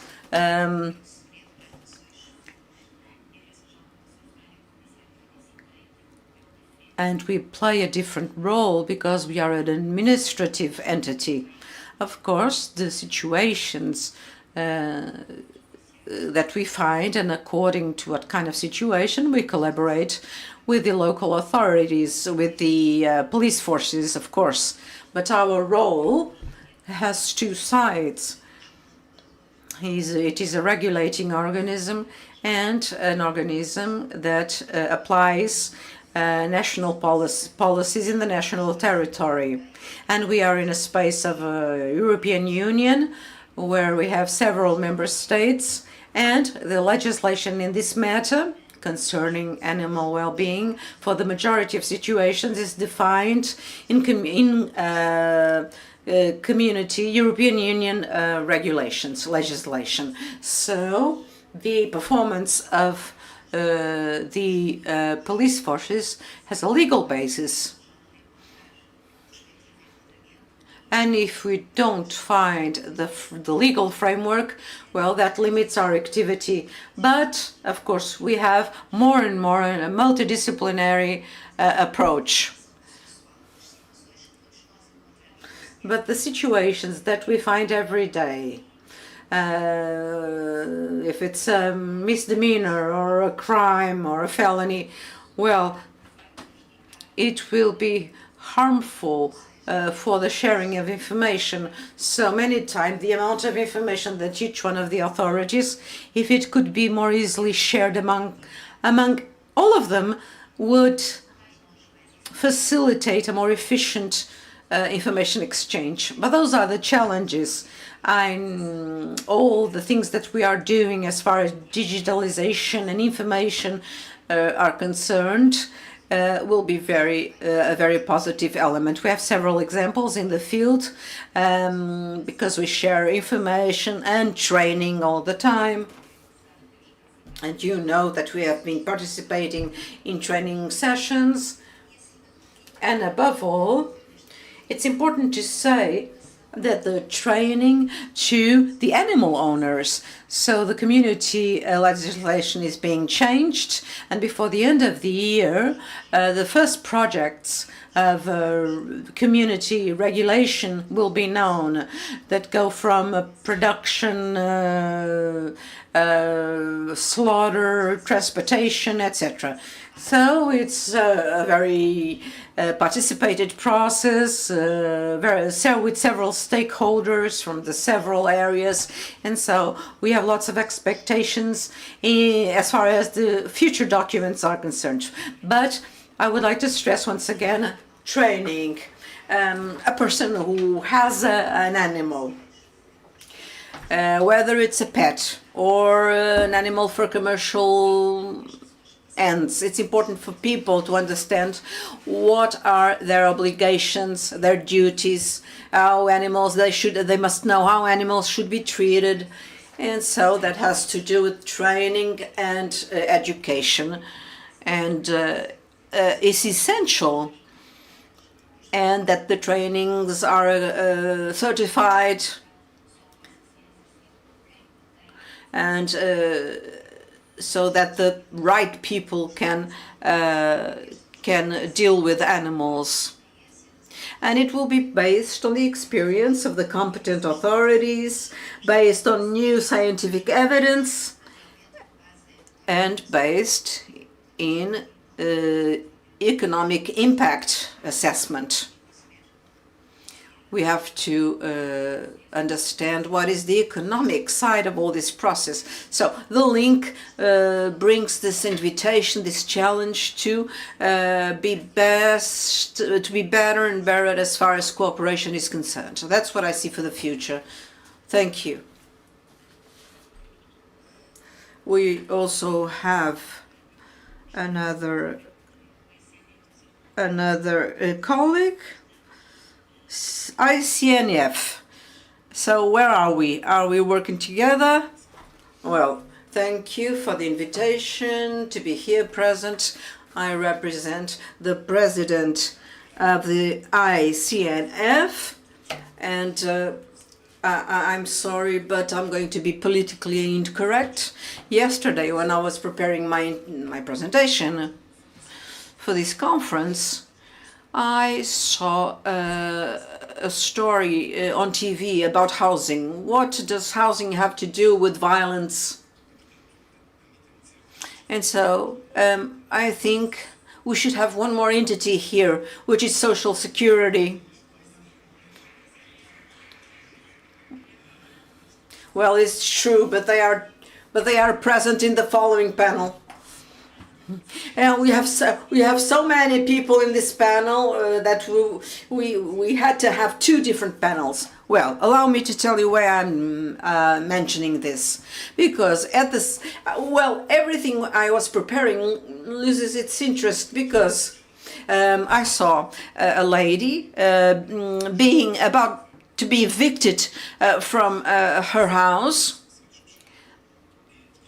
And she had two children, a mother, and two animals. And so, whenever she was knocking on the door of an entity to get a house, everything was ready. She was going to solve her problem. When suddenly, with two animals, well, she can't. This is a way of violence, not only violence on animals, but people as well. And I would like to tell you something which is quite important. This competence regarding the pet well-being is only in INCF about 2 years ago. And so for my institute, this has been a learning process. So we have been trying to listen to those in the field for a long time. So this social action issue, an animal social action, I would call it, is something that I started to learn with animal life. And thank you very much for bringing our attention into this. And so it's one of the things that we have to look at. And we were available together with the Social Security, to understand how these stigmas regarding animals and housing have to be abandoned. If a person lives in a poverty situation, and someone goes there and sees, oh, you have an animal, so you might lose your children. So these are ways of violence, and sometimes they are forgotten. And sometimes it's not about physical well-being, it's psychological. Regarding the things that my institution has been doing in the last 2 years, well, we have had financial supports. We are not here to teach anything to anybody. It's the other way around. We want to learn.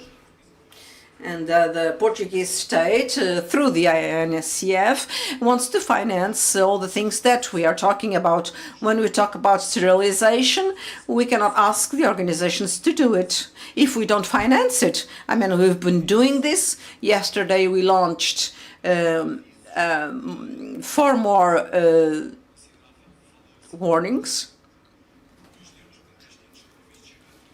We have 13 million euros for the support to the pet well-being. We also will be making an awareness campaign foreseen for last year. It was going to be done during Christmas time, and then of course it's easier during Christmas for people to adopt animals in it, but it's not a responsible adoption because people are happy about Christmas, etc. So we are going to do it now at the end of the first quarter of the year. So to start to make people aware. What about education? Everything starts when we are children, and so we want, and we already established some contacts with the Education General Direction, so that this becomes a part of all the curricula of the schools. Online. We have with us online Maria João Fernandes, and it's a good point to bridge this. Representing the National Commission for the Promotion and Protection of Child and Youth Rights. We have here the human, a bit of the, and a social component, although what you mentioned goes a bit. We have so many links in this change, but let's listen from Maria João. So we talk about the link, children and animals. We see this connection.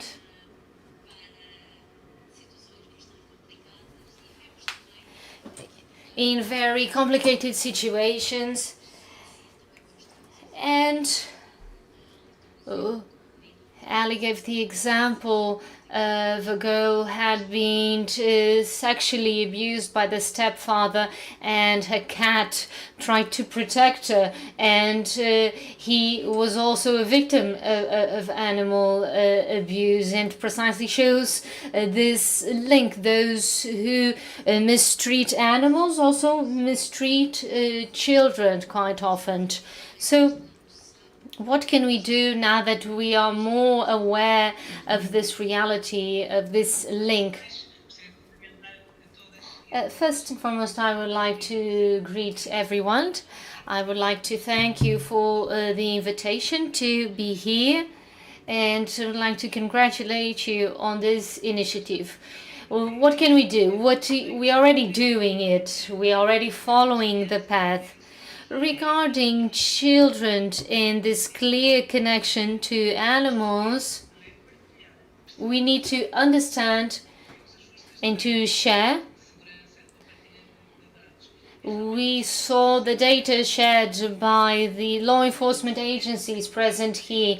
We need to know what type of situation we will face, because it is obvious the link exists. There are many cases, and when a child is being abused, the child has a pet or pets which are also being abused. So we need to resort to the system. Pets are also a source of safety for children. And we heard also from the data of this increase in domestic violence. And it continues to be the situation that is more often reported. And it's very frequent that in that family there is a pet.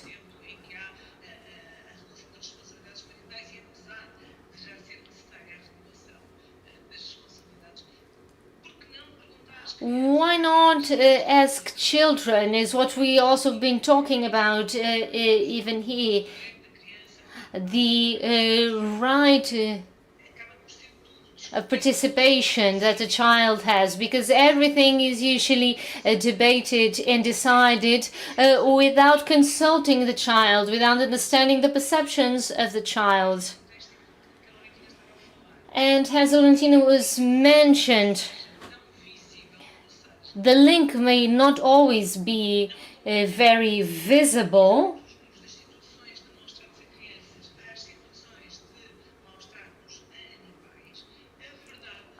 In fact,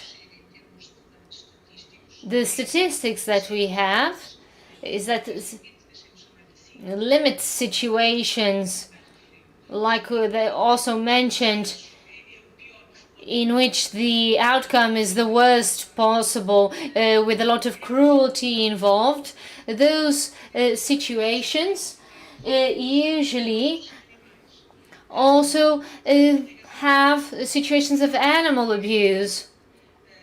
In the end, you end up confirming that it already existed.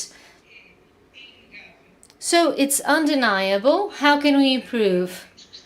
To improve, we need to all speak the same language. We need to work in a coordinated manner.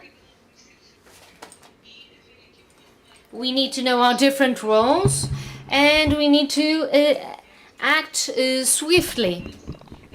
For example, in our coordination with law enforcement agencies, knowing that there is a situation that needs to be signaled, inspected.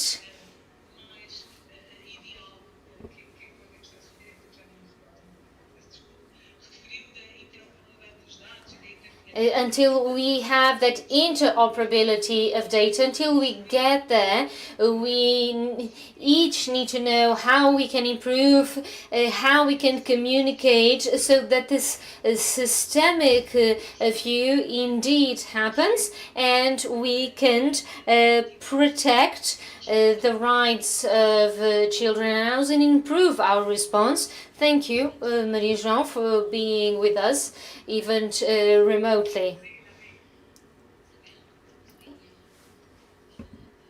Isabel, we have INIAV, the National Institute of Agrarian and Veterinarian Research.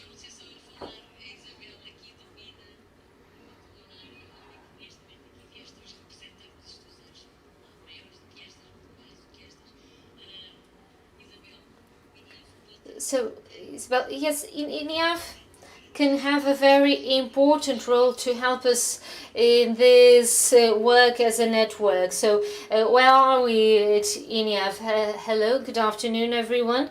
Thank you for inviting us and congratulations on this initiative. This debate has been very interesting. One of the things that we can see is that the data presented are along the lines of what we have. Fortunately or unfortunately, the number of cases has been increasing. Our role on necropsies may be from veterinary clinics regarding certain pathologies, or to help veterinaries for future decision making to determine the cause of death. But we also have another growing components, which are forensic necropsies, requested very often by the public prosecutor's office, resulting from violent situations.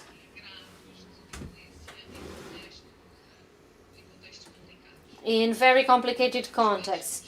Many of the cases that come to us are very difficult.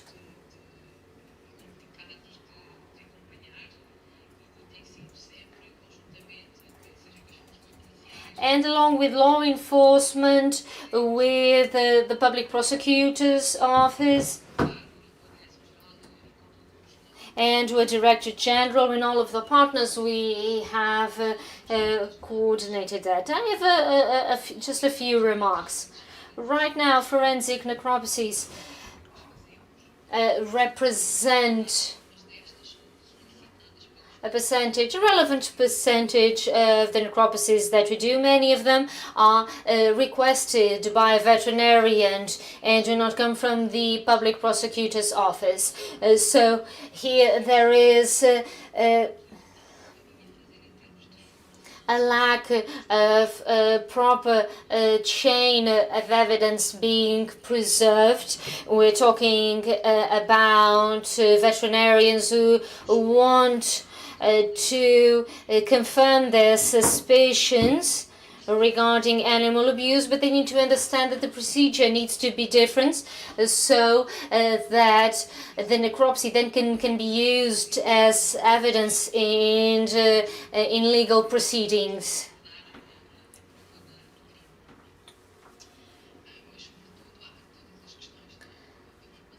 But of course there are also issues regarding training and follow-up that have been improving quite significantly, and we see that positive evolution. Where do we want to go?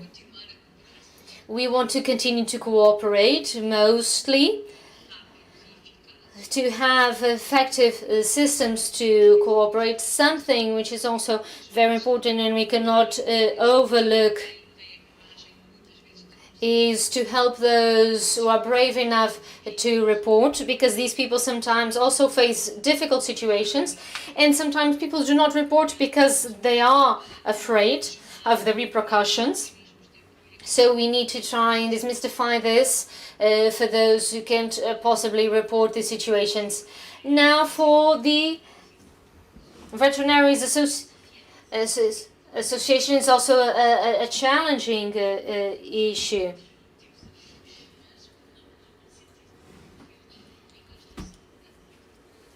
But there are many things to talk about.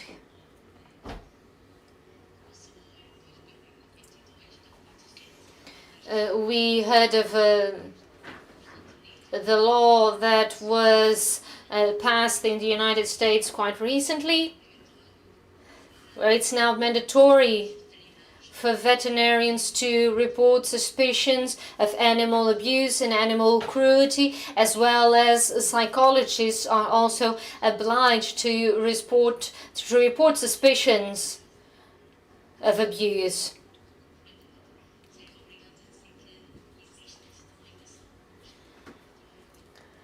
So the veterinarians or the psychologists seeing signs that the person is abusing, mistreating an animal or a person. So mandatory reporting. We are not there yet. Are we working towards that? Thank you. I would start by greeting everyone, namely the animal ombudsperson. You know the issue with the veterinarian associations. You were in fact the chairwoman of our association, so you're very familiar with the legal instruments that we have available. I would also like to greet the other members. I'm not here so much representing the Veterinaries Association. I was not given a mandate by the chairman, although I believe we have the same line of thought. I'm here representing a body within the associations, the ethics committee, and it is responsible for setting up the procedures that allow veterinarians to report suspicions of animal abuse. The Veterinarians Association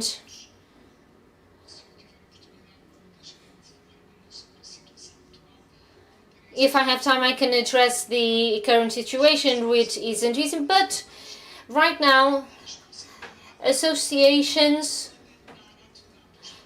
regulate the activities of veterinarians. It's interesting because sometimes people think that associations protect veterinarians. No, the association is responsible for protecting those who use the services of veterinarians, protecting them from misconduct. There is this idea that professional associations are very corporate and exist just to protect the professionals, but it's not like that. We have our most important legal instruments, our bylaws, and the bylaws stipulate professional confidentiality, and we have regulations drafted in light of those bylaws. And I participated in this professional ethics committees, and we created changes. We added changes to the ethics code where we have precisely a paragraph on professional confidentiality. How is this associated to the link? Professional confidentiality is set up so that veterinarians feel and choose how they can act when there is a suspicion of a complicated situation, a situation that the veterinarian feels should be reported. If the veterinarian reports that to the National Guard, to PSP, to the public prosecutors without proper protection, the veterinarian will be violating that obligation of professional confidentiality. The veterinarian is only obliged to break that confidentiality if there is an order from a court.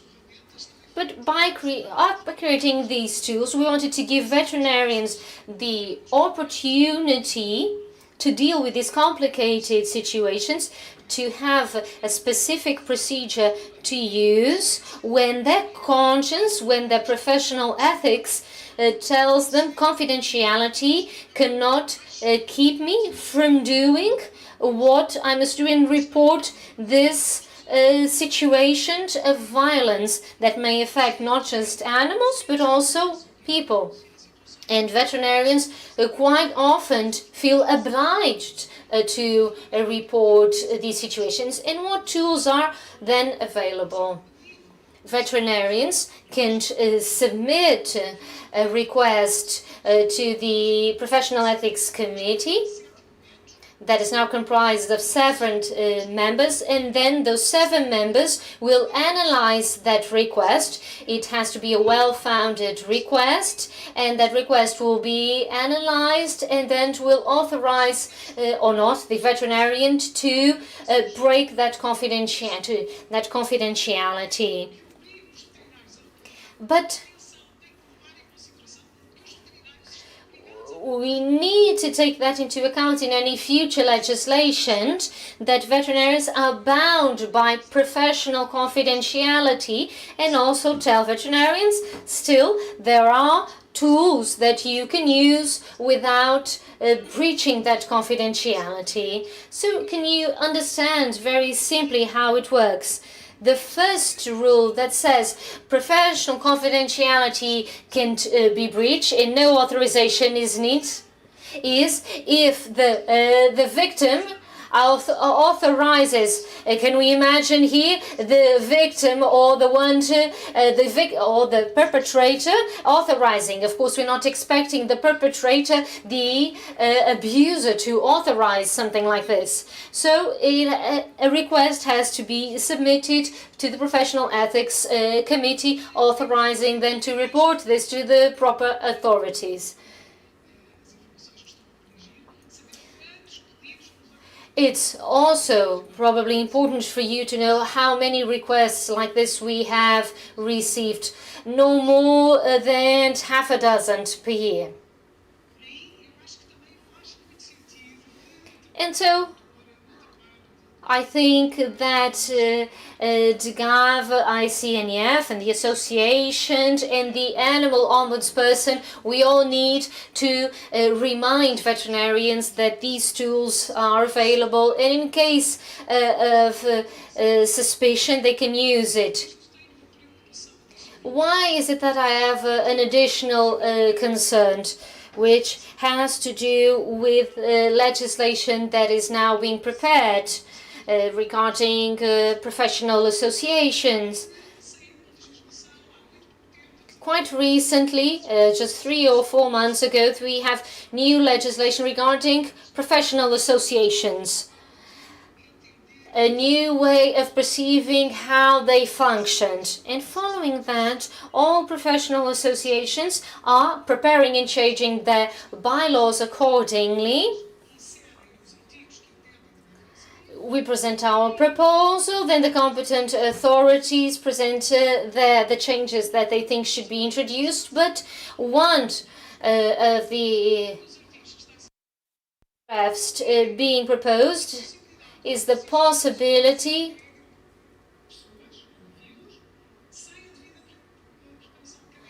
is to have professionals that do not have the proper academic training. They say that this is European regulation. I do not believe that you can authorize professionals without the proper academic training to carry out veterinarian medicine activities. If this goes forward, it means that your work, ombudsperson, it will have to involve who treat animals that are not veterinarians. The justification is that people should choose. They will choose if they want a veterinarian or someone who is very nice, an influencer or something like that, and advertises a lot on social media how fabulous he or she is with animals, and then people will choose. Veterinarian had more than 5 years of training, or that wonderful person who has an amazing Instagram page, and then people will choose who they want to treat their animal. But it seems that it's also legitimate for these people to exercise veterinary medicine, so your work may be even more difficult in the future. I think that we need to continue and hope for the best and help each other. I think that we will help each other.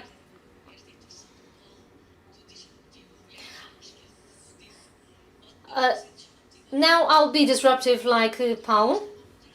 I will ask a question to the moderator. It may be strange, a moderator asking a question.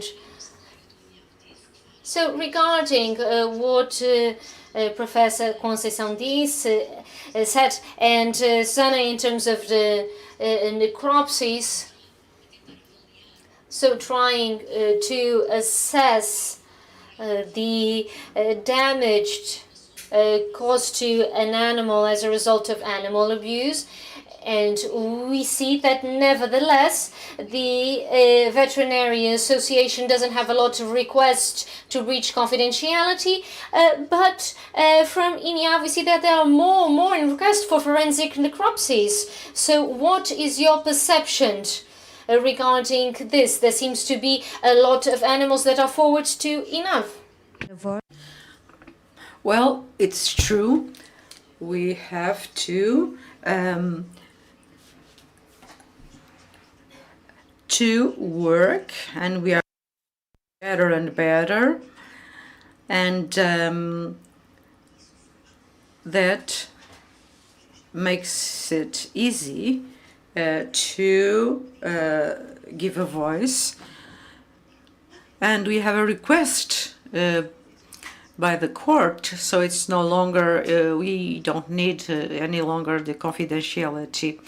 So we had an agricultural animal, so we had a different law, and I had several doubts, and I talked to a lot of people. It was a sheep that had been raped, violated, and I called the authorities, the police forces, how we could do, and then a year later, the court told me what I should do. So we mustn't give up. If necessary, pick up the phone. And I'm sure that whoever did that, well, it's about reconstructing. I'm sure that it was not only just one person, but two people by everything that we observed. So it was very easy for the crime to be repeated. And so things are going well more and more. So everything will be facilitated if we go through the proper channels. Well, to finish our dialogue, well, first of all, I would like to thank for the invitation. I would like to congratulate everyone for this initiative. And I would like to tell you that it seems relevant to the starting point when we talk about domestic violence. We talk about a public crime. And that requires from the professionals an added role as far as how they deal with these problems. If within four walls a mistreated animal is a way of violence for a child or a man or a woman inside that very same household, so because it's a public crime, we are before a circumstance that constitutes a dangerous situation. So the professional has to protect that victim in vulnerable conditions and to try to get that situation to the proper police forces or authorities. And so for the psychologists, we have to have this legal framework because it's a safety pillow to deal with this reality. If we think about this in a more integrated way, in 2016, the psychologists bar launched a manual about the impact of children attending bullfights, for instance, how that can condition the growth of the children watching that kind of violence. And so, if we see this link between bullfights and child development, we can also and scientific research also talks about this. If a child is at home and sees his dog or his cat being battered, well, he may develop empathy, or the child may reproduce that kind of aggression. And so this constitutes a dangerous situation to raise the limits of confidentiality. So this should be discussed whenever there's a domestic violence context, and and people watching that kind of violence. So we have to acknowledge that when there is domestic violence inside the house, we have a human issue and a psychology view.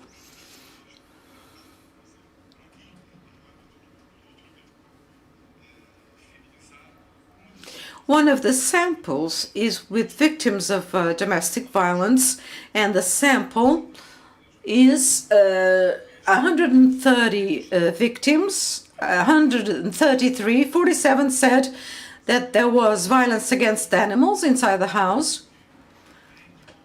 and 49 out of the 33 said that they did not have animals. So from the victims with animals, we have more animals being mistreated than whenever there's no domestic violence inside that house.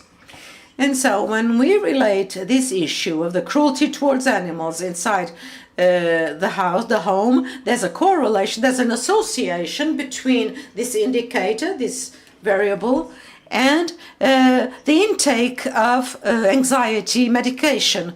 And so this shows, evidence-based, this shows, and it was one of our more recent campaigns, evidence-based and research-based data that can make this association and that show in a clear way that association in a house where there are abuse to animals, the victims having mental issues.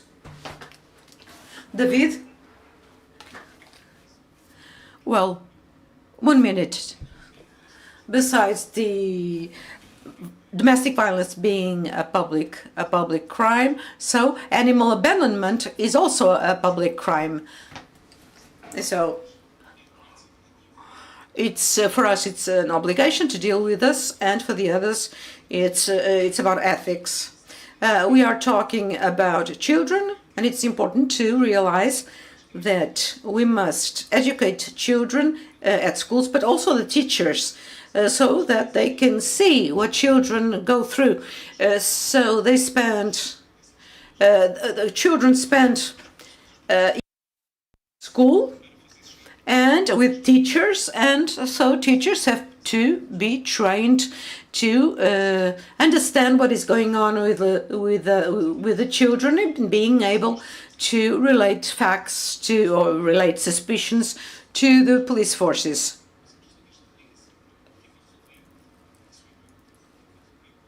And so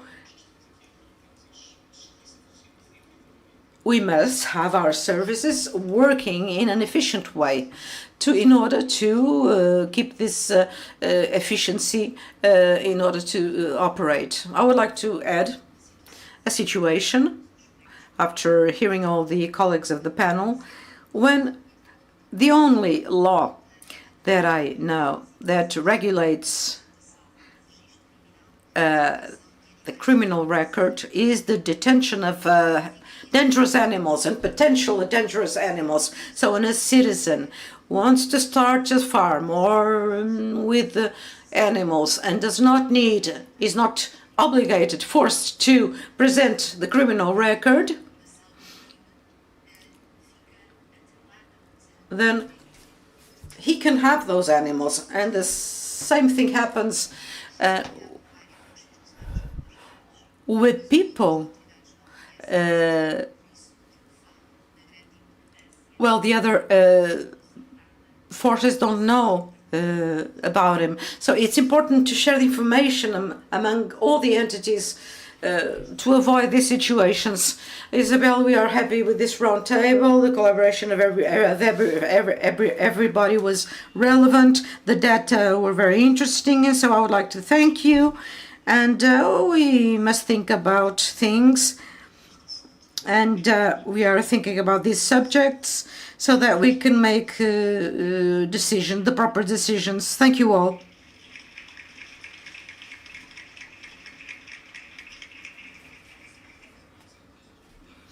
Let's start our session number 4, Protection to the Victims, Strategies to Shelter Animals and People in Cases of Domestic Violence. The first presentation by Ellie Phillips, to shelter animals and families, a creation of domestic violence shelters inclusive for pets.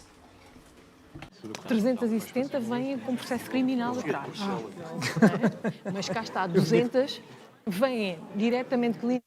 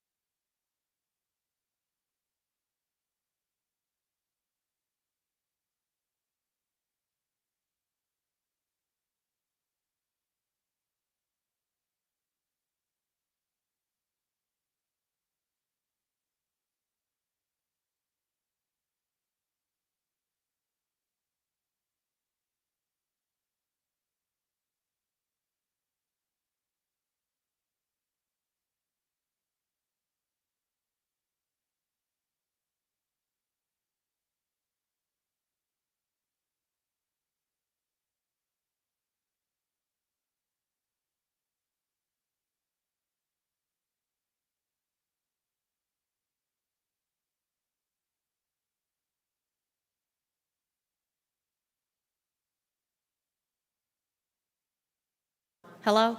There we go. All right.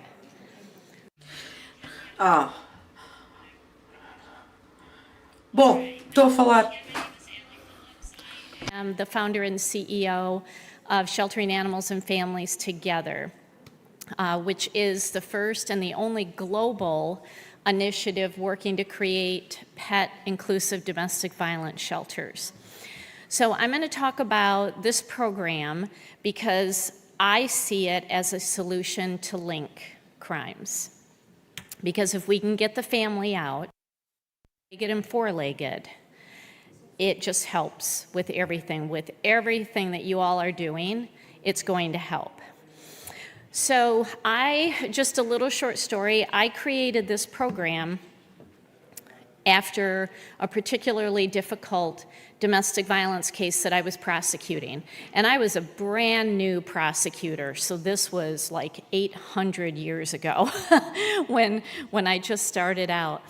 And I do not remember the woman's name, but I will never forget her face, and I will never forget her story. She asked me to dismiss the domestic violence case against her husband because she went back home in order to protect 2 dogs and a goat. And I was horrified. I had never heard of such a thing. Nobody was talking about the link back then. This was back in the mid-1990s. And I asked her, well, I don't understand why you went back. And she said, because he's already killed one of my dogs. I would rather go home and die to protect my pets than to leave like a coward. And that hit me very hard. I remember calling the local domestic violence shelter where I lived, and they were willing to take her, but when I asked them to take her 2 dogs and a goat, the person on the other end of the phone laughed at me and hung up.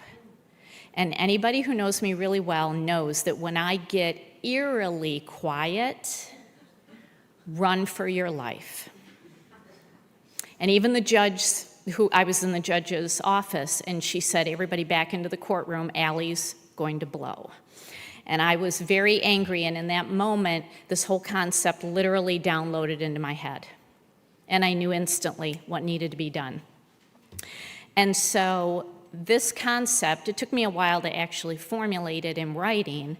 I have been teaching about this concept for well over 20 years, and now it has resulted in, I now have the 3rd edition of the Safety Startup Manual, and this walks the domestic violence shelters through absolutely everything that they have to do. It answers every question for them. But the foundation of this program is that it maintains the human-animal bond. It allows the pet owner to leave not only with children, but with animal children. And it reduces a barrier to safety, because a domestic violence shelter that will not welcome pets has put up a barrier and said, no, you are not welcome. That does not sit well with me, because this is an easy program to implement. And I literally put it in writing. Any domestic violence shelter can request this through the safety program website, and I will email it to you for free. Laurentina, you're getting a very rare printed version of this. That is my gift from the United States. So let me just show you what this looks like. I want to show you some photos. So right now, there are shelters in 46 of the US states. All the green has at least one pet-inclusive domestic violence shelter. I have been working my way through Canada. I have a ways to go, but we've made great progress in the last couple of years. Australia is on board with shelters. Just learned about the first shelter in England, in Nottingham. They are on board.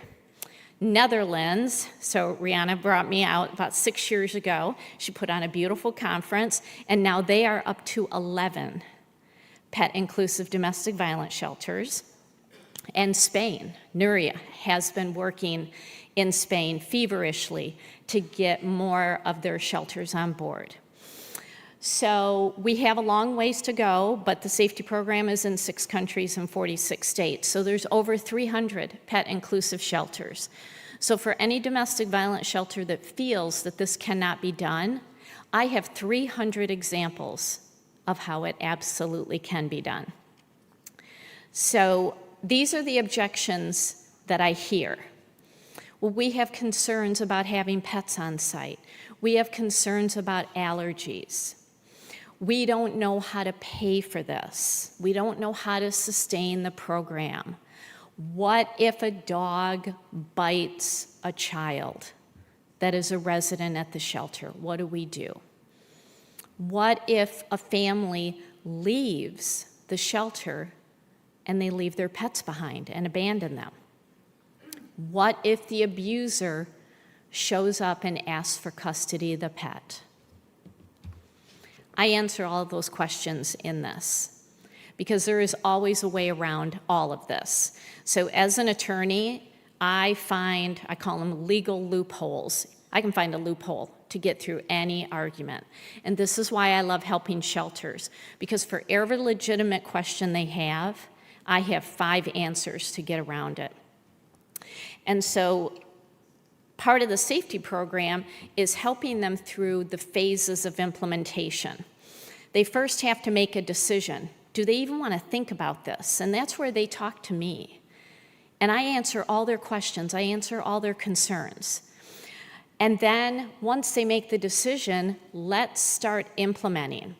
How do you want to house the animals? I'm going to show you 4 different models.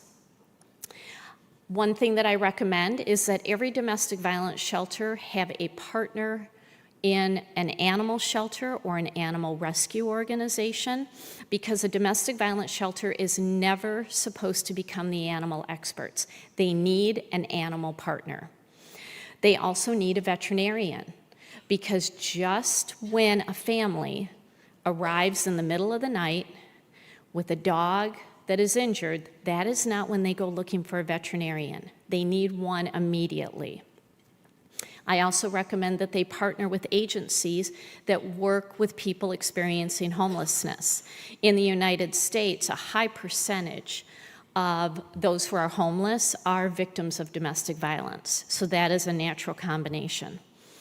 And one of the biggest policies of the safety program is that the family with the pet cares for the pet. It is never the shelter to take care of the pet. This also means that no one else in the shelter touches that animal. So any concern about a cat scratch or a dog bite is eliminated. Okay, so the family takes care of the pet because you and I, we have pets at home, we take care of them.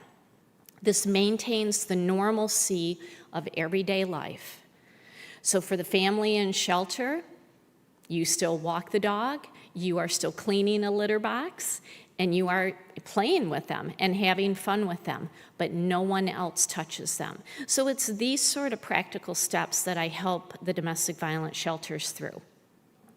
Then I help them with financial preparation. And I realize that every country is different and every jurisdiction is different on how they relate to animals. The one thing that I have found is people will donate when it comes to an animal in harm's way. I mean, would you all agree with that? People donate money to animals, not necessarily to people who are in harm's way.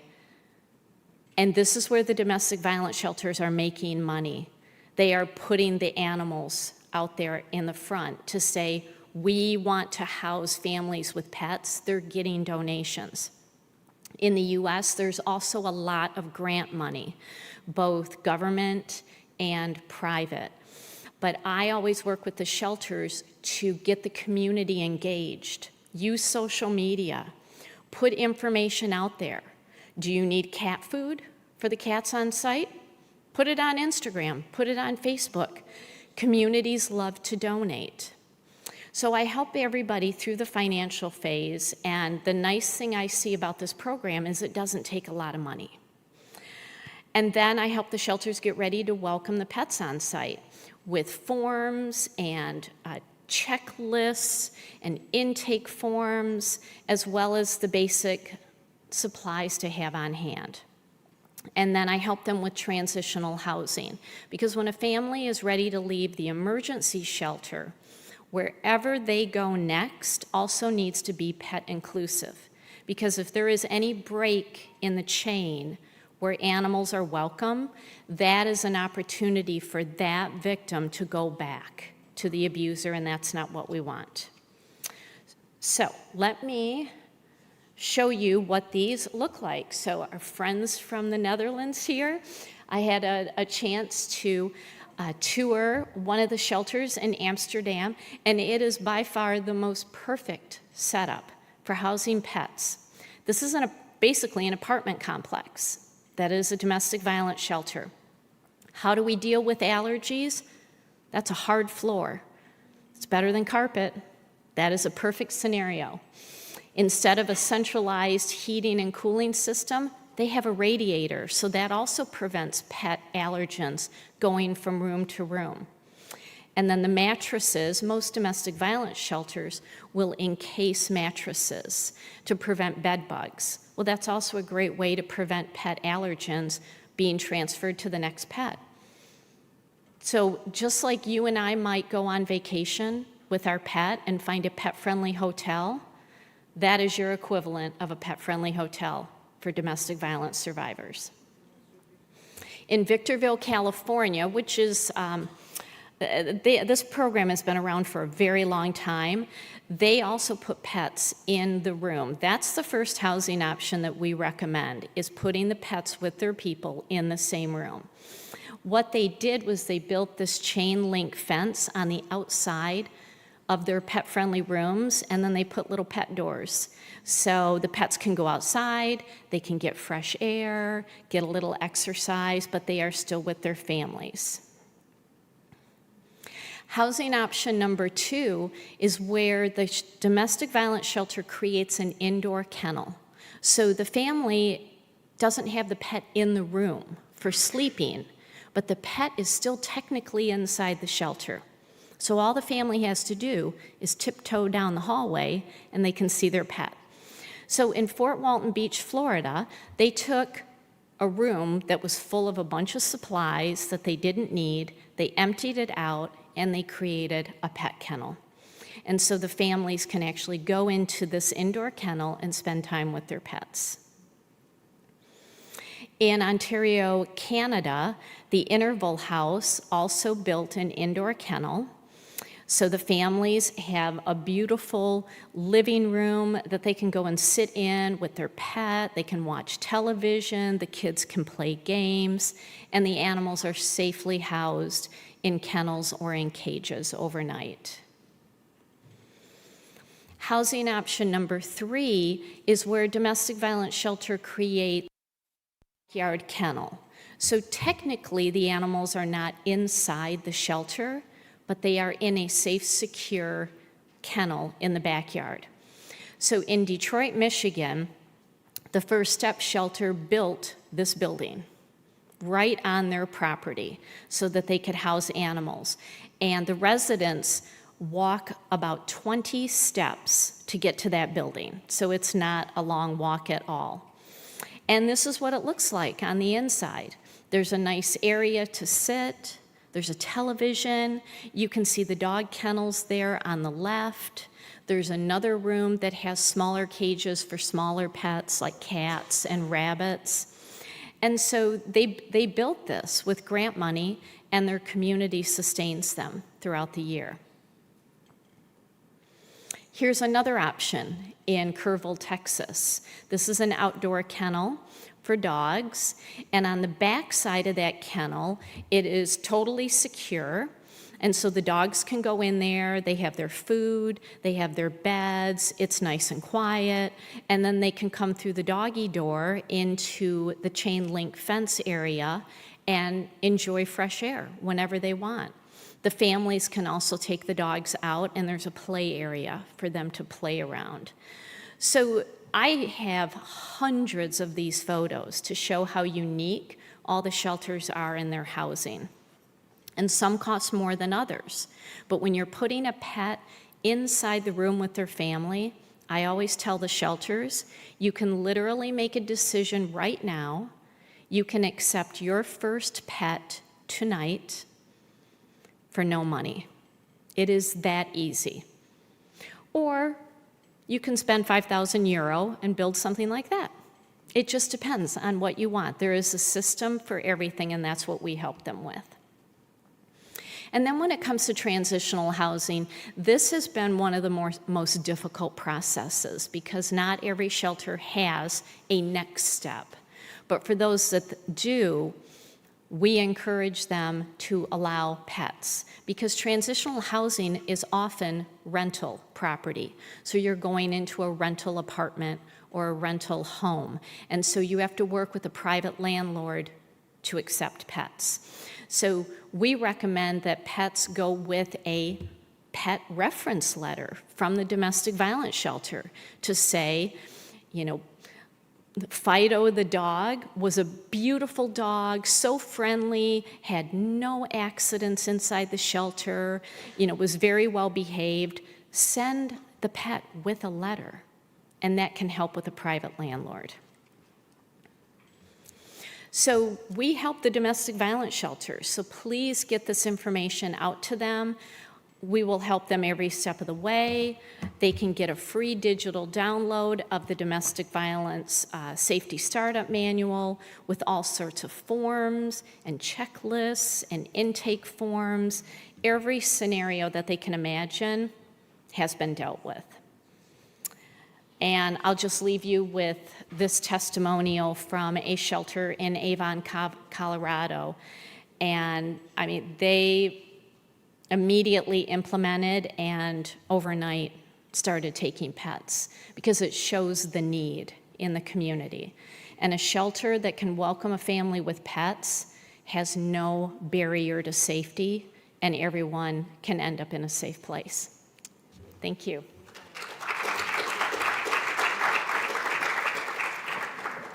Continuamos na... We will continue with another presentation on strategies to shelter animals and people in case of domestic violence. And this presentation is entitled Animal Abuse as a Strategy of Coercive Control, Animal Fostering Services for Families Escaping Domestic Abuse with Animals, the UK Experience. Mary Wakenham from the UK.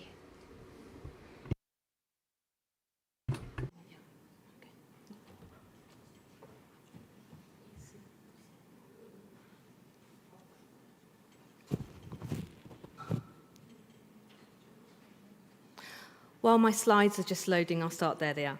So my name's Mary. Thank you for inviting me. Thank you for having me here. So I'm very briefly going to skip through the very key highlights of my research, because we've talked about a lot of my research already. So my research very much concurs with everything we've heard today about the link between domestic abuse and animal abuse.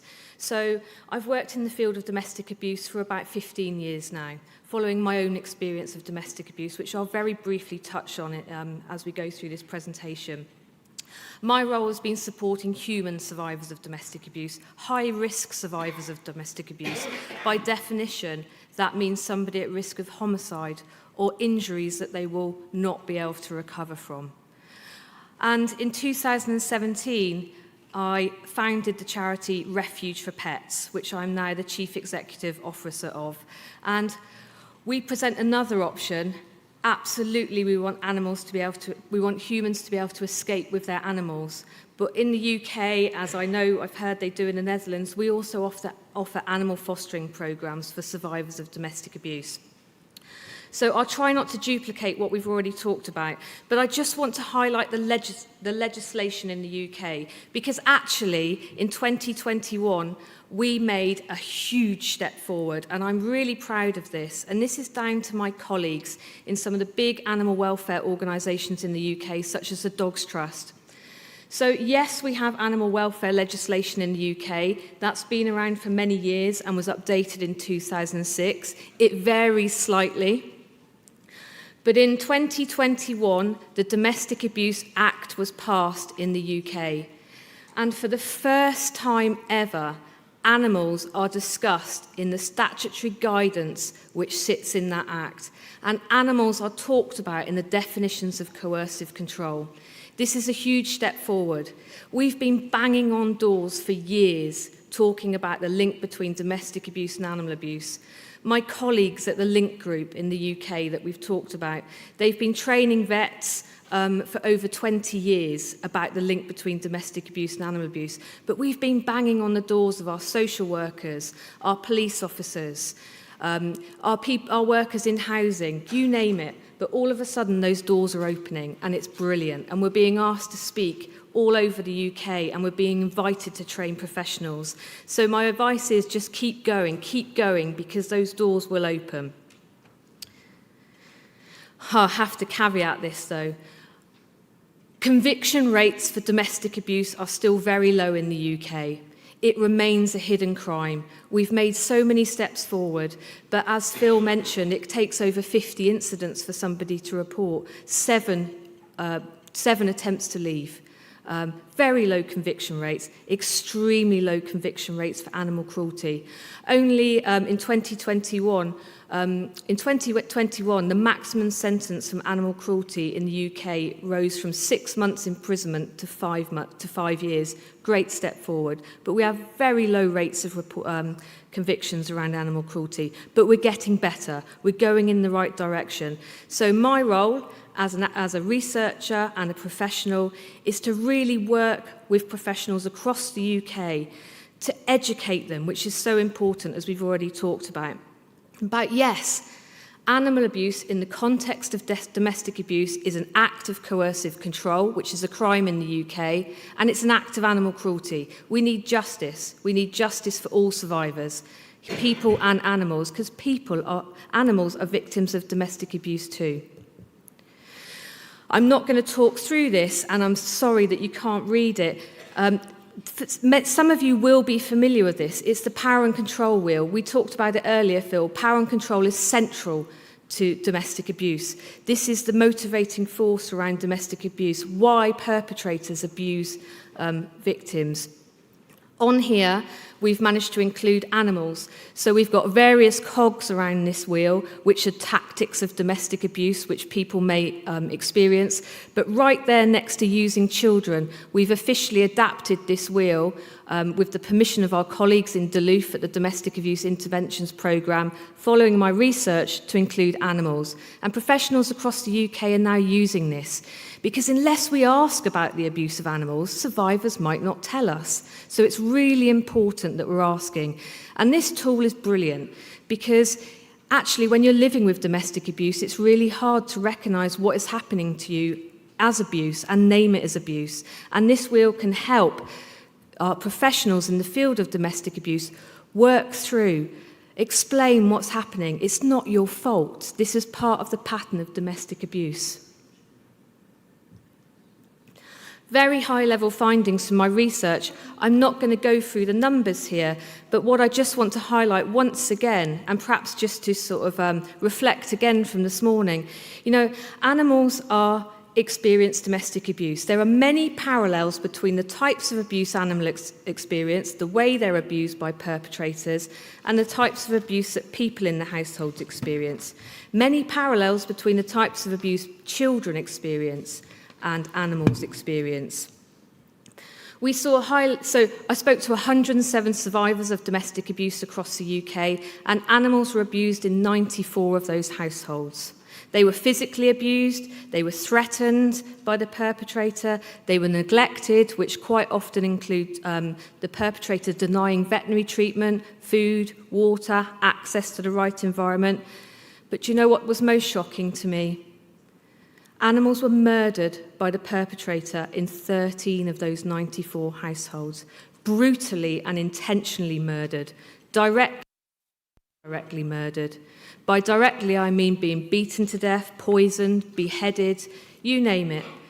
Indirectly, I mean the perpetrator would orchestrate a situation where the animals would almost certainly be murdered.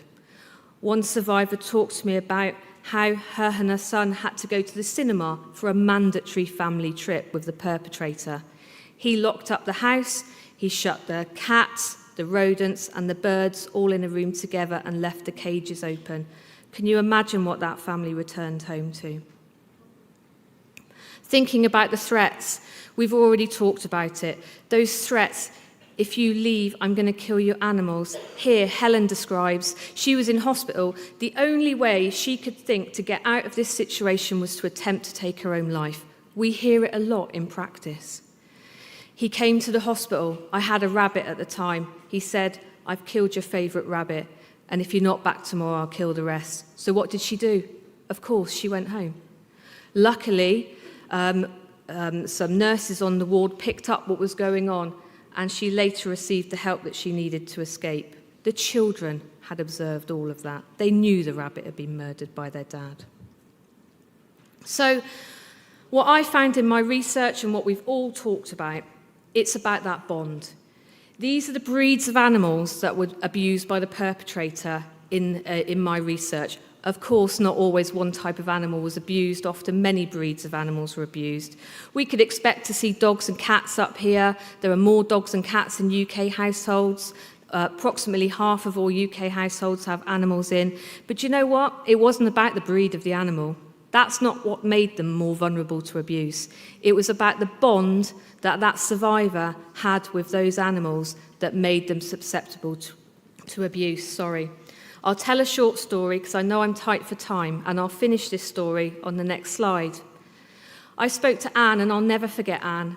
She was 2 years out of that abusive relationship. She's a primary school teacher, and I was the first person she ever spoke to about the abuse of her animals. She was the go-to for the rescue centres. She knew everything there was to know about the quirky breeds of animals. So she would take the exotic animals from the rescue centres to foster, to look after, or to adopt. And she had fish tanks, and she explained these 4 big fish tanks, and I can picture them in my head. And she nurtured those fish from tiny fish. And she had 4 dogs. They liked to go to the rescue centre and collect and get the older dogs, the dogs that no one else wanted, the dogs that were going to get left behind. He never abused those dogs because He saw the dogs as his. Although she was responsible for the care of the dogs, he never abused the dogs. Of course, they were exposed to living in an abusive environment. She had to take them to the vets, and when there were decisions that animals had to be euthanized on health grounds, he would persecute her for those decisions. He fed one of the lizards to the dogs. When she was at work, he used to turn the heat mats off for the exotic animals and mess with their environments. He did that because those animals were so important to her. They were hers. They provided that unique sense of escapism. Because when she was tending to those animals, she was in the moment. She wasn't thinking about the context of the abuse that she lived with day in, day out. We've heard about the bond. For survivors of domestic abuse, that bond is unique. Animals provide that unique sense of care, comfort, companionship, love. When we think our children are asleep at night and they're not hearing any of this, that animal is often the only living being which really knows what's going on in this household. So of course I'm not going to leave it behind. And he knows that, and he's going to exploit that bond that I've got with these animals. It's more than a link. The abuse of animals is a specific strategy of coercive control. And I'm going to read this because this was the moment I thought, no, this is about coercive control. Anne had these 3 big fish tanks. She'd nurtured these fish from tiny fish. He used to threaten them. He used to throw things in there. And he used to pull the fish out. And one day, she can't even remember what it was. It was something so stupid, like she'd got home late, the dinner wasn't ready, and he went into the kitchen and he took the bleach out and he poured it into the water. And she just had to sit there and watch those fish that she loved die, because that's what happened. And it was awful. He did that to punish her for breaking the rules. That's what that was about.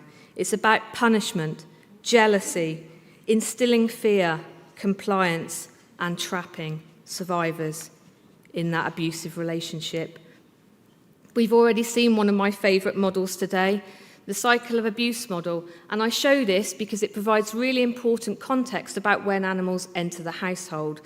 And this was very much came out of my research. We don't fall in love with somebody because they're horrible to us, do we?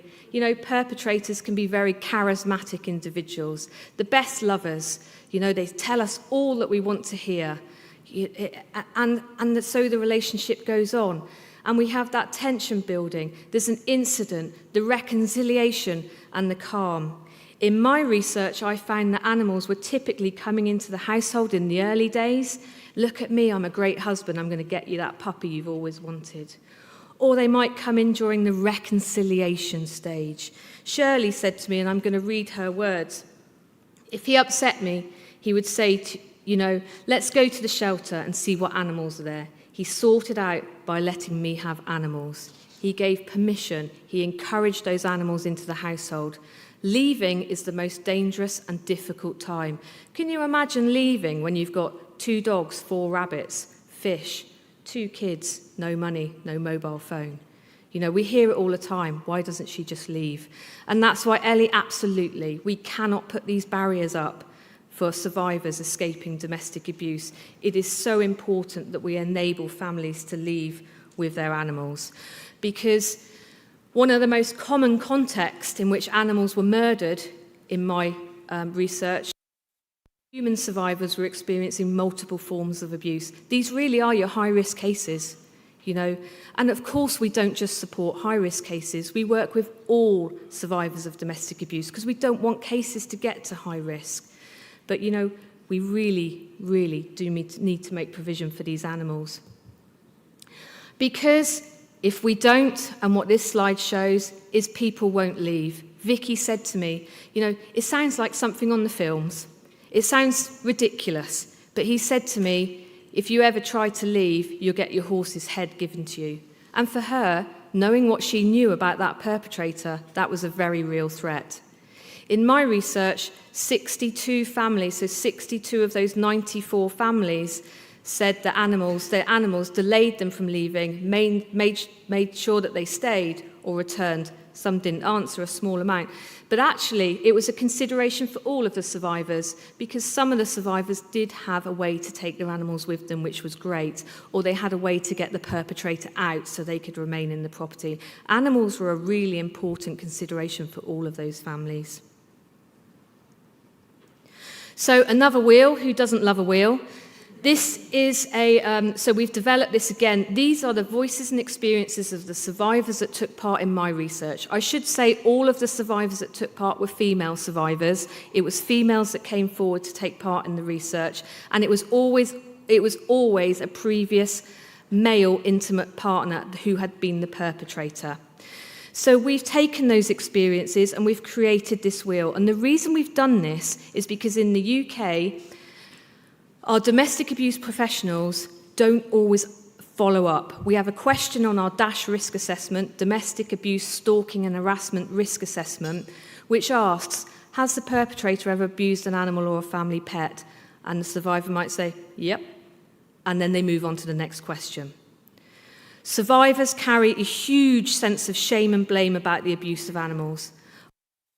Person that many survivors talk to, even though a DASH risk assessment had been completed, because they just felt they should have protected those animals. You know, it's been drummed into them. You're a bad dog owner. You're a bad mum. I'm going to report you to social care. I'm going to report you to welfare agencies. They are concerned, worried about reporting some of this abuse. We need to help them. So this wheel, for me, is a way of, when we're working with survivors, talking through, okay, so let's talk about what's happened to those animals. And this will help us get justice. So we're now attending multi-agency risk assessment conferences, and we're there to advocate for the animals and the survivors.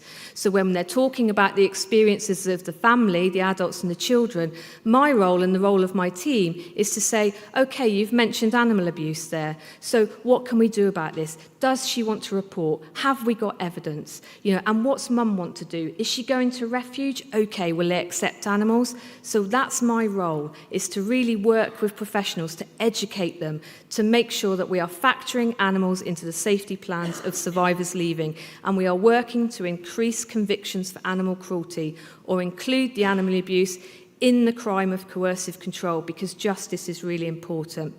When I was sat there, 16 years ago in Women's Aid, who's one of our national domestic abuse organisations, and I had a 6-week-old baby at the time, and I ended up there because my neighbour reported the abuse that was happening to me to my health visitor. And it was an awful, awful time. And I rocked up to Women's Aid, and I went through the domestic abuse, the DASH risk assessment, and nobody asked me about my animal. At the time, I didn't know what was happening to my dog was abuse. That dog was everything to me. She was petrified of the perpetrator. When he walked into the room, she would put her tail between her legs and she would shake. She developed safety strategies just like I did. She would run for cover when she knew she had to. When he said, oh, come on now, come and give me some love, she knew that that's what she had to do. He wasn't physically abusing her at that time. Nobody asked me about the animals. If somebody had gone through this wheel with me, I would have been able to identify some of what was happening to me and name it as abuse. He went on to strangle my dog, and that's why I stand here today. This is such an important issue. We must raise awareness about this link between domestic abuse and animal abuse to keep people safe, to stop abuse escalating. I haven't quite finished.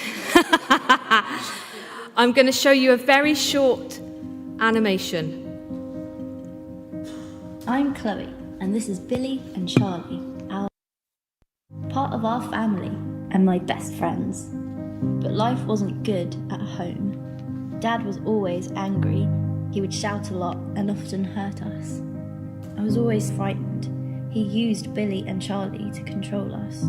One day, it got so bad that Mum said we needed to leave quickly and stay at a refuge, but we took Billy and Charlie with us. Luckily, a friend of Mum's had mentioned Refuge for Pets, who could look after Billy and Charlie. Refuge for Pets were amazing, sending us updates and photos. It was such a comfort to see that they were safe. But the best day was when Mum and I moved into our new home. Billy and Charlie were allowed to come back and stay with us. Refuge for Pets, helping people and animals escape domestic abuse. So Refuge for Pets is an alternative for families. So where families can't go with their animals, if they're going to a refuge which won't take animals, and sadly in the UK we have very few refuges, they're declining.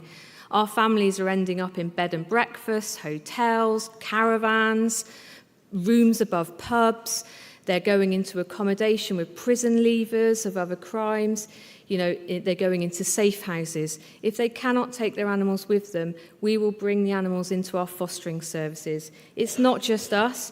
We're one of 4 specialist domestic abuse fostering services across the UK with our colleagues Dogs Trust Freedom Programme, Endeavour, Paws for Kids, up in the northwest, Cats Protection, Paws Protect, and that's us, Refuge for Pets, in the turquoise down in the southwest of England. So together, in 2022, we supported 560 families to escape by fostering 768 animals. This is a big issue. Just us, little old Refuge for Pets, the 7 of us, we've been going since 2017, and we've fostered around 600 animals for around 500 families. I should have checked the stats before I came. I'm not going to talk you through the process because I know time is short, but you know, just to summarise, domestic abuse is a very significant problem. 1 in 4 women in the UK will experience domestic abuse. It costs our economy in the UK £61 billion each year, domestic abuse does. Families will not, domestic abuse has a devastating impact on lives. We've heard a couple of stories. I've got many, many more case studies, as indeed we all have. You know, it impacts people for their lifetime. We have to enable families to get out of this situation as quickly as we can with their animals. You know, it's about enabling freedom for all survivors, people and animals. And that's me.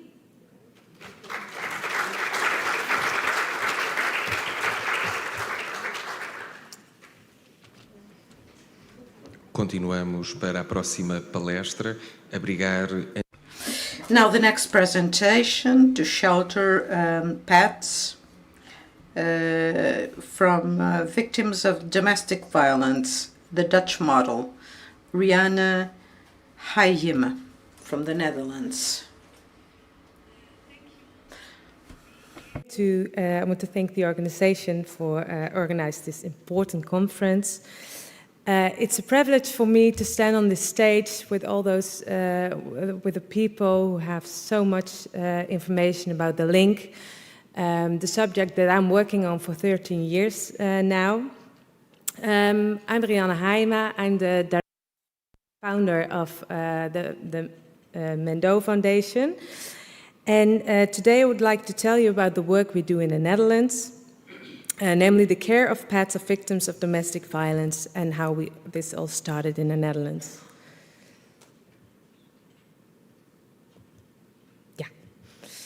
In 2010, I completed my study on animal management, and I did a thesis about the role of Dutch municipalities when it comes to the link, because I wanted to know if any municipality was aware of the link and if they had some put it into their, if they do something with the link. But the results were very disappointing. Actually, no municipality had both attention to animal abuse and the link, let alone try to combat it with appropriate policy. In 2012, Marie-José, we've already seen and heard her, she conducted a study on the role of pets in situations of domestic violence. And these were the results. And the last result, the 41% has postponed their flight to a shelter because of concerns about their pets. That one triggered me to realize actual shelter for those pets, so that there won't be a reason to postpone their flights. And at that time, I was working at IFA. IFA is an international fund for animal welfare, and they gave me the ability to start the project. It was Blijven mijn dier. It's pretty Dutch, but it's hands of my animal. That's the translation. And it's like what Mary told us about the refugee for pets. It's the same care system for those pets. And during the time that I was working at IFA, I was able to visit 3 women's shelters in the US, Europulse in New York, one in Denver, and one in Vermont. And what I saw there was the importance of staying together with the clients and the animals. I saw how important it can be to have your pet close to you, especially in situations of stress and uncertainty, and especially for those children, because if you imagine what an animal like a dog or a cat or whatever, they give them trust, and so it's they provide security. And what are we doing when we're saying you and your mom, in most cases, you can come to the shelter, but you have to leave that pet behind? The only thing that gives you that trust. They have a lot of trauma, and I think we create more trauma when we say, you can come in, but you have to leave your pet behind. And I was determined to take these working methods to the Netherlands so that the people there do not have to be separated from their pets unnecessarily. And at that same time, Blijfgroep in Amsterdam, it's a progressive women's shelter. They got questions from their municipality because of a policy animal program that they had to do something about the pets of their clients, but they had no clue what to do. So we got in contact and we worked together, and within a year we had the first pet-friendly women's shelter in the Netherlands. It's Blijfgroep Amsterdam.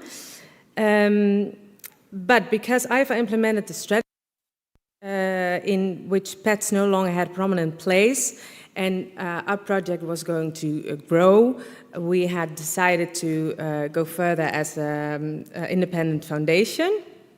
IFA actually supported us for 3 more years, and then the Mendo Foundation was born. And Mendo stands for Human and Animals Unconditionally and Inseparable. What we do, we are the first and the only organization in the Netherlands that focuses entirely on sheltering pets from situations of domestic violence. And we work very closely together with the shelters in the Netherlands and with other organizations like the police, the animal shelters. And what we do with Mendo, we have 3 pillars that we are focusing on. And the first one is foster care. The second one is policy change, and the third one is training and advice. And with foster care, like Mary told also before, we are a helpline and we give advice. We have a big network of foster families. And when somebody has to go to a shelter which is not pet-friendly yet, we coordinate the transport and the veterinary support and also the behavioral therapy when needed. The policy change, which I'm focusing on for a few years now, is that we want to have all the women's shelters in the Netherlands pet-friendly. And we choose for the option 1 to get them included so that they are together with the people in the same apartment. We have regular visits. We work very close with the women's shelters, and I think that's the most powerful thing to do, because we are an animal welfare organization, and we have our expertise is on animal welfare. They have the expertise about the social care.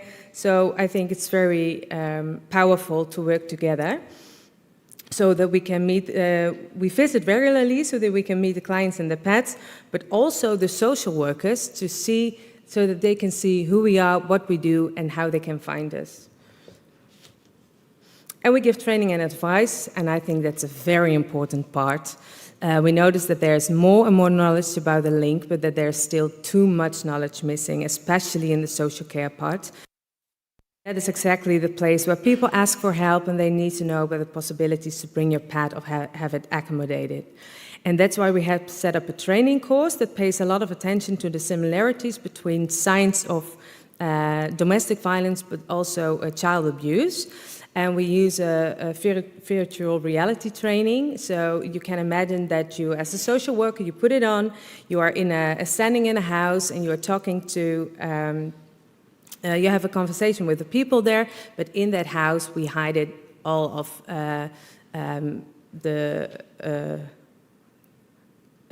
the signs of animal abuse.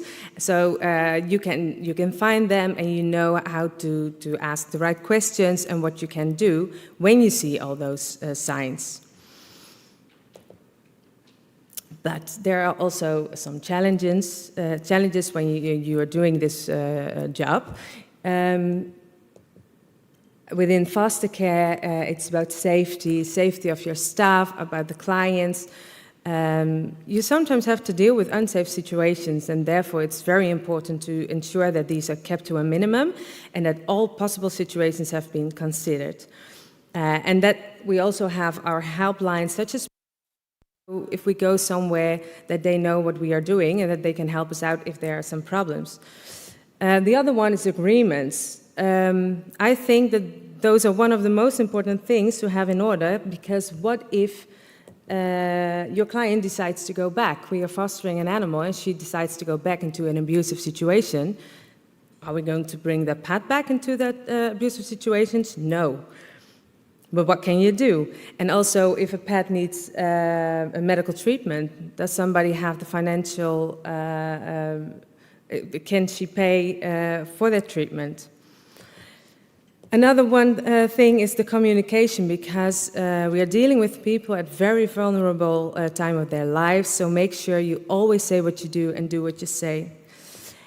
And we work in crisis situations. It's always urgency. We are a very small team with 6 people part-time for the whole of the Netherlands. And then it's a challenge to be able to act quickly. And we started this work to support distressed animals. So we want to do everything to help them, but sometimes you cannot, and then it's very good to have your network ready so that we can work on this together. Challenges on policy change, long term, it's policy change.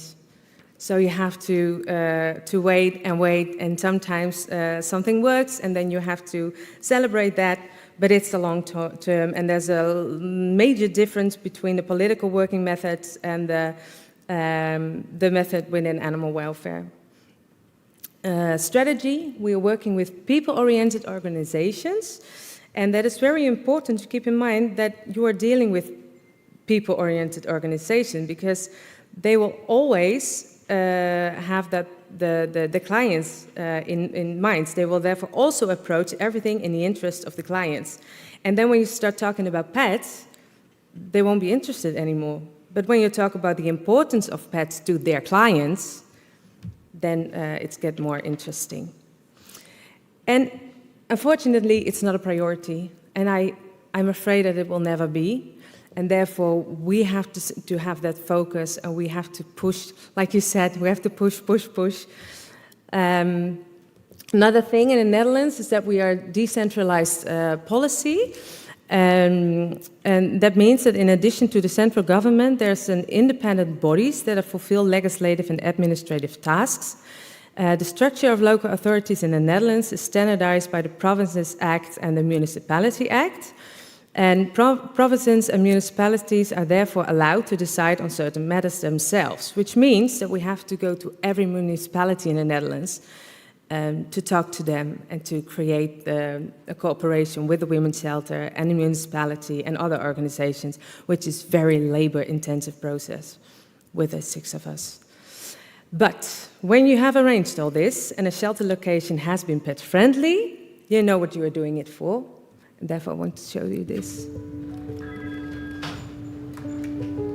Oranjehuis Flevoland, Gooi en Vechtstreek met Carna. Ja, ik ga u even doorverbinden. Hallo, ik heb begrepen dat u een opvangplek bij ons nodig heeft. Ja, u bent van harte welkom. Heeft u ook dieren? Wat belangrijk is als u een huisdier heeft, die zijn van harte welkom bij de blijfgroep. Voor honden is het belangrijk dat u een halsband en een riem meeneemt. Als het een kat is, dan graag een reismandje meenemen. En als u nog overige vragen heeft, dan kunnen we het daar ook straks met elkaar over hebben. Prima, dan zien we u straks. Fijne dag nog. Dag.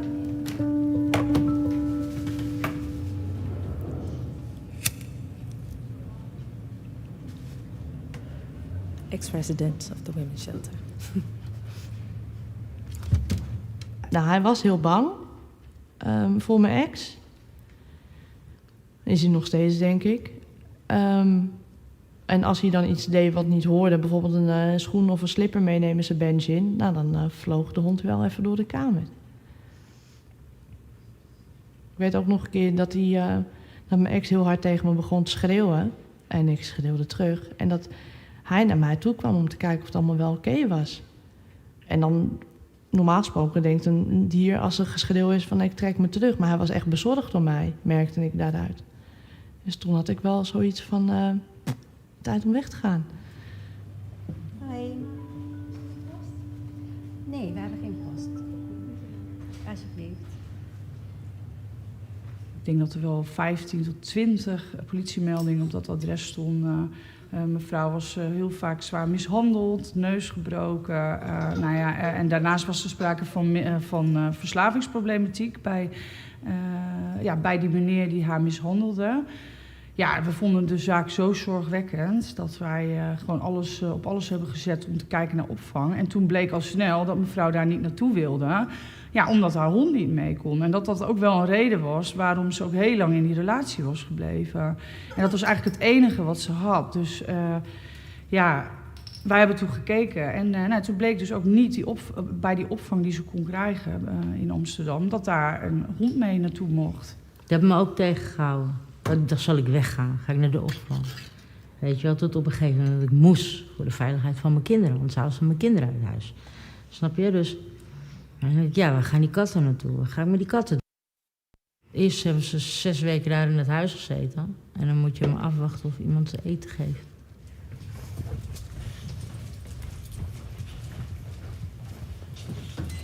Mijn dochter vindt het heel fijn dat hij hier is. Ik merk gewoon als zij mij ook even niet ziet zitten omdat ze chagrijnig is en ze iets van mij niet mag, gaat ze troost zoeken bij hem. En hij gaat dan met zijn voorpoot op haar borst liggen. Dus net alsof ze aan het kroelen zijn. En dat geeft voor haar gewoon een heel fijn gevoel. En dan na 10 minuten is het ook gewoon weer over, is er niks meer aan de hand. Dus elke keer als ze het even niet meer zie zitten, of als ze echt naar huis wil, dan zeg ik, maar we hebben Gypsy. Ik zeg, Gypsy is toch ook? En dan is het alweer helemaal gelijk klaar. Dan bloeit ze helemaal weer op. Ik vind gewoon dat dieren altijd welkom moeten kunnen zijn in een blijf van mijn lijfhuis of een noodopvang. Want niet alleen de mensen worden mishandeld, maar ook de dieren.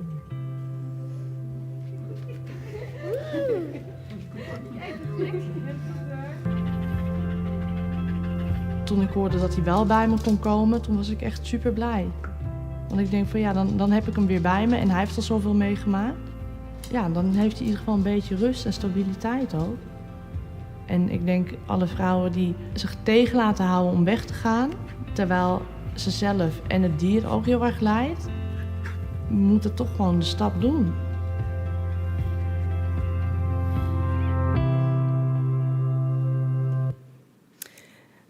This one I will skip. It's about the request for help in the Netherlands. The only thing I wanted to say about this is that you see that the number of requests for help is a lot higher than the actual animals that we are actually taking care of. And this is due to the fact that sometimes a solution is found or sometimes somebody just leave. We will never. About the development, more and more women's shelters became pet-friendly in the Netherlands. Like Ellie told already, these are the pet-friendly women's shelters in the Netherlands right now. So we covered a lot, but we're not there yet. As I just said, our financial situation was very uncertain last year because we received income from IFA until 22. But then it stopped. They covered us for 3 years. And then we had to find our own funds, which we, of course, did. But we ran into some notable problems because, like what we see with the people we want to help, is that also when we try to get funds for this problem, people-oriented funds only donate to people and not to animals, and animal-oriented funds only donate to animals and not to people, and we work on that link. So that was very difficult, and we had to find out a new strategy, and we found that, I think, because when you look at the money flow in the Netherlands, I already told you that we are a decentralized state. So the budget is coming, they determine how much budget is available for domestic violence every year, and then it goes to the central municipalities, and they decide how much is going to the women's shelter or to other organizations, also Mendo. And we have been working on this since October 22, and what you see now is that some of the more and more municipalities will support Mendo, and the gray one are the ones that we hope that they will support us next year. But if you look at the money flow, we see that we are included here. It goes from central to the municipalities and then to the women's shelter, and there we are, because we have a part of that budget. But what we want to do is to, we will be there in an earlier stage, so we want to be here, so that we will be given the opportunity from the central government to support all shelter locations in the Netherlands, and that no one will have to stay at home longer because of concerns about their pets. And that's what we mentioned before, the 41% that postponed their flight because of the animals, and that's the reason why I started this, this challenge. And I think that if we can manage that, we can help a lot more people, and then we can arrange this. This is what we want to do, where we want to live in. I'm finished.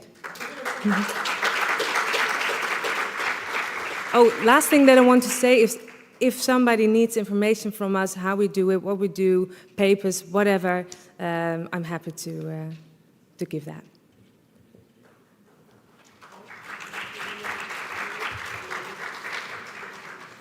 Terminamos assim a sessão 4. We end this session 4 of the Link Conference 2023. We'll now have a short coffee break and we'll be back shortly.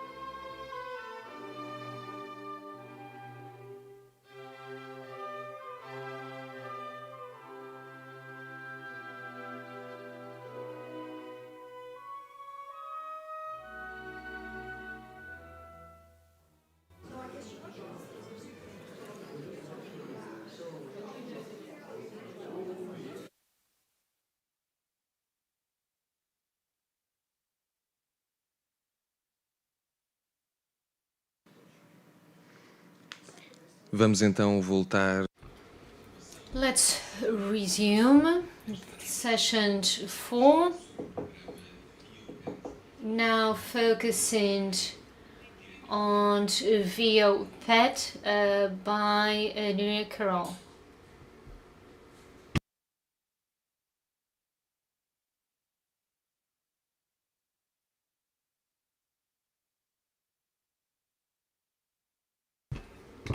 Professora do Animal, for her kind invitation to this amazing conference. I'm really honored to be here among these wonderful stars, and also I would like to thank you, the public, for attending the conference. It's really an honor. Well, I'm gonna go very quickly talking about the VIOPET program. The VIOPET program in Spain is, oops, okay, it's not working. Okay, it worked, sorry. I just want to, it was a test to see if you were really following me. Okay, VIOPET is a program that helps women, children, and animals, victims of domestic violence, to have, ideally to be together, and if not, to find a safe haven and escape this domestic violence. It was founded in 2013 and was inspired by safety. I cannot stress how much safety is important and how it has helped so many victims of domestic violence. We truly believe that safety is a program that saves lives. So I really encourage you to download the safety manual and read it and really try to implement it, hopefully in the whole Portugal, and if not, in your municipalities or cities.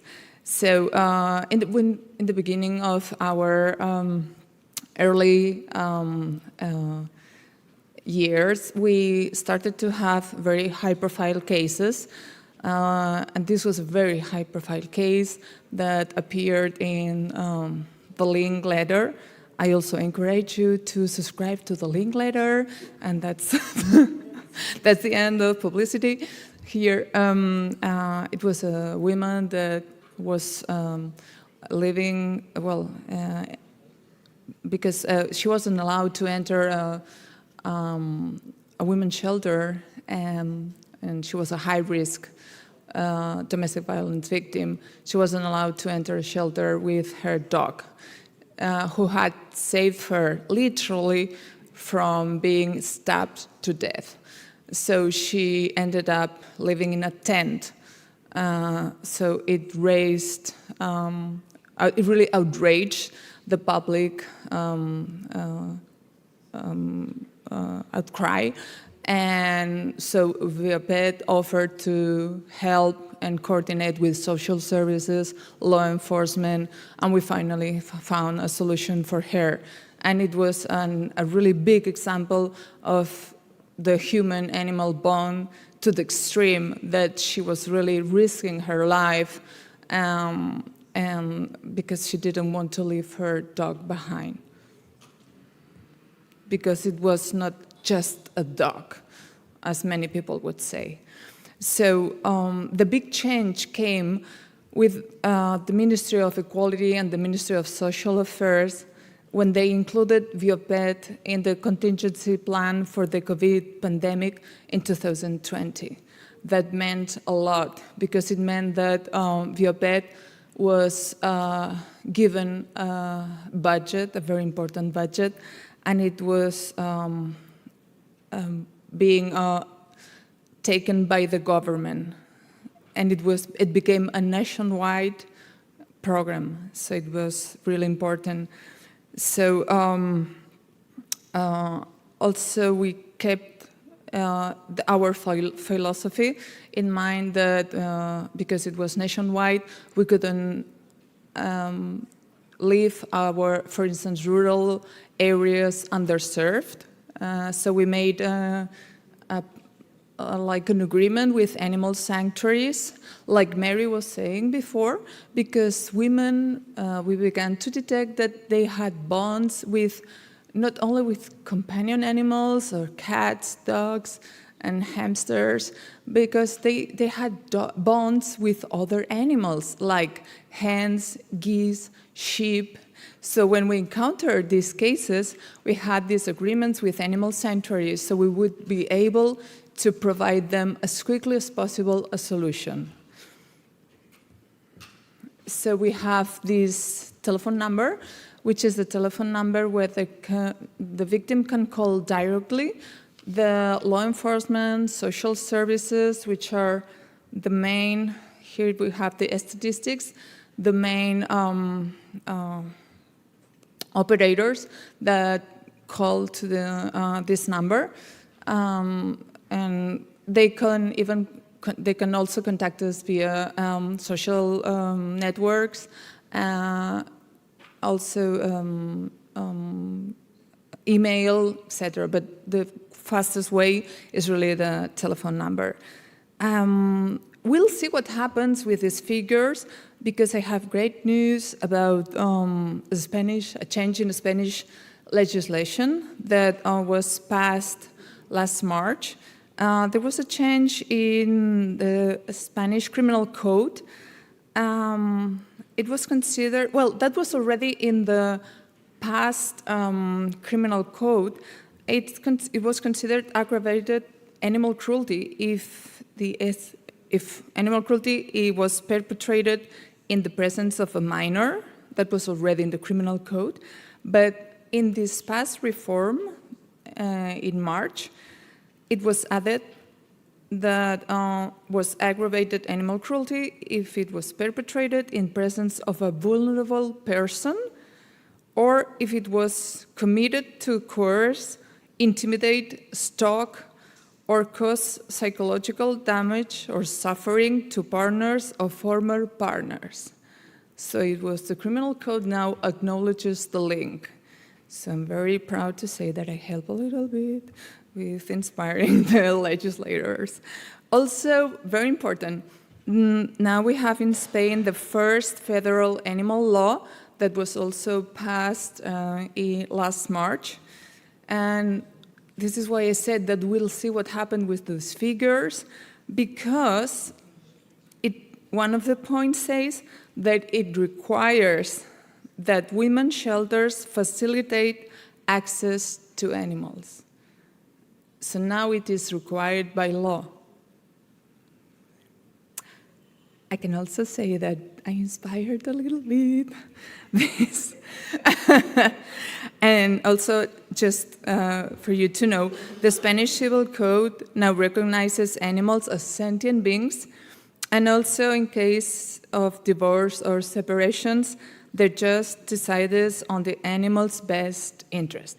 So I think we have, a lot of hope in Spain that things are going to change for good for the animals. And this is all I had to share with you. And again, thank you so much. Muito obrigada.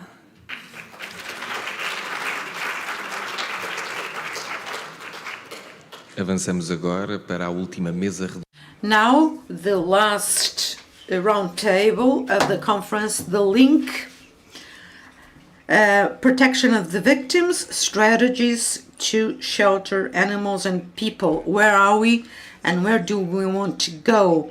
So the chair people, Ana Sofia Reis and Laurentina Pedroso, Cristiana Barbosa from the Christian Social Action Group, Dulce Rocha, Child Support Institute, Conceição Valdágua,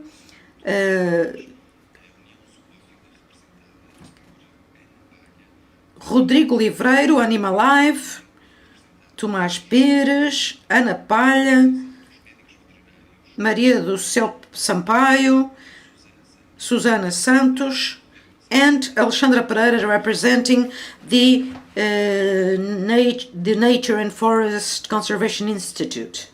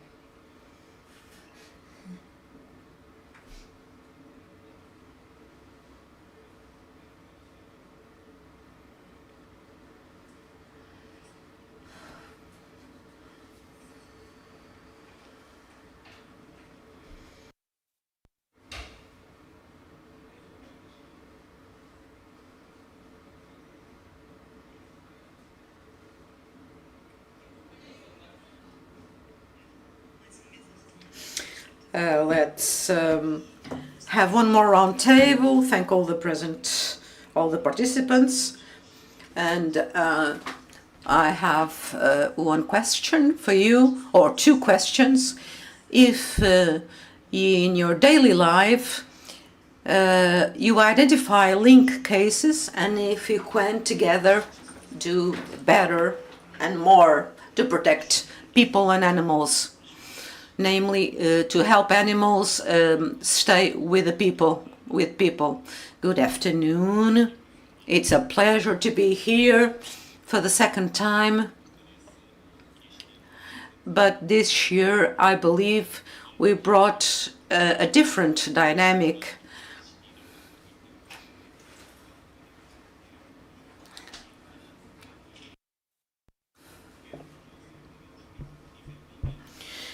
And I believe that these webinars were very important for our mission.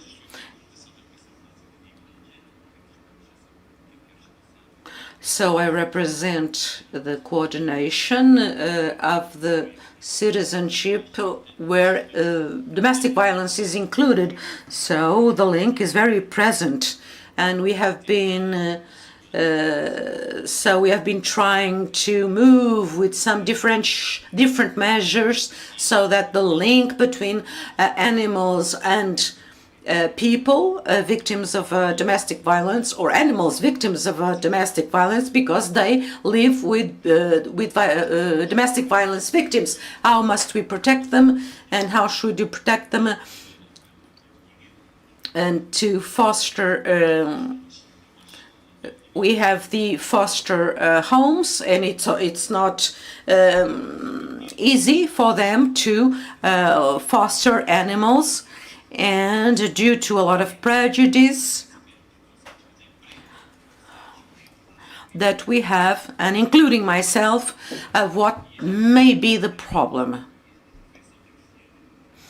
And maybe I'm saying the words of Christiana, but that's what we talked about outside this room. But we are focusing on the problem and not on the solution. And maybe we saw skills to solve this problem.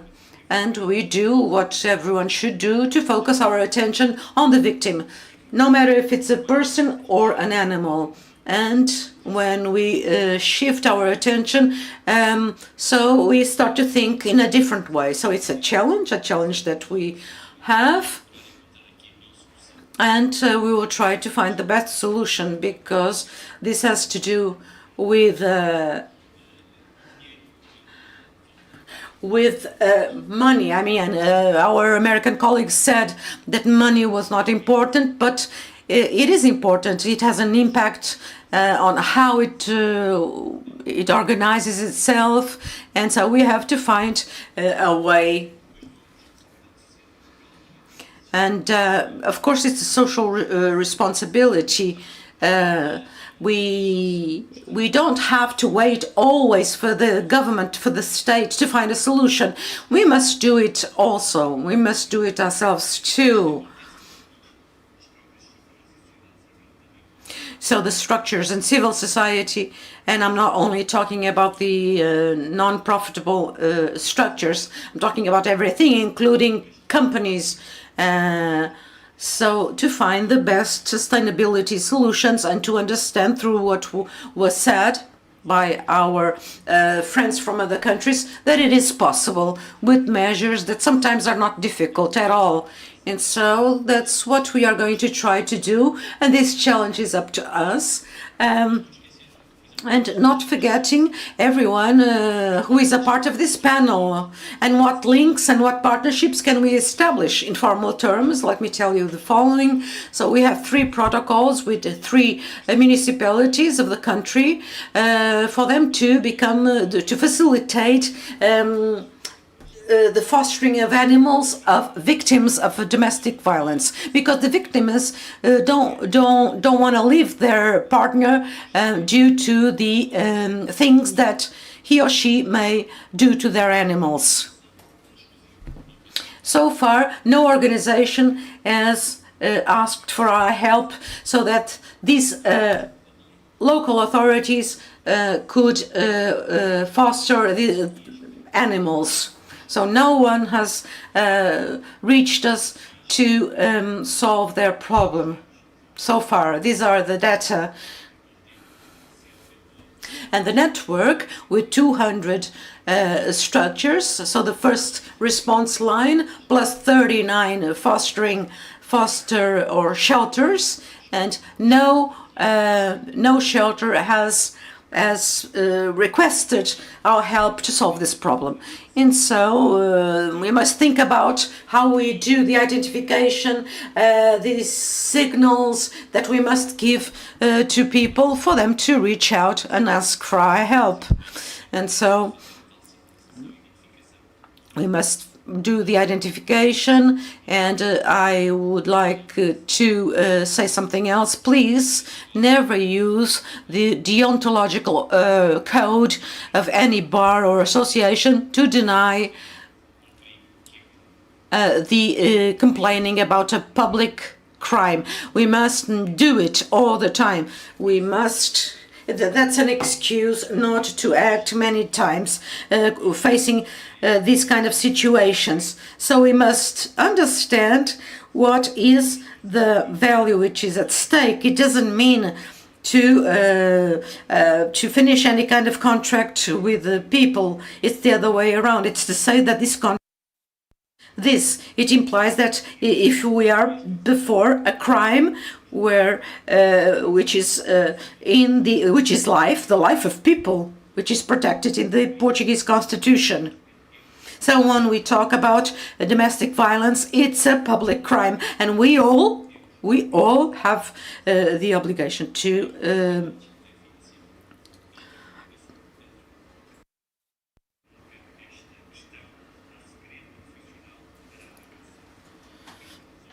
expose and to report. So we are mandated by law. So I insist. Thank you very much. So let's give the floor to Cristiana Barbosa. Well, he stole my speech. First of all, I would like to thank the invitation.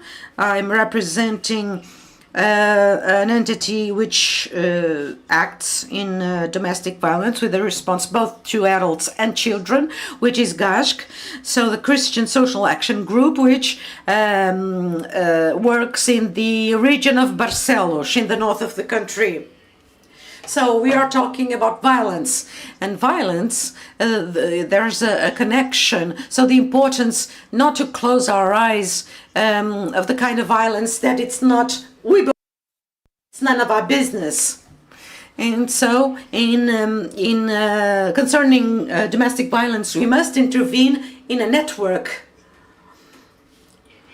So it's in this network that the answers will appear. We cannot wait that the state solves all the problems, and networks are there to provide answers. So our practice, and specifically I deal with children and teenagers, victims of domestic violence, and children and teenagers are very connected to their animals, and it's very hard for them to leave these members of the family behind. And so I have no doubts whatsoever that the child, if he or she can take the animal with him or her, it will be less difficult, and to provide safety in a phenomenon which takes away their emotional and physical safety. So everything that is possible to be made should be done. And we heard about different ways to do it, and I was thinking to myself, well, many times we ourselves establish the obstacles because we fear change. And I leave this seminar full of new ideas to think about the associations that we have in our region that act with animals. How can they help this kind of situations? Because we cannot, in the spur of the moment, foster animals. We must prepare the situation beforehand. We have situations that we already did it. So we had unique cases, because in fact, the system is not prepared for this kind of situations. And so it does not seem to me that when there's a need to welcome a victim, we are going to ask, do you have an animal? Because it's not a priority for us. And we have to change, because if we worry about the children who are victims, we have also to worry about animals. We have to change the perspective. We have, and I was during the coffee break, I was telling Manuel, we need financial resources. I always talk about money because it's so important. But when we don't have the money and we work in a sector where there is no money for what are the needs that we have, and so we are very creative.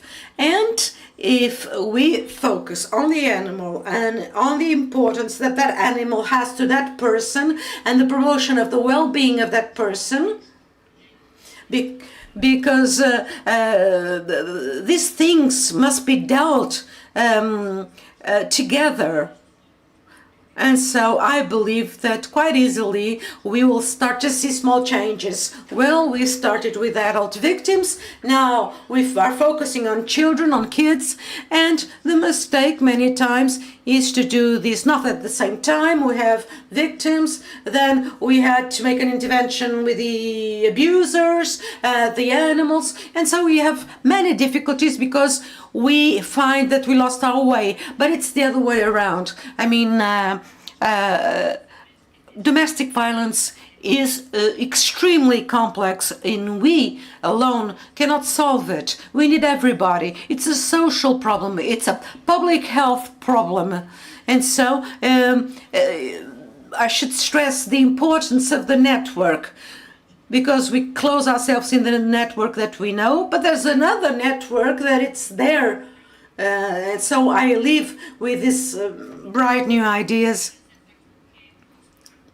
and to bring these things to our work. So about it, we know that it is there because we have kids that talk about these issues, victims that are in harm's way and don't leave because there are animals at home being abused.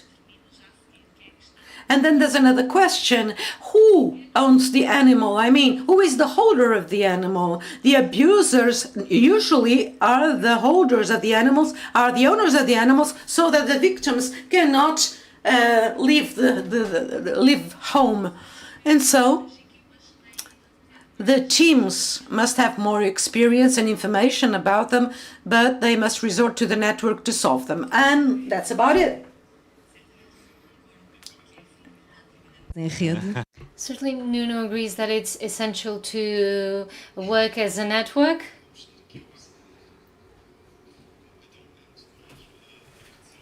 I would like to start by thanking you the invitation to address. I'm here to represent Ms. Dulce Rocha. So I'm representing here the Institute in Support of Children. And when this invitation was mentioned, what came to mind was what we have in common. Right now, the Institute has a campaign of raising awareness regarding violence against children. And we need to clarify the legal framework affecting these issues. And obviously the issue of animal abuse is also part of this debate, and the legal framework also needs to be debated. So these two struggles have had several episodes, have helped each other.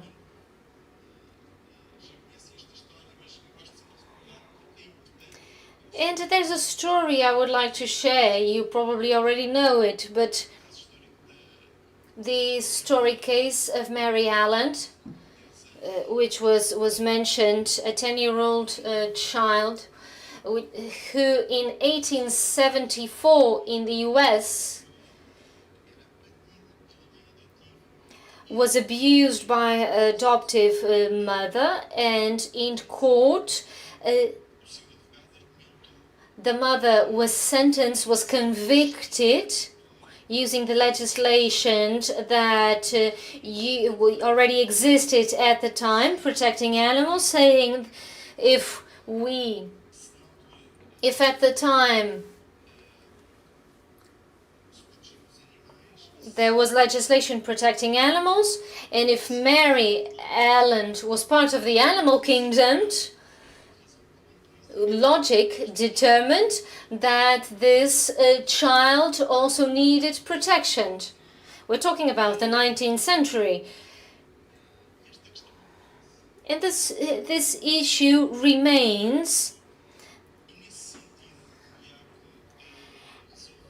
And so, Yakari Institute undertook a campaign to fight violence against children, and 2 days later the war in Ukraine started. We continued because we are persistent.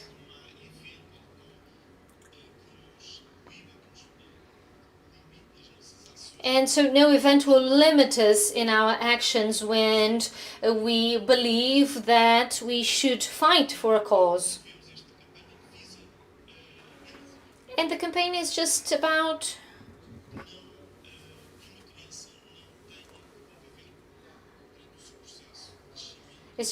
ensuring that a child does not have to live with violence throughout their development. Just like we do not accept domestic violence, we say the same thing regarding children. We need to have a zero tolerance policy. So this campaign focuses on corporal punishment. And why this is, we continue to see these types of behaviors is still very often to see on the street, parents allegedly educating children, hitting their children, slapping them. That's why we chose the name Not One More Slap. So what we want is the absence of violence. Scientific evidence has shown us there is no upside to educating based on violence. Several studies have shown that it makes no sense.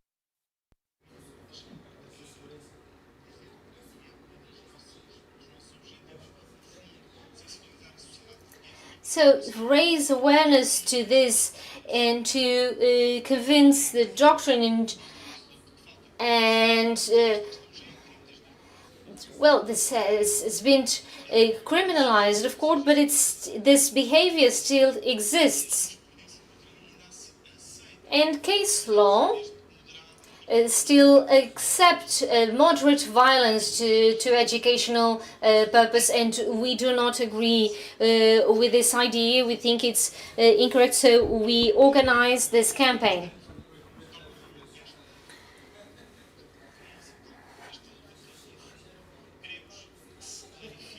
We want the law to be clear, and so what we propose,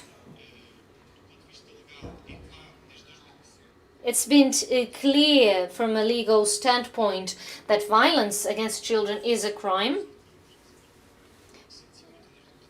Paragraph 152 of the Penal Code stipulates that is a crime, clearly. But we want the Civil Code to be clarified, the one that defines parental responsibilities. We think that the Civil Code needs to be made clear that any type of violence against children is inadmissible.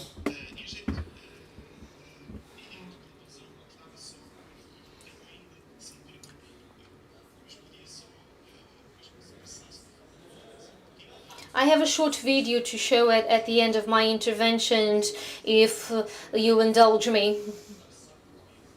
And from the awareness campaign, but to conclude, I would just like to say two things. And quoting the Secretary General of IARC, it's beneath us to do harm. In each slap hurts today, hurts tomorrow, and their entire life. That child is not going to forget the violence, and now I would ask the technical team to share the very short video of our campaign. Despacha-te!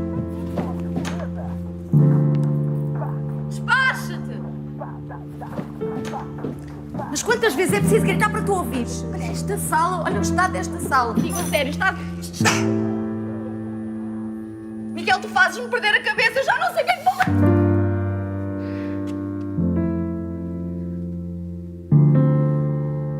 Desculpa, minha filha.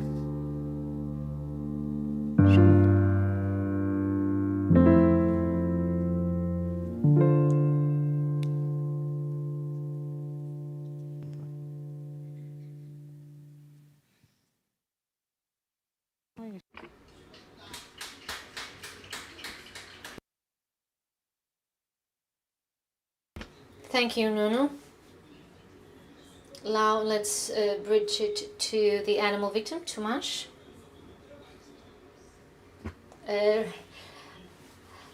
Maybe repeating a bit what has already been said, I would like to thank you for the invitation to be here present at the Link conference.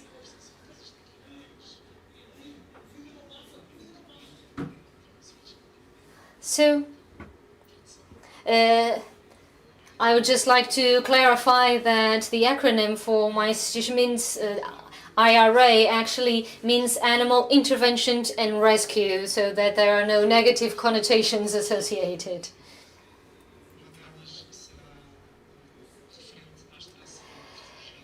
So, our interventions have worked at several levels, and we have had a role in extracting refugees, people from Ukraine.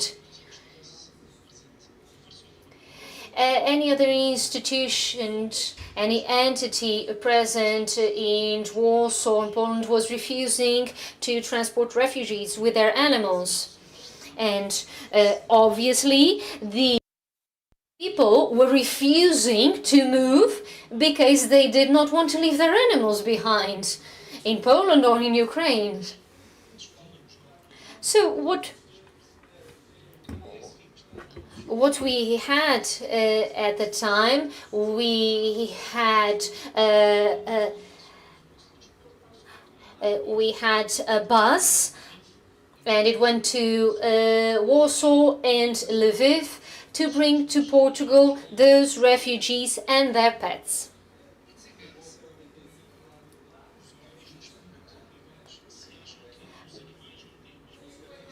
But make no mistake, it's not just about defending the welfare people of animals. Many people put their well-being, their welfare in jeopardy because of their emotional attachment to animal. So this is a very clear link. I think we can't be any clearer.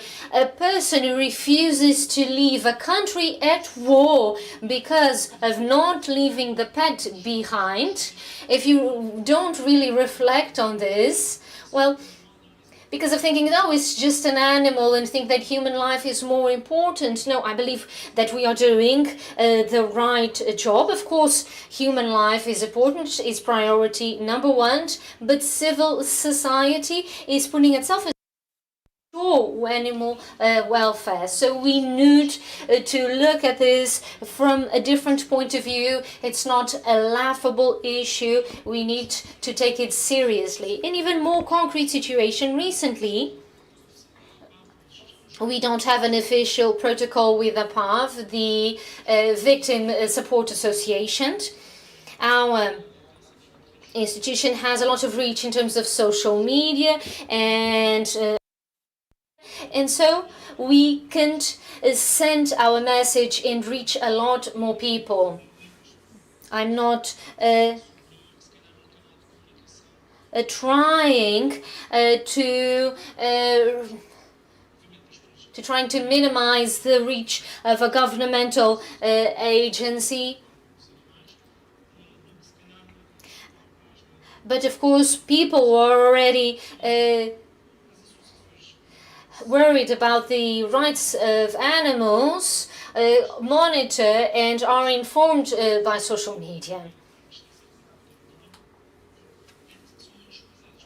But very frequently these associations are not considered. We have so much reach in terms of social media and direct contact with the public. I don't understand why the state does not resort to these associations or does not create mechanisms to cooperate with them and use these associations. Because these associations solve quite often problems of the state, but it's not their obligation, and these NGOs do this. But why not use these NGOs, animal protection associations, to help them and to cooperate, to create mechanisms above the Victim Protection Association? In a non-official way contacted us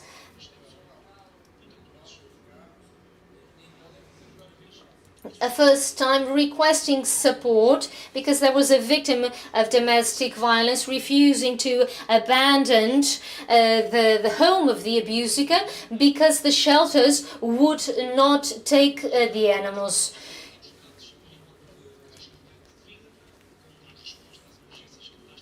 We deal with sheltering the animals that we rescue. We do not really have a capacity to shelter the animals that would come from these situations. But given our reach through social media, not only, we are able to find immediate one-time solutions. Here, the victim of domestic violence was relocated to another parish, and what we asked through our social media, in a couple of hours, exactly in the same parish, we were able to find someone who would be a foster, a family for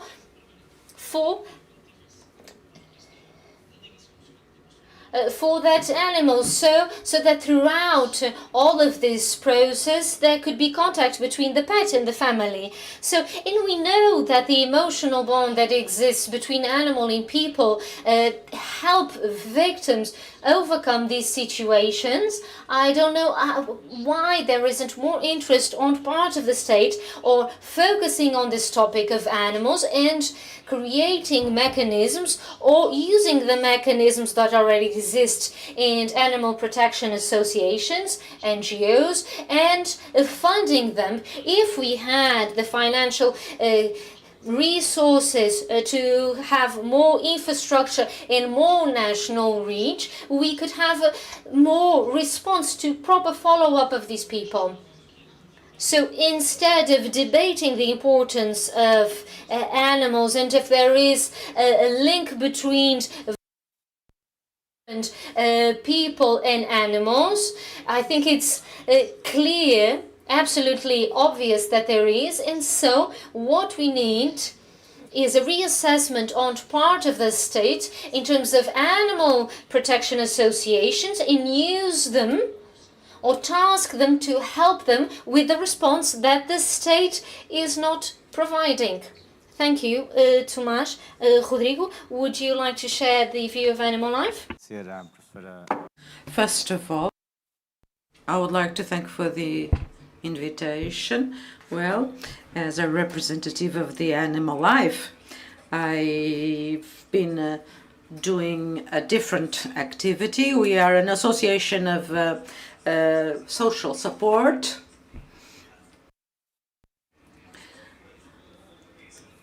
So we we had a campaign to collect food for animals.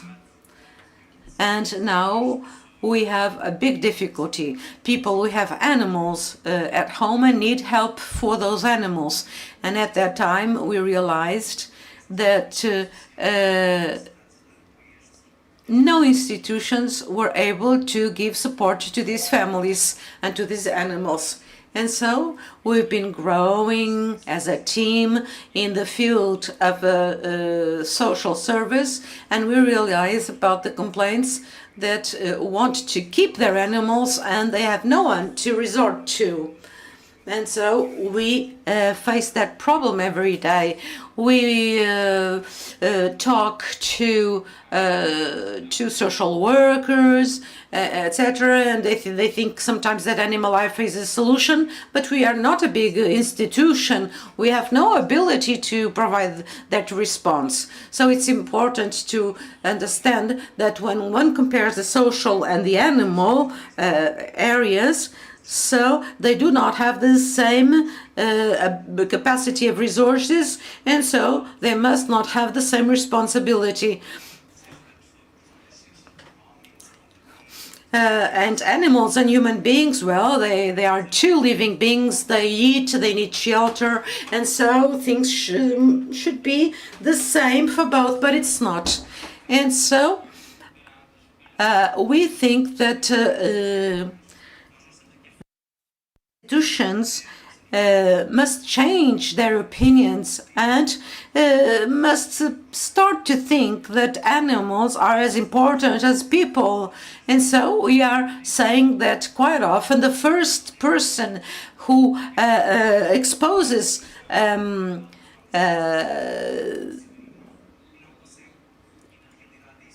is the victim. And so staff from Animal Life give us a call from the north to the south of the country to ask for an answer, but there's no answer.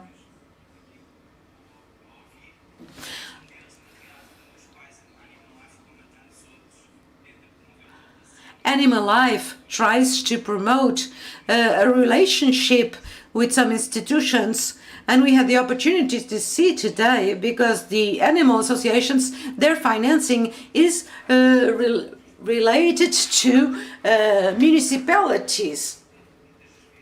Many times they are not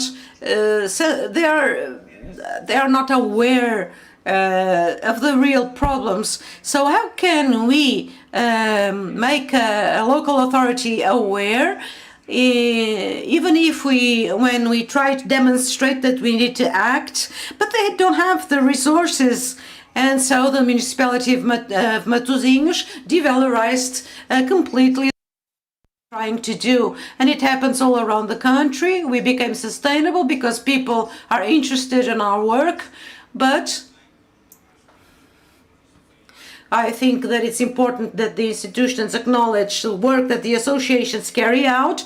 And today I had the opportunity to hear about the work that the institutions in other countries do. We don't have the same financial capacity, but I will say a word. There are associations in Portugal interested in working with social support institutions. There are animal institutions that are more and more interested on finding upstream solutions, but many times they are not able to make this connection directly, and they are not prepared to work in cooperation. And so what I would like to, from the link, and maybe we could all meet and to establish partnerships and find common solutions, not only domestic violence, but all the situations related with people who have to keep them. Thank you, Rodrigo. Well, before giving the floor to Ana, I will give the floor to Conceição via Zoom. Conceição, do you hear us? There's no sound.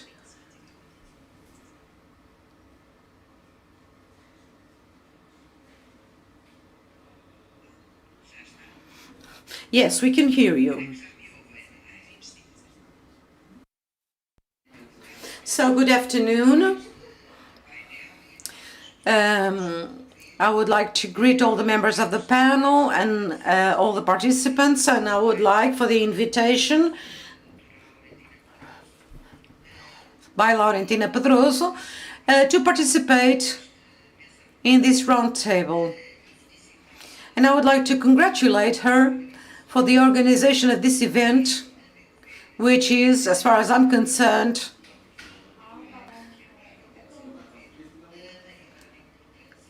very important for the protection and safety of the animals and people.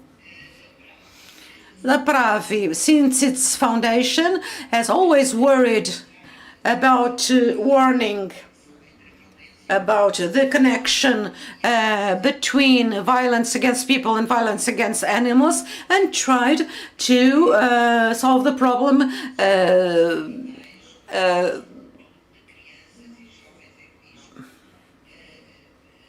keeping in touch with children and young people at risk, and it counts on several success cases, mainly in children from 7 to 13 years old. Well, we don't have the same success in older kids. It's more difficult to mold the personality, or to make those kids at risk to have non-violent personality, character. But regarding kids up to 13, 14, we have had a lot of success in their formation. So we were able to prove the bond between violence against animals and violence against people, both in the field of domestic violence and in general, violence in general. One of the indicators, one of the more common, that the animal abuser is also people abuser, is the fact that the people that expose them and witnesses request to be anonymous in most of the cases, because they are afraid of revenge, because those people are known in the neighborhood due to their violence. As far as domestic violence goes, well, we have had many situations where cruelty against people of the family is used by the abuser as a way to coerce the victims to the practice of actions, as a way to intimidate them, to hurt them psychologically, and to take revenge. I'm remembering about the case Pravi had to foster the family and one of the animals, because the abuser, so the lady had two animals, and he stuck the eyes of the animal with needles, and the lady, fearing that he did the same to the other animal and herself, she took action, and she had already asked for the help of APAV, but APAV didn't want to get the animals, and so when the husband destroyed the eyes of the puppy and threw him out, she decided to ask for support of animal associations. And so we don't have the capacity to welcome people with their animals. We can foster animals, but we don't have the capacity. However, at the time, the lady was so desperate and in such a big psychological hurt, pain, the lady and the son and her son, that we were able to find a room in the home of the staff of one of the farms, a room so that the lady could live there with the son and with the other animal. So these situations of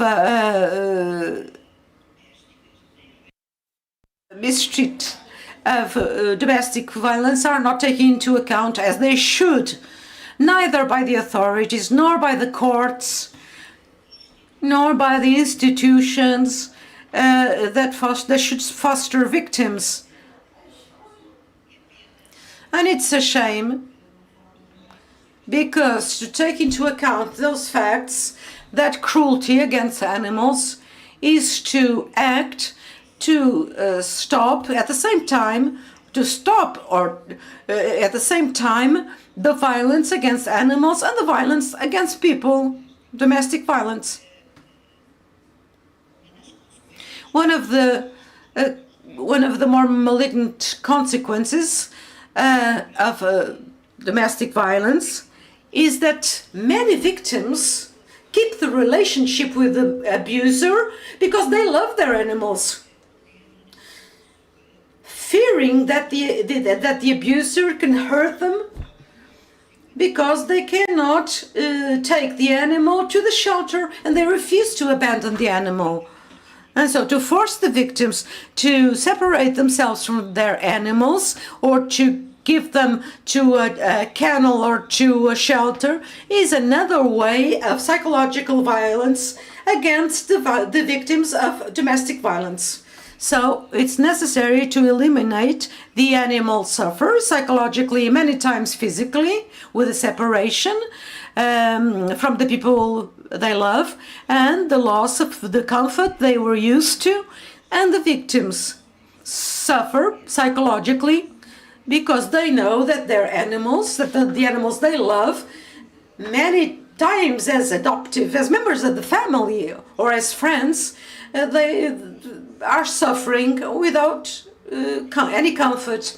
So, as far as I go, I find a violation of human rights to force the victims to that psychological pain when they are already victims of psychological and physical, many times, pain, to force them to one more psychological pain in exchange of their own safety, because they are not given the possibility to finish their pain.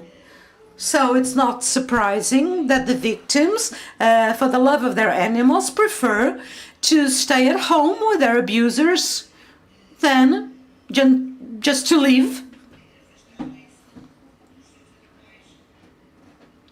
and to leave their animals behind. What makes them hurt, as well as animals, psychologically and physically. Desses em que os animais. And we have many cases in which animals have developed fevers and diarrheas, etc., which means that their psychological pain reflects in physical pain. So it's urgent that, just like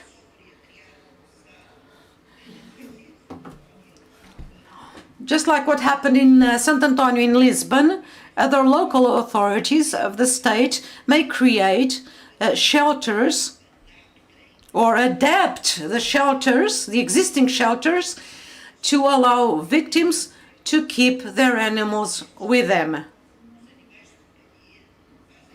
The pets are part of the family, and the state and local authorities and institutions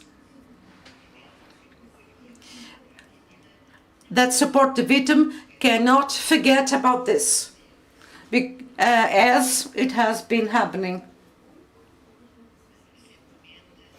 Recently in Spain, the penal code was changed and it was introduced a law regarding animal abuse.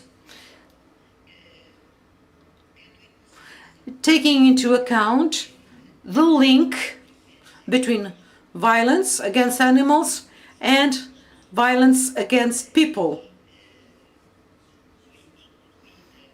And it was included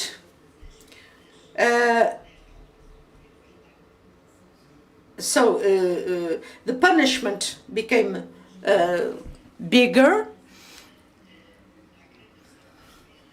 for the abusers, and according to the instrumentalization of the animals to intimidate, and I'm quoting what the law says,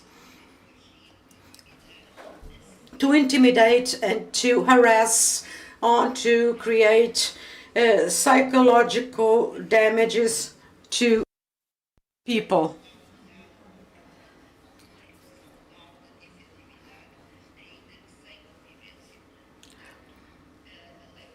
So the Spanish penal law, about a month and a half, it's quite recent. And bearing in mind the link between violence against people and violence against animals, changed the law and worsened. Conceição, we have to finish, I'm sorry. We have to finish.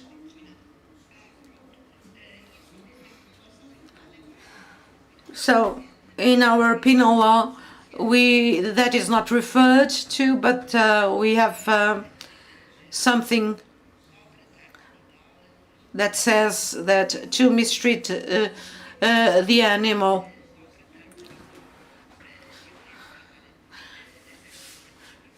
to violate the family, the wife, the children.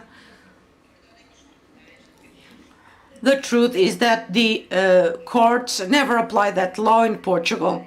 In Portugal, I believe that the problem is not due to a lack of law, but is the non-application of the laws that we already have. Thank you very much, Conceição. Obrigada. Antes de mais, obrigada pelo convite. Thank you for the invitation. I will try not to repeat what has already been said. I'm representing União Zoófila, so it's an animal protection and rescue association. We shelter a lot of animals, and so we have seen all of the situations that have been mentioned here in terms of animal abuse.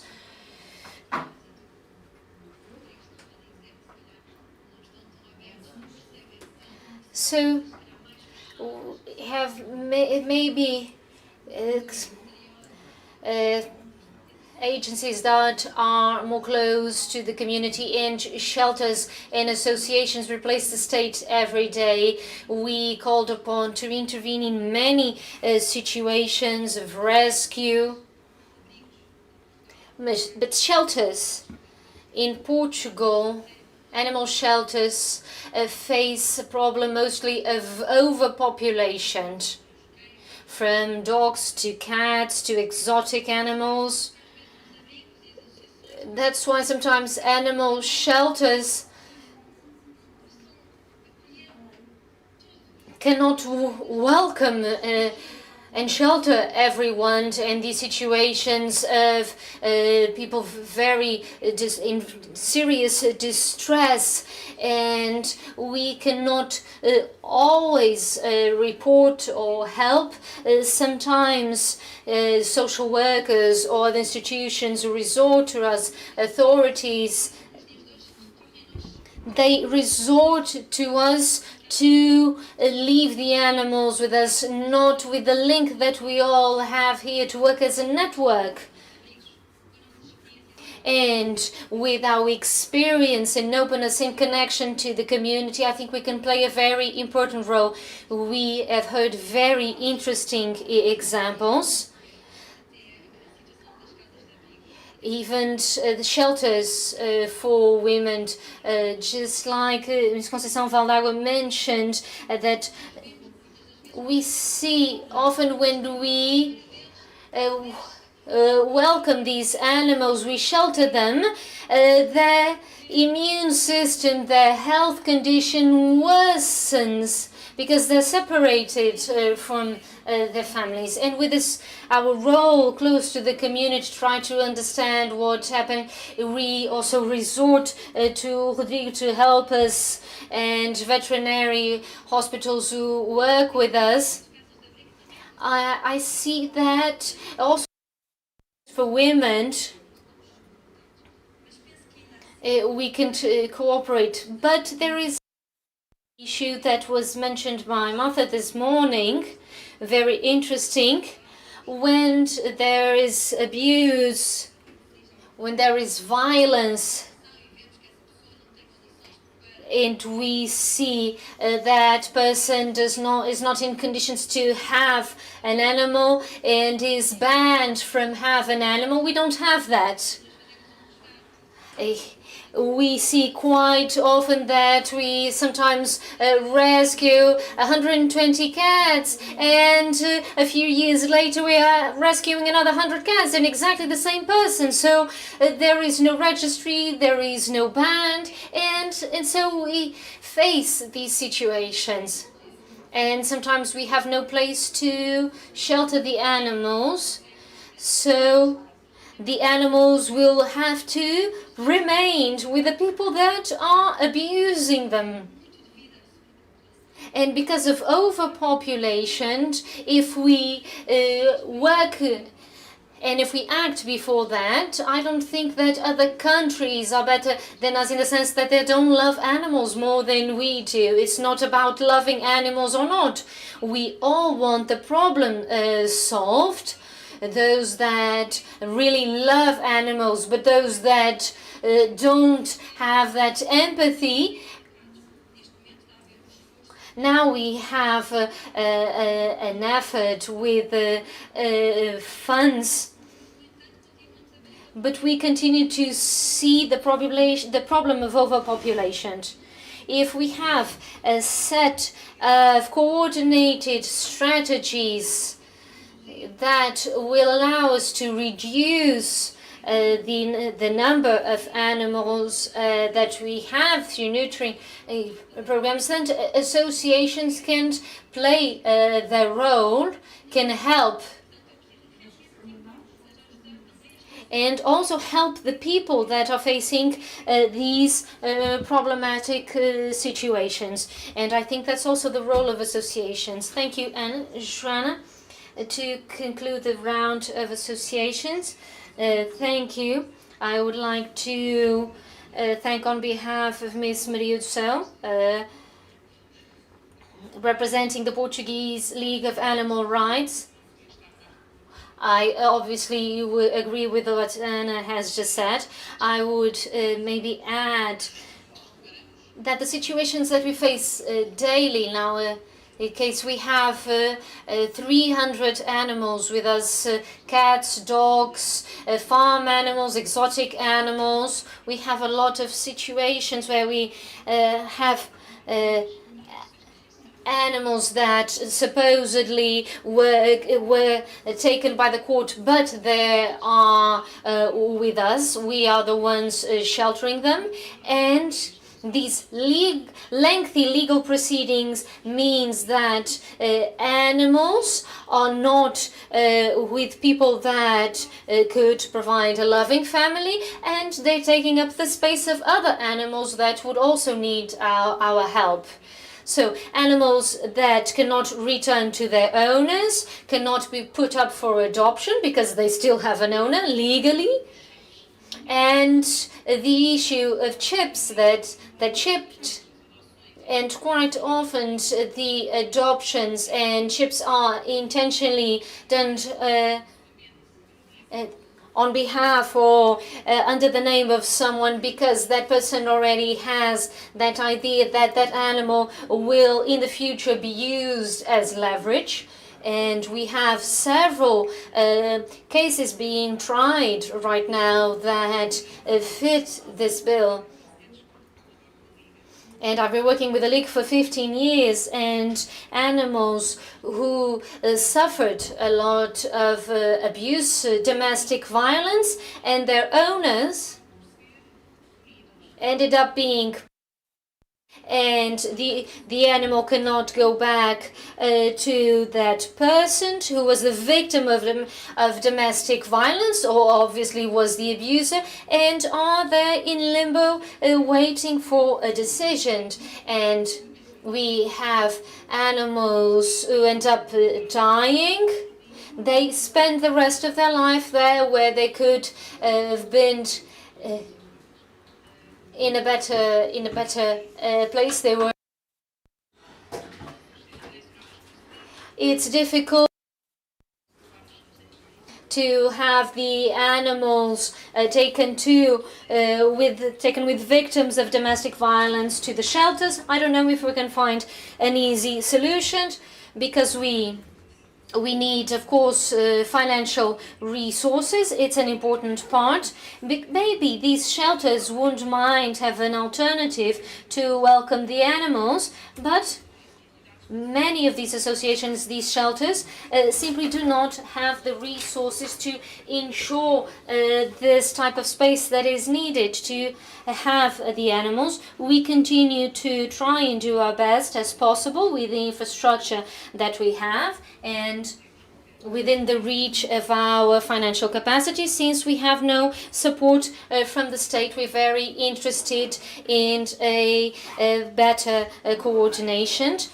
So what about municipal veterinarians? Are they also faced with these problems? Yes, municipal veterinarians, it's one of the oldest professions dealing with these problems. In the last few years, we have seen a change, a shift in paradigm, and that's reflected in terms of how we work in the municipalities. How are we aware of this type of problem? Usually, reports, complaints regarding unhealthy conditions. How do we proceed? We call the police, we call the authorities, we call the health delegation, we call social workers, municipality. So when we have serious problems, we have a multidisciplinary team, even a psychologist sometimes may be present. And when there is a suspicion of abuse, it is also forwarded to the prosecutor's office. But when it comes to solving the situation itself, it's more complicated. They usually resorted to municipal kennels and would ask these municipal kennels to take the animals, cats, dogs. And it's here that we have the problems. Nowadays, it's not the ideal, and we don't have the space to house them either. So it's important that all of us as a society think how we can change the situation, ensuring animal welfare, public health. If we have these shelters that were mentioned, I did not know this reality where we could have shelters that could welcome people and animals, or that there was a specific shelter for that type of situation. It would be amazing. And municipal veterinarians, that are those who often realize and identify these situations, or the ones that are informed of these situations. And we also then rely on associations with which we have protocols, and we have here precisely associations like that present here. And things changed quite recently, but I think we're on the right path. You can count on municipal veterinaries to follow this path. Alexandra, we have heard this morning talked about, but certainly you have something to add. A few not have the opportunity to mention. I would like to thank the invitation, and I would like to greet everyone still here on both sides. And I would like to say that we mentioned the network, and we know the importance of the network.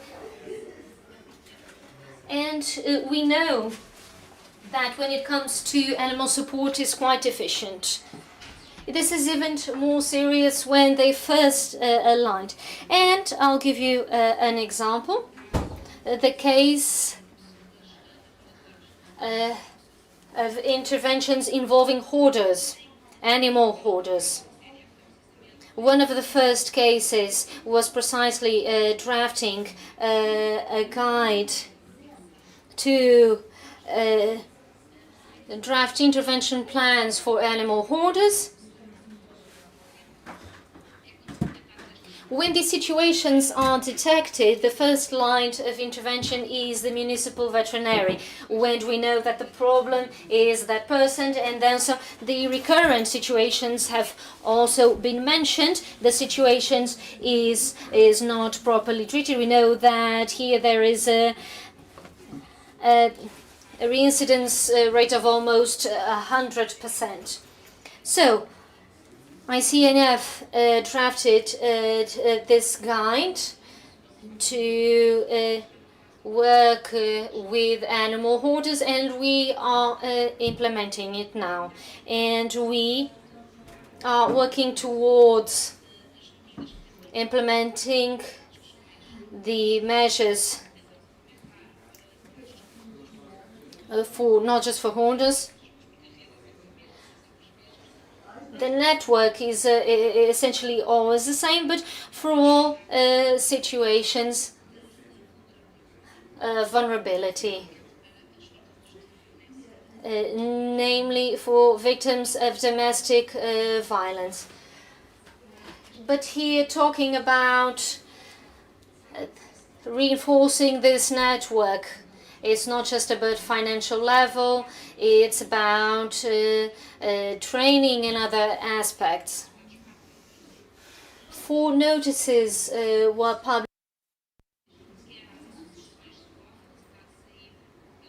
for municipal kennels and for the modernization of facilities. Really empower this network to be able to deal with the situations that we have been facing. But even in terms of training, in September of this year, we will start a protocol with the University of Porto.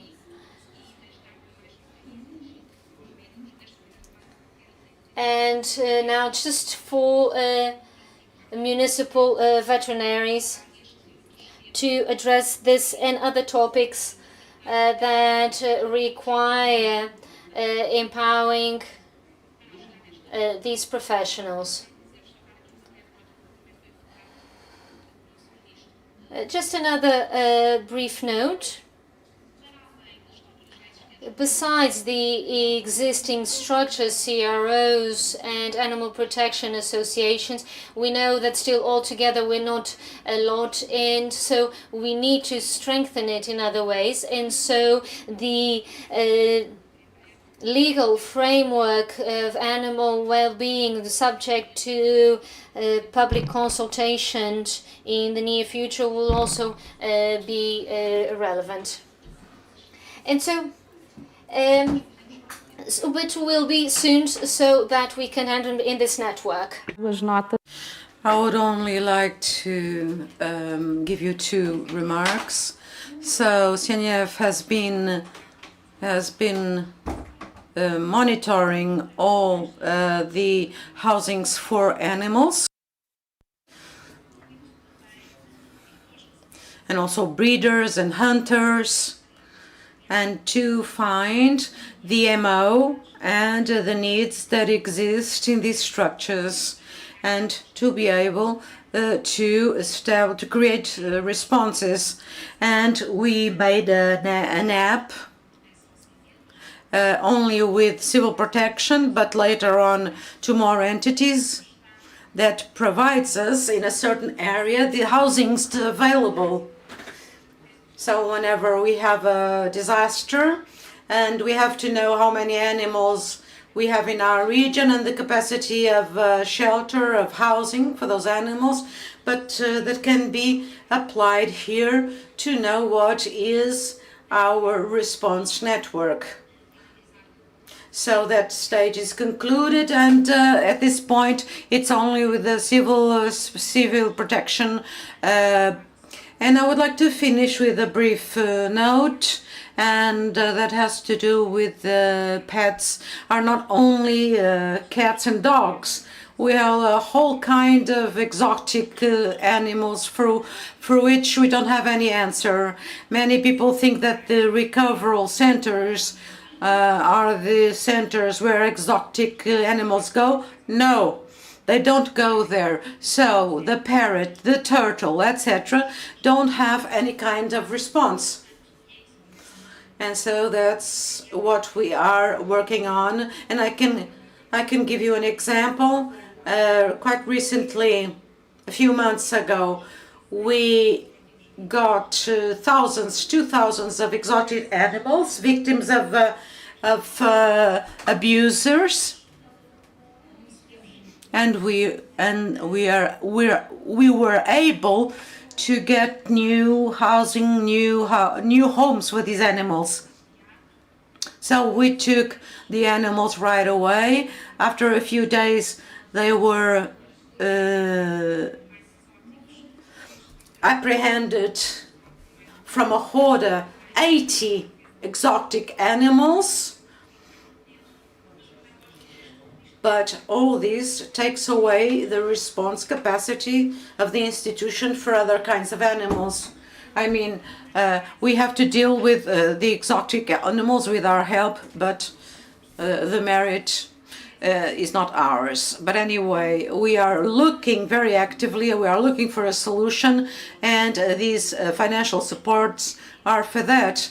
So to find an answer, not only for a solution, not only for the cat and for the dog, but for exotic animals as well, and all kinds of animals and other kinds of animals. We have to finish our session.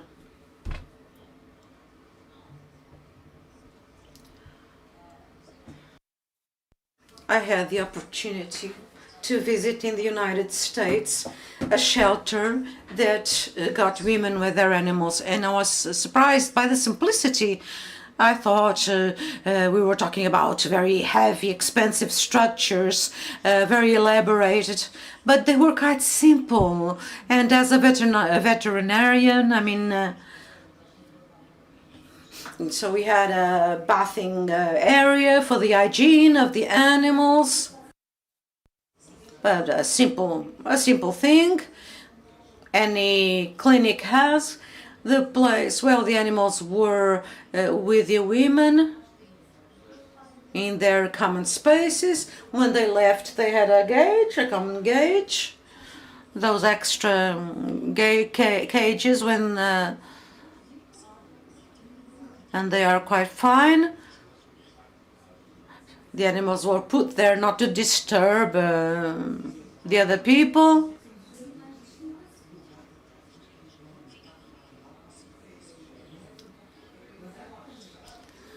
In the outside, there was a space where animals could play, and there were no carpets. Of course, quite simple things, easy to clean. We have, I mean, they had quite clean surfaces, and we organized a webinar, and we were quite visibly impressed by the simplicity of the structures. We bought this from Amazon, and we bought that whatever, but we are talking about simple structures.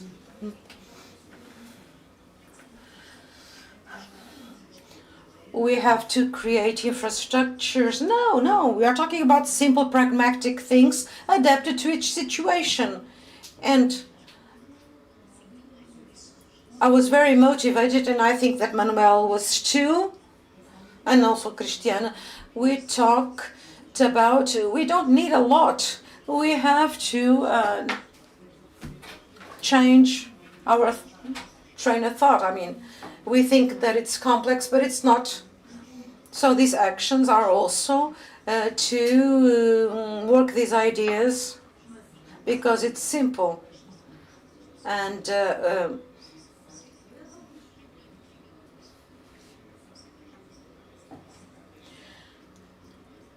animals get ill when they are apart from the people they love.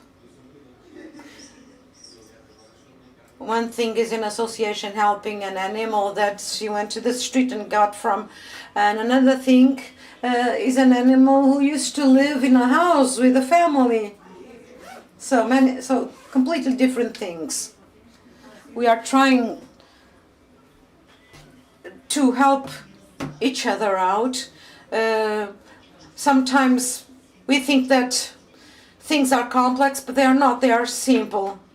And so we can help to... I'm sorry, but it's taking too long. The interpreters appreciate everything, but it's way past our work time. Thank you very much. Palestrantes, não é? Só hoje aqui redondas, mas aos palestrantes que vieram de muito longe para dar-nos o contributo e já nos ajudaram nos webinars ao longo das semanas. Foi um trabalho muito bom, especialmente ao Phil, que realmente é um mentor de tudo isto.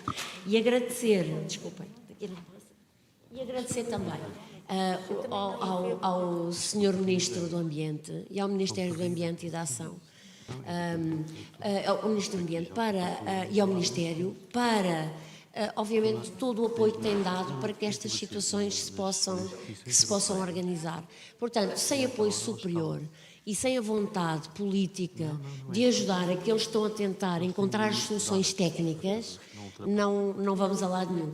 Mas havendo essa vontade política, como já ouvimos, Dr. Alexandre, vamos ter um regulamento do bem-estar animal muito pronto a uma discussão pública. Vamos ter novas sugestões que podem ser realmente adotadas pelo poder político. Eu acho que este governo poderá fazer a diferença na causa animal, com todos os intervenientes que aqui estão, mas poderá fazer uma diferença única no trabalho da causa animal. E, portanto, o meu agradecimento a todos e, portanto, em especial fica também ao Governo na figura do Ministério do Ambiente e do Ministério da Agricultura, simplificando as designações, porque a esta hora já a dislexia se impõe. E já estamos. Portanto, é verdade. Bem-ajam a todos, muito obrigada por terem estado connosco. Obrigada. E uma salva de palmas para os que estão aqui.